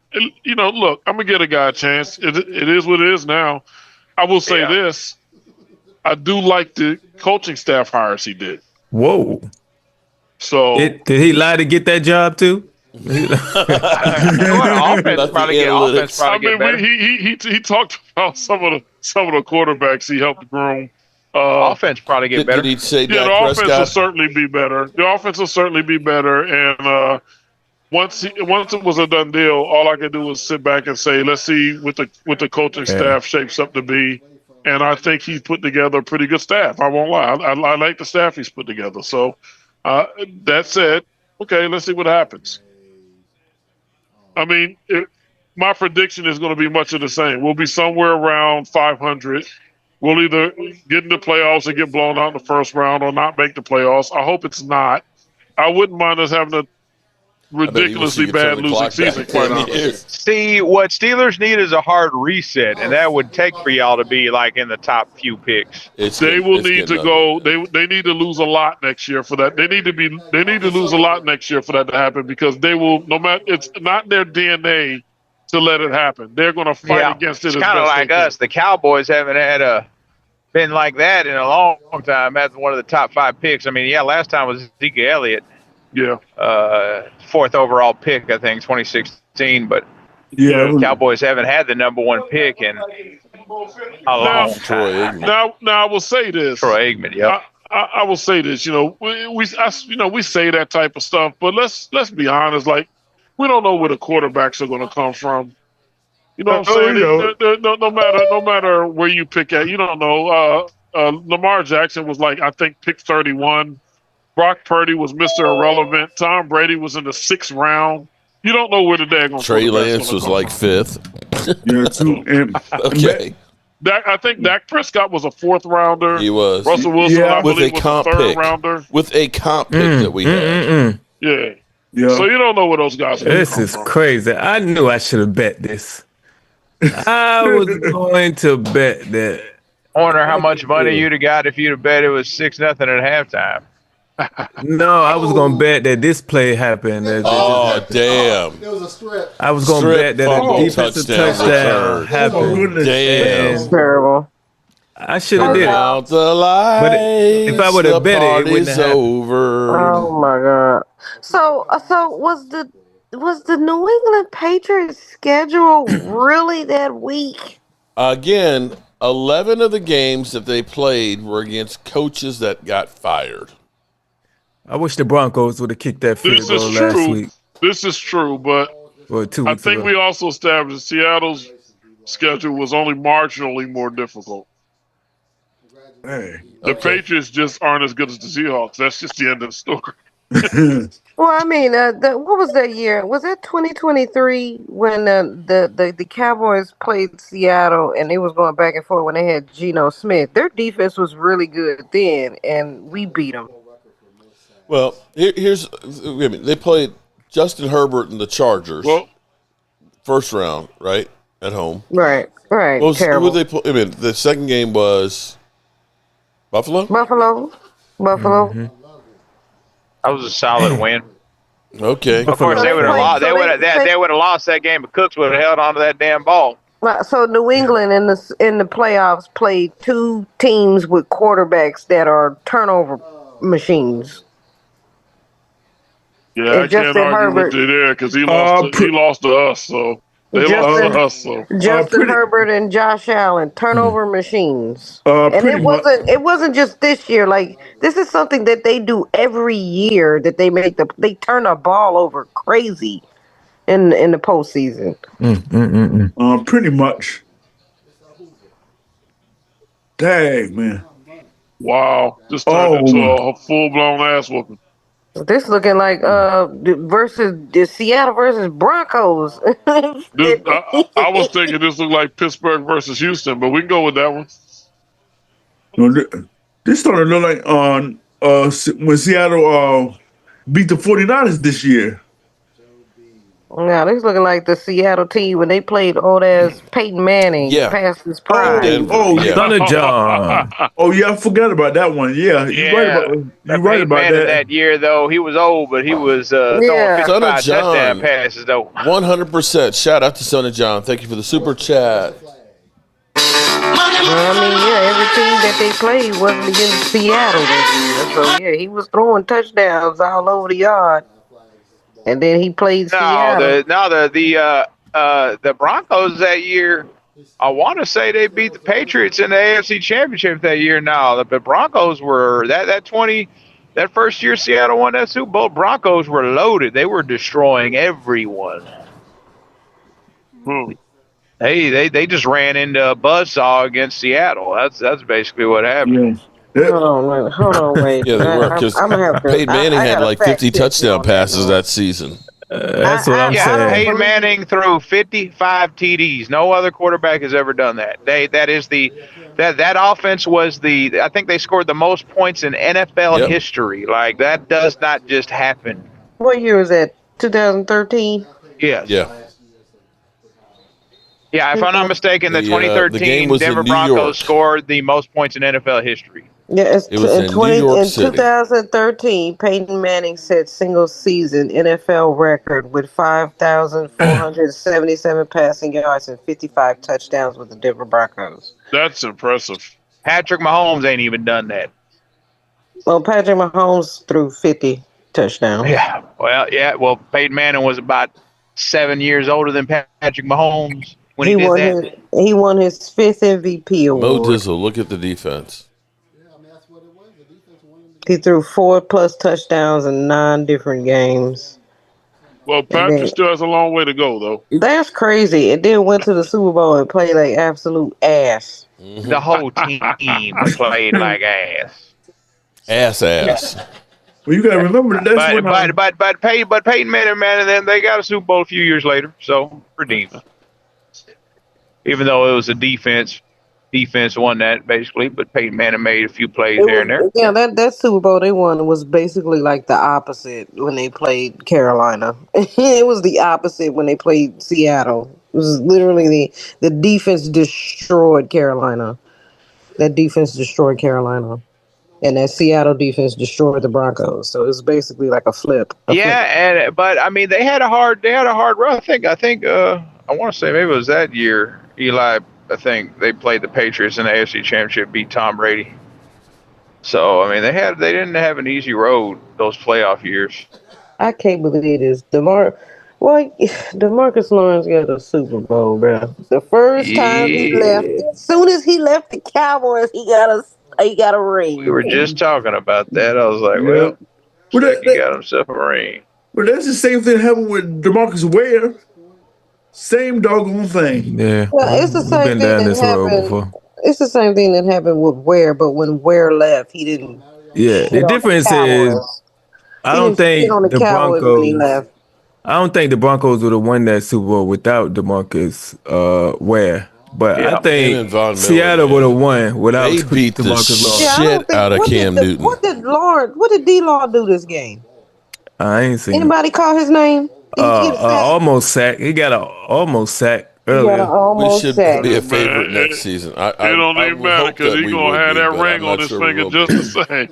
And I saw a post on Twitter. The first 2 games, the playoff games they played this year.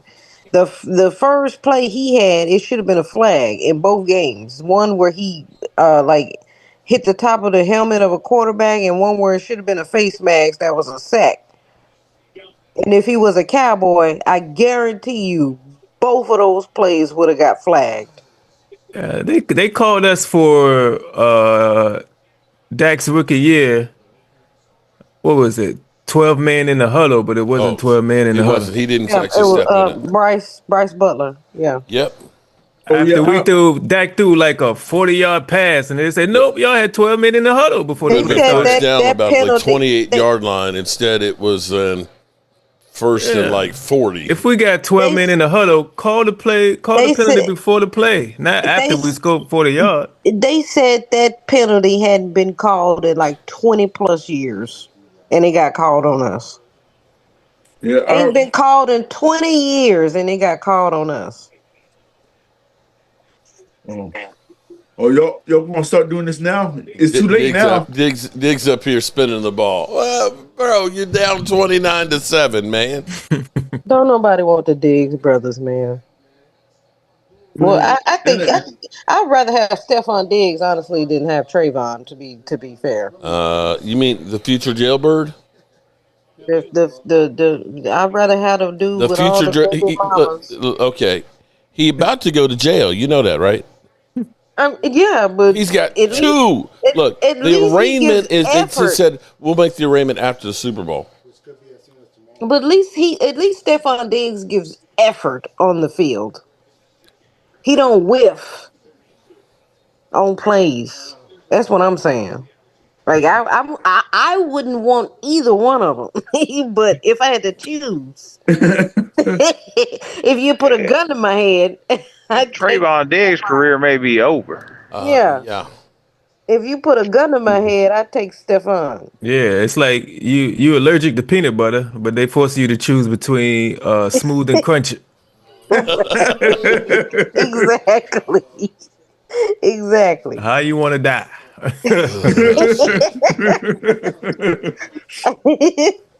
Exactly. Yeah, you're Well, gonna get that congratulations GIF, or to you're the gonna get Seattle Peter Pan. Seahawks Which one? and D-Law. I can't believe it, man. Well, I would be so happy for D-Law if he wouldn't have said what he said when he left, man. Like, why That couldn't You know you what? was He just needed to say leave? that.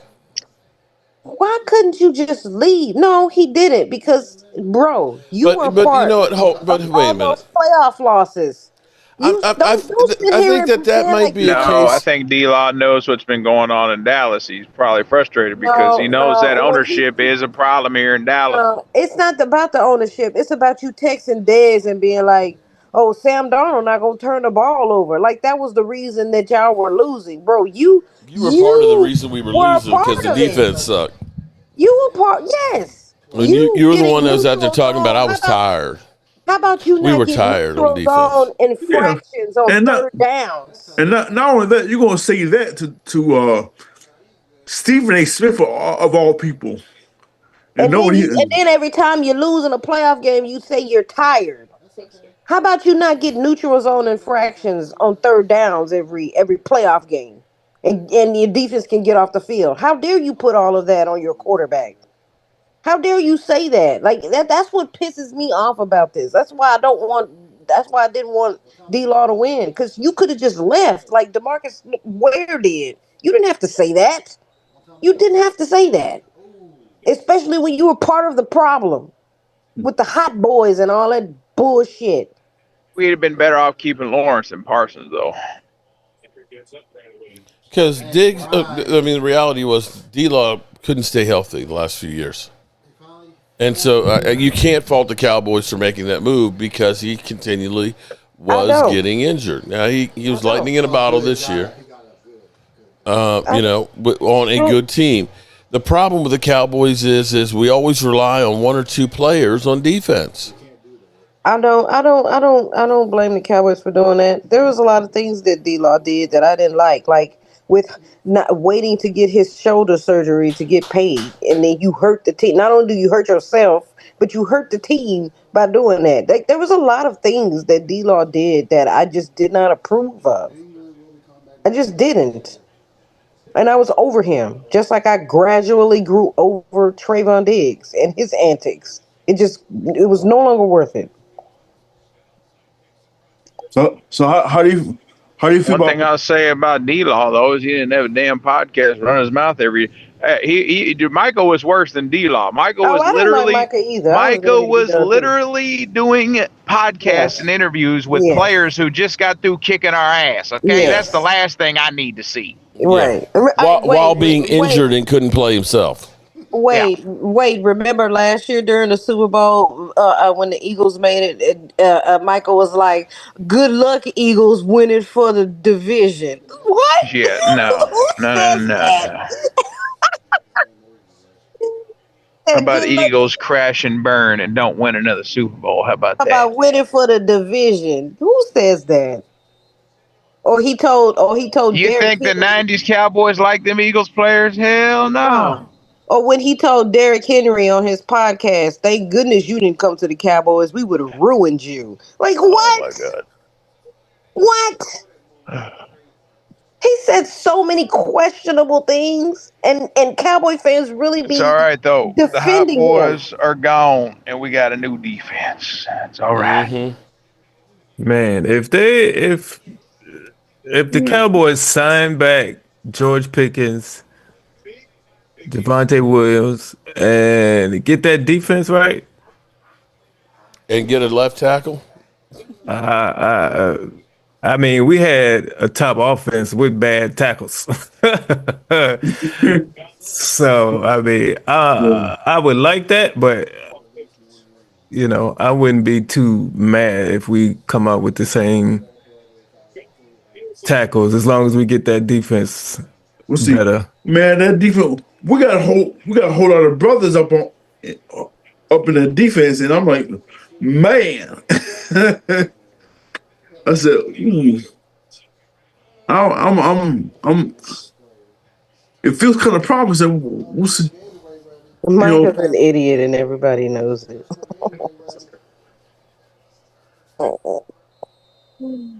Man, but I like what CD said this week. He said, "Look, he put Michael on blast. He told Warner, and he said, "Look, I don't know what they doing, but look," he said, "Let us handle it. George is gonna be here. Let Jerry do what he got to do, and we got this." Basically, CD was saying, "Michael, mind your own business." He up there in the Pro Bowl with his scooter, trying to. I'm over Micah Parsons. I swear. I'm sure 49er fans are feeling a certain kind of way right now, Dallas Cowboy girl, that the Seahawks are partying and winning a Super Bowl in their house. How did? Go ahead. I'm sorry. How did D-Law know to go to Seattle? It's luck. There's no way you say I'm gonna go. Sam Darnold will be my quarterback. Yes, I'm gonna win. Derek's right. That's pure luck right there. No, that defense got them there. That defense and Sam Darnold not turning the ball over as much as he was is what got them to the Super Bowl. Yeah. But how did D-Law know that was the team? He didn't. It's just luck. He did. It was just lucky. No, okay. If you went by Super Bowl odds at the beginning of the season, New England and Seattle were both around 1%. Yeah, I understand all of that, but I'm saying that Seattle defense has been building itself since like 2023. Because he is just a piece of it. It's not like he was the missing piece that took him over. No, yeah, he hitched his wagon to it. He hitched his wagon to it, no doubt. I'm just saying that defense has been building since like the last 2 years. Damn. He gone. There's a flag. Oh, damn. What's the flag? He obviously knew it was a good defense, but he had no way to know they were going to win. Yeah, that defense been building itself for the last 2 seasons. He just hitched his wagon to it. He definitely hitched his wagon to that. I think they should have took Drake May out of the game a long time ago. I hope that kid is not ruined. They beat him up tonight. We play him next season. Of course we do. It's not refrigerated in the last door, right there, huh? We play the Seahawks right there, the very far door. Oh, we do next year? Oh, damn. Yeah, this season coming up, we play Seattle in Seattle. That's the door you're in. It's a Sensier water. A 6-pack of them. On the right side. You see them? That should be interesting. Oh, damn. Walker Wade just left. I meant to ask him a question. Drake has always been a pretty confident guy, even going back to when he was playing in North Carolina. I'd be surprised if his confidence... Trade Dak for Sam Darnold. Okay. Is ruined long term. Oh, God. It's not like Sam Darnold had a great game here, okay? Right. This was a battle of defenses, and Seattle took over. Sam Darnold. Lola. Mike Vrabel won the Coach of the Year. Yeah. Yep, and Drake May almost won MVP. The Seahawks coach was a candidate, though. Yeah, he was. They had 0 points all the way to the third quarter. Yeah, I think so. Yeah. Yeah. Was it at halftime? At halftime, it was 6-0. Yeah. That was good grief.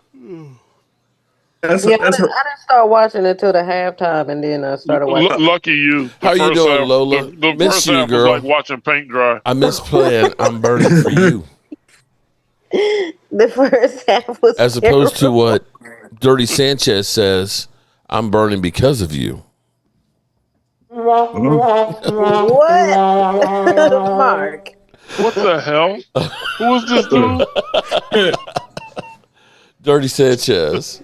Dirty Sanchez. He's from the I couldn't. He said he was raised in a pool hall. Okay, so y'all, I'm late. I know I'm late. I don't know if y'all talked about this, but I just find it so funny how Jerry came in last night and shut down all the talk about Pickens being recruited by other teams. Oh, he might go here or he might go. And Jerry was like, put the tag on him. Shut that shit down. He ain't going nowhere. He put the tag on him. Shut it down. And whether he get a long-term deal or not, he'll be a Cowboy next year. End of story. Shut it down. And then they woke up this morning and was like, well, the Cowboys can tag and trade him. I was like, what? Well, here's where it's interesting. I'd be interested to see if he plays under that tag if it came to that. Yeah, but that's just basically they'd use that as a placeholder. Here's the problem. Yeah. You want to know the problems with the Cowboys is the franchise tag has been fucking them for years. Because I didn't realize that with Joey Galloway was transitional tagged, and the Cowboys gave up the 2 first-round picks to take him off of the tag. Oh, really? I didn't know that. I didn't realize that because I was kind of like, because when they started talking about, the Cowboys could put the tag and trade on him. In order to do that, it's a right of first refusal. So a team has to come up and say, hey, George, we'll pay you such and such contract. George has to say, okay, I like that. And then they're going to have to give up 2 number ones unless the Cowboys say, we'll just take 1. But you know what But it's only happened twice in the history of the NFL.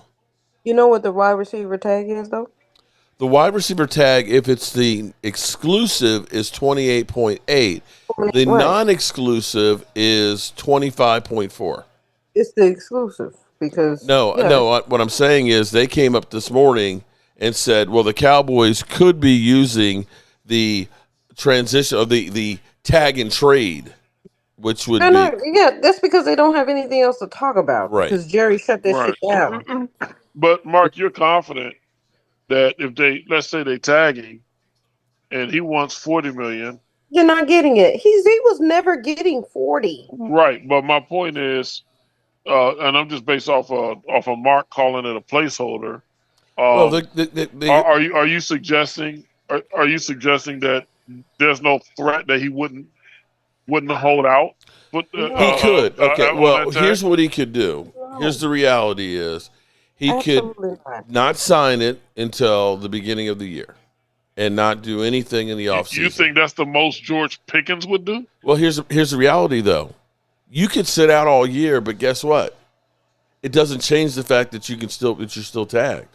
Oh, you don't get paid. No disagreement from me, but we've seen this play out. But here, by the players a lot. Yeah, right. But here's the thing: it's not advantageous for the Cowboys to have him on the tag. We have used the tag more than anybody else. We used it on Dak. We tried to use it a second time on him. We used it on D-Law. We ended up using it on Dalton Schultz. We used it on Tony Pollard. It's a hard number. You can look at it and say, we ended up getting a long-term deal done for CD. His first year was $8.5 million. This past year was 15. Now, technically, his number is 38 for this year, but we've got the trigger that can pull 19 off of it. So you can look and say, we paid CD Lamb for 2 years less than what the franchise tag would be for the first year for George Pickens, and then he could walk and you get absolutely nothing. That would be stupid business. You know, players do stupid business all the time. Yeah, but he don't have a stupid agent. So I think he's actually a little more mature than what he was before.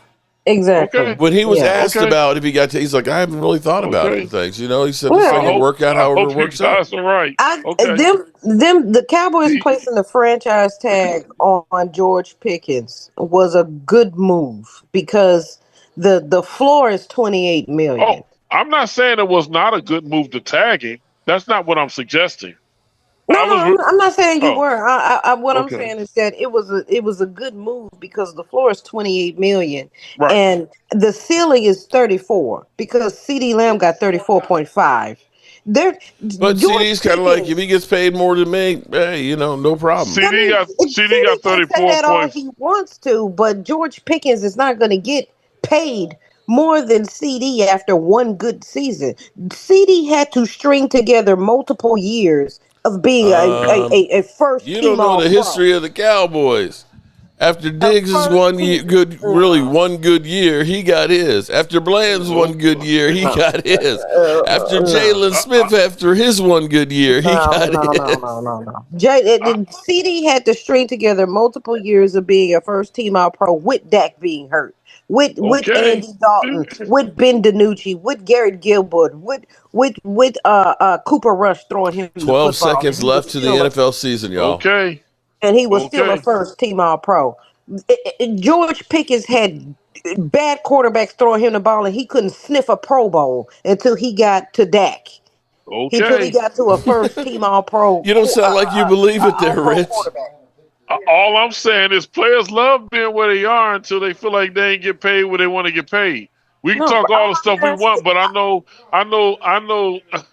a guy is always going to be who he is, and I know who this guy been since his days at Georgia.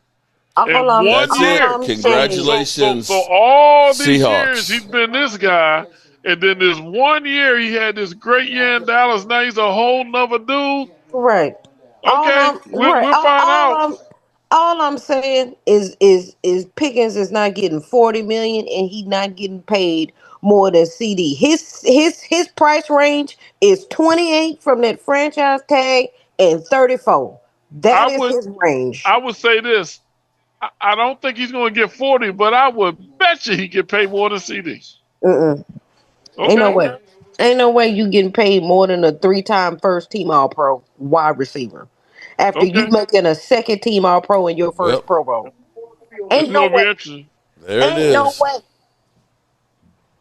I agree with you. It doesn't make sense, but we're going to see what happens. And you've had multiple quarterbacks. Granted, they were all terrible, but you couldn't sniff a Pro Bowl. CeeDee Lamb was making all-pro teams when he was with us, backups. When he was with us, he could not even get close to the Pro Bowl. No doubt about it. All right, man. He had Kenny Pickett and Russell Wilson thrown at him. And Justin Fields. Lamb was making all-pro teams with backup quarterbacks. 100%. But we're going to see how this plays out. Oh, Richard, I got a question to ask you. Why couldn't the Steelers Was D-Law crying? Oh, what'd you say? What happened with why couldn't the Steelers pay Le'Veon Bell? What happened with that? It's not that they couldn't play Le'Veon Bell, but they wisely chose not to. Yeah, he did fall off. He fell off immediately. Immediately. Listen, let me tell you, it's the same thing. He wanted the most money possible. It's the same thing with Najee Harris. If you pay attention to how it's real rare a running back sees a second contract in Pittsburgh. When the Steelers draft a high-end running back out the draft, I'm going to tell you what, they will run his ass to the wheels run off and then fall off let him in go. his rookie contract, and then they let him go. And that's what that's what the Cowboys should have done with Zeke. This is bothering me. Why nobody on the Seattle team crying? I know that very well because I remember we did the same thing to DeMarco Murray. Mm-hmm. Yeah, but we decided that Zeke Elliott, we're gonna go ahead and sign him for another 5 years. This is arrogance to me, and I don't like it. Yeah, I think the only running back I can think of, the only 2 running backs I can think of in my memory to see more than one contract in Pittsburgh was Franco Harris and Jerome Bettis. Yeah. Okay. You find me another running back in Steelers history that saw a second contract. I need to know Monique in the about it. house. Oh, okay. Chris May in the house. Okay. Hey, let's not come in and say hello, at least. Yeah. I don't like how nobody's crying. This is not sitting well with me. I don't know. It looked like somebody was crying there. They were hugging. I ain't seen nobody crying. Okay. Thanks for clearing it. Thanks for clearing it. Tears. I need tears. I need emotions. Because Well, you not crying. The off season begins now, everybody. I don't know if y'all realize that. It's officially now the off season. Yeah, buddy. Eagles are no longer you need a the Super Bowl track, champions. Now they're the defending champions. They're no longer defending champions. They're past champions. I better see DeMarcus Lawrence crying, and I might change how I feel about him. He's happy and Kobe gets to hold that title. I might change how I feel about him. Tomorrow? She does not like D-Law. No, I do like D-Law. I just don't like what he said when he left. Because that was unnecessary. He's probably going to call me at 5:30 in the morning to meet him there for the drywall. Damn. Oh man. Yeah. Actually, that might be a problem if it's that early in the morning because it's going to literally block. She wouldn't go anywhere at that time of the morning. It ain't about them crying to be blowing out Matt 24. It's about them crying because they just attained something that's hard to do, winning a world championship. Yeah. Where's the emotion for that? Especially a player like D-Law who played for a decade and couldn't sniff a Super Bowl. I need to see some emotions. It's not about blowing them out. 9? Yeah, we'll be there. I hear you. 9. I hear you, girl. You want to see some? I hear you. Yeah, some emotion. No, I wasn't talking about y'all. I was talking about this dude in the chat, Matt 24. Exactly. Ass comment. Yeah, I haven't seen D-Law yet. I've seen him, but I bet you Russell Wilson like this is bullshit. Hey Mark, ask Jerry Jones how my ass tastes. Oh man, signing D-Law. Damn, Eddie. I forgot about that. That's a good one, Richard. I forgot about that one. People act like winning a Super Bowl is so easy to do. It's not. It's not. Y'all, that was my Philadelphia Eagles son-in-law. Oh Lord! Trying to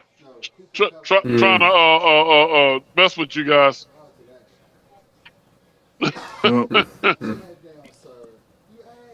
You got a Philadelphia Eagles son-in-law? I do, man. I mean, I'm from Pennsylvania. I'm sorry to hear that.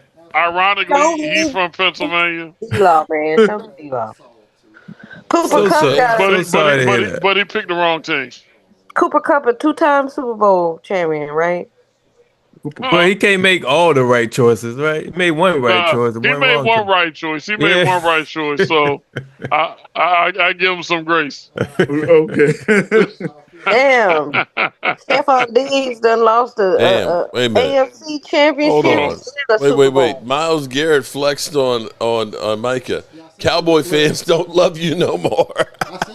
They don't. Damn. We don't, man. We don't.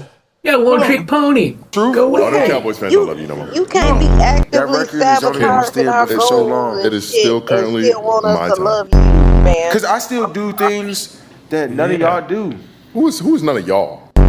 Just because your light is brightening itself doesn't mean mine is dimming in any way. I'm just saying, I played 13 games. So obviously I'm getting to the quarterback. In 13 games, I had 18 sacks. Damn. What do you want? I need whole season statistical category. You ain't play a whole season. We lost half our starting lineup and still made the dance. Yep, and when y'all had your full starting lineup, we punched y'all in the mouth. How many games y'all won? 5. Hey, and guess what? We doing the same thing. Cowboys, Packers, we all know the truth. Oh, them Cowboys fans don't love you no more. Damn. Myles Garrett roasted his ass. Damn. We don't. We don't, bro. He told us. We don't. Well, he right about that. Right, bro. a lot of y'all blind Cowboy fans, y'all slowly starting to see that shit now that he done gone. This dude loves attention. Like, cause why are you at the Pro Bowl? You're not Yeah. playing. You're on a scooter. You should be trying to be healthy, but you literally went there just to be in front of the camera. Is it Dak or the whole team? Make it make sense. What you saw here, you did not see Sam Darnold carry the team in the Super Bowl. At all. You did not. Defense. That was defense. Your defense scored points in this game. Something he's never had, by the way. They only gave up, 13 points? Mark, has Dak ever had a top 5 scoring defense? Here's the problem with the Cowboys defense. It was the Cowboys defense with Micah Parsons. Micah Parsons is on a defense that needs a lead. What year was that? You need to be able to pass rush, and that's what Dan Quinn built. He built a team that took away the ball if the team is passing. The problem is we didn't have the men to stop the run. And when San Francisco can rush for 170 yards on you, you're not winning in the playoffs. You're just not. That's the problem. We couldn't run the football. And take a look at Zeke's numbers and Tony Pollard's numbers when we got in the playoffs. When we're rushing for 50 yards in a playoff game and the opposition is rushing for 170 yards, you're not winning. You're just not. Yeah, you're right about that. Because I still get not. I still get 2021. He had a top 5 scoring defense, and we couldn't run the football. Well, see, the problem with us too, that was not a top. I mean, we've always been top heavy. I just looked it up. It said it was a top 5 scoring defense. It was the first year Dan Quinn came in. I'm talking about the first year of Dan Quinn, which was crazy. I'm talking to Matt 24. He talking about the year we got blown out by the Packers. That's false. Oh yeah, like nobody showed up. We had no linebackers. I think the year Dan Quinn came in, we had Vander Esch for that year. Okay. Nobody showed up. That's when Vander Esch and then he got hurt. Jalen Smith was playing. Oh, hey, Thomas. Okay, I'll be right. Hold on, I'll be right back. You kind of late there, brother. That's right. How you doing, brother? Hey, I was going to. Hey, Thomas. I was going to stream over my sister's house, but what had happened with that deal was I forgot my cell phone here at the house. Oh, damn! I thought you was watching the Super Bowl at church. I didn't know I left my phone here at the house until I got halfway down the interstate. Oh, dang! No need of turning back. Oh, well, don't worry about it, brother. You didn't miss nothing. No, I didn't. I was putting for Seattle, and that was not 21, Matt. DeMarcus Lawrence got a ring. Good for him. I'm always the bad guy. I'm always, everybody's pulling for one team. I'm always that one guy who's pulling for the other team, where it's me against the world. Okay. What? Tonight I won. Who was you root for? I was for Seattle. Oh, boo! I was for Seattle. Thomas, normally I love you and I agree with you. I love you too, baby, but I'm sorry, baby, but I don't want New England winning the 7th Super Bowl championship when I know that we're gonna win our 6th Super Bowl next year. No. No, Thomas.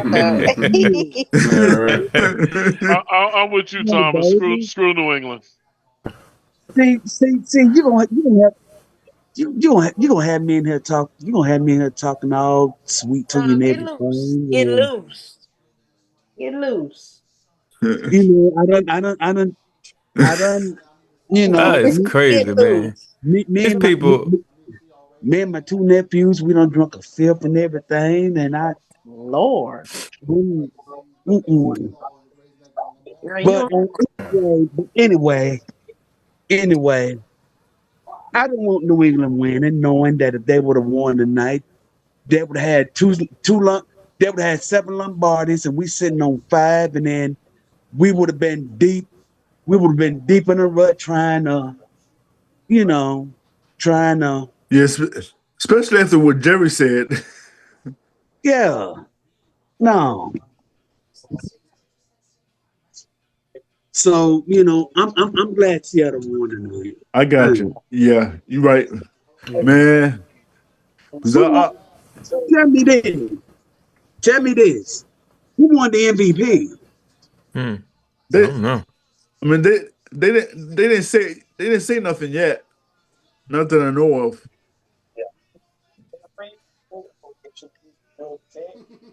Oh, hold on.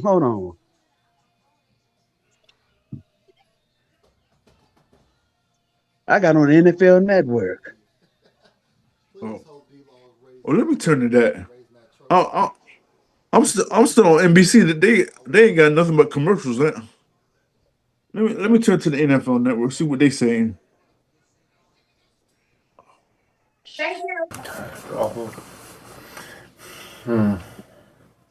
Seahawks defense, 6 sacks, 8 tackles for loss, 11 quarterback hits, 2 INTs, 1 forced fumble, 1 kicker. FR.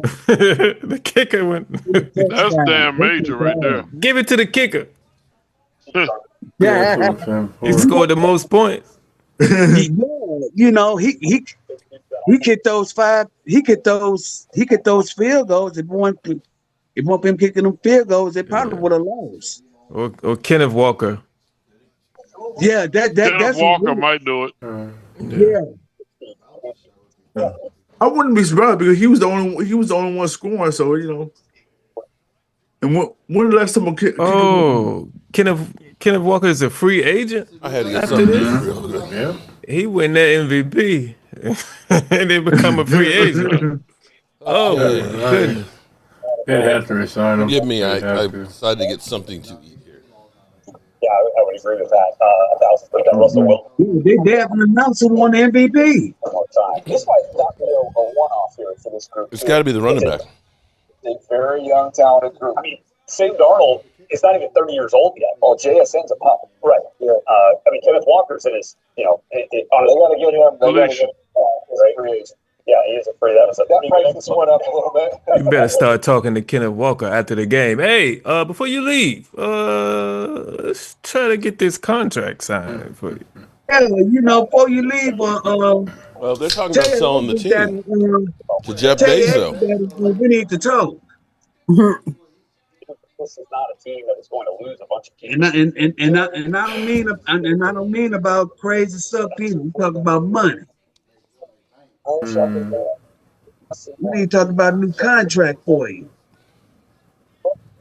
One thing that keep them refocused, man, those bitter rivalries that take place, they'll always be sure to be the best. Doesn't this feel a little bit like the 90s when you had the NFC East, where you had the Cowboys and the Giants and Washington, like all these teams, like whoever came out of that was going to be hardened and ready to make a run in the playoffs. Yeah, NFC West for sure is a big piece and one of the biggest, not most competitive divisions in football. Where's Mark? But the Seattle Seahawks. Yeah, go do something real quick. Oh, he's back.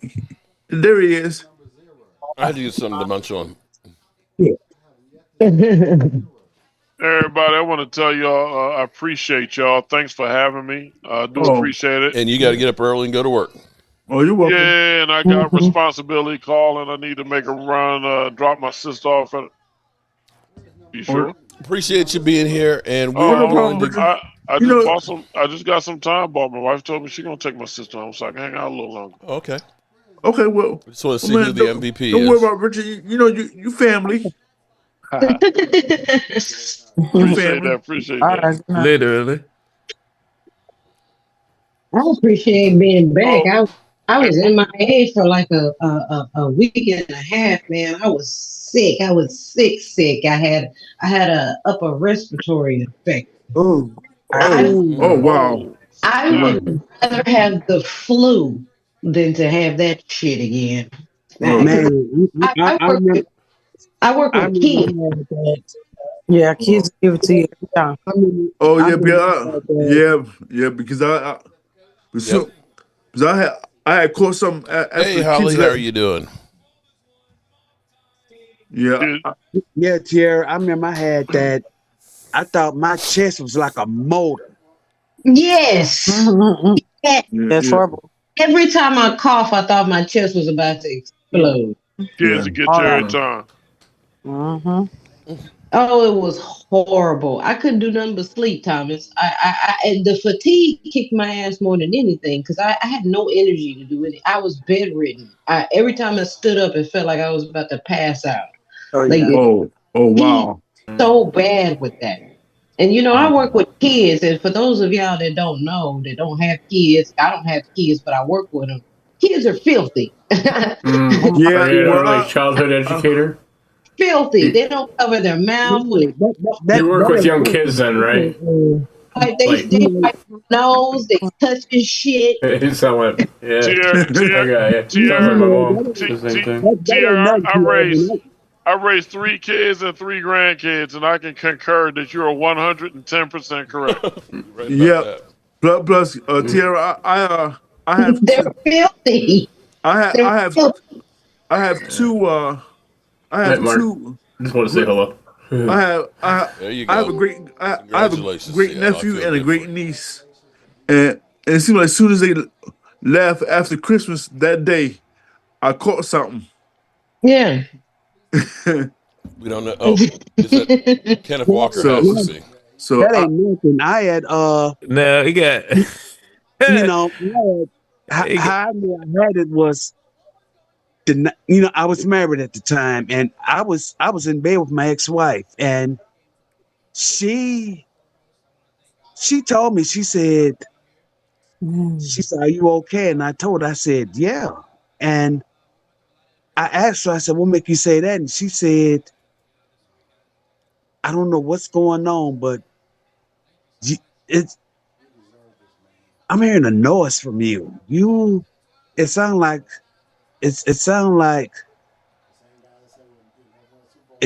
you're snoring, but you're not. Is everything David okay?" Wiley. Shout out to David Wiley. 60 months as a channel member. Appreciate you so much. And then next morning, it got louder. It got louder. But they're and I'm talking like, about selling after the Super Bowl to Jeff Bezos. I told her, I said, I'm not going to work today. Yeah. I didn't go to work that day because I called in, and then the next day, the sound, that sound was still there. And she told me, she said, because I worked at the time, I worked at the rehab facility at Vanderbilt Hospital, and she told me, she said, "Oh wow." That's the owner. She said, she's one of the owners. She said, "Go, we finna go to the hospital because you finna miss yourself." I don't think he is. And I got there, and come to find out, I had a respiratory viral infection. Yeah. It's so terrible, Thomas. I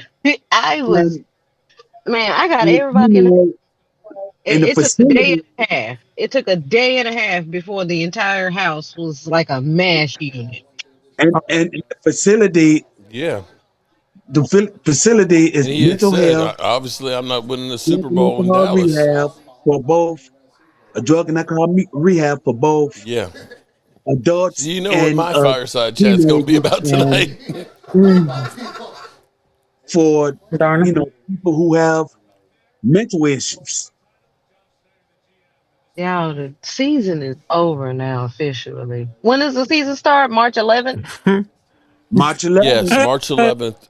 Legal tampering starts 3 days before that. So literally a month from now. They already started legal tampering during the Pro Bowl.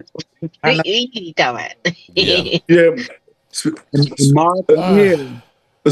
Especially Micah. He was trying. Oh, he's still trying. Crybaby ass. All right. Well, lying. He be lying, man. This dude be lying so much. Well, good people, we're going to go ahead and we're going to end the stream here. The season is over. The Eagles are no longer the defending Super Bowl champions. D-Law has a ring. Yay. Ooh. And it's time to look forward to next year because everybody is 0-0.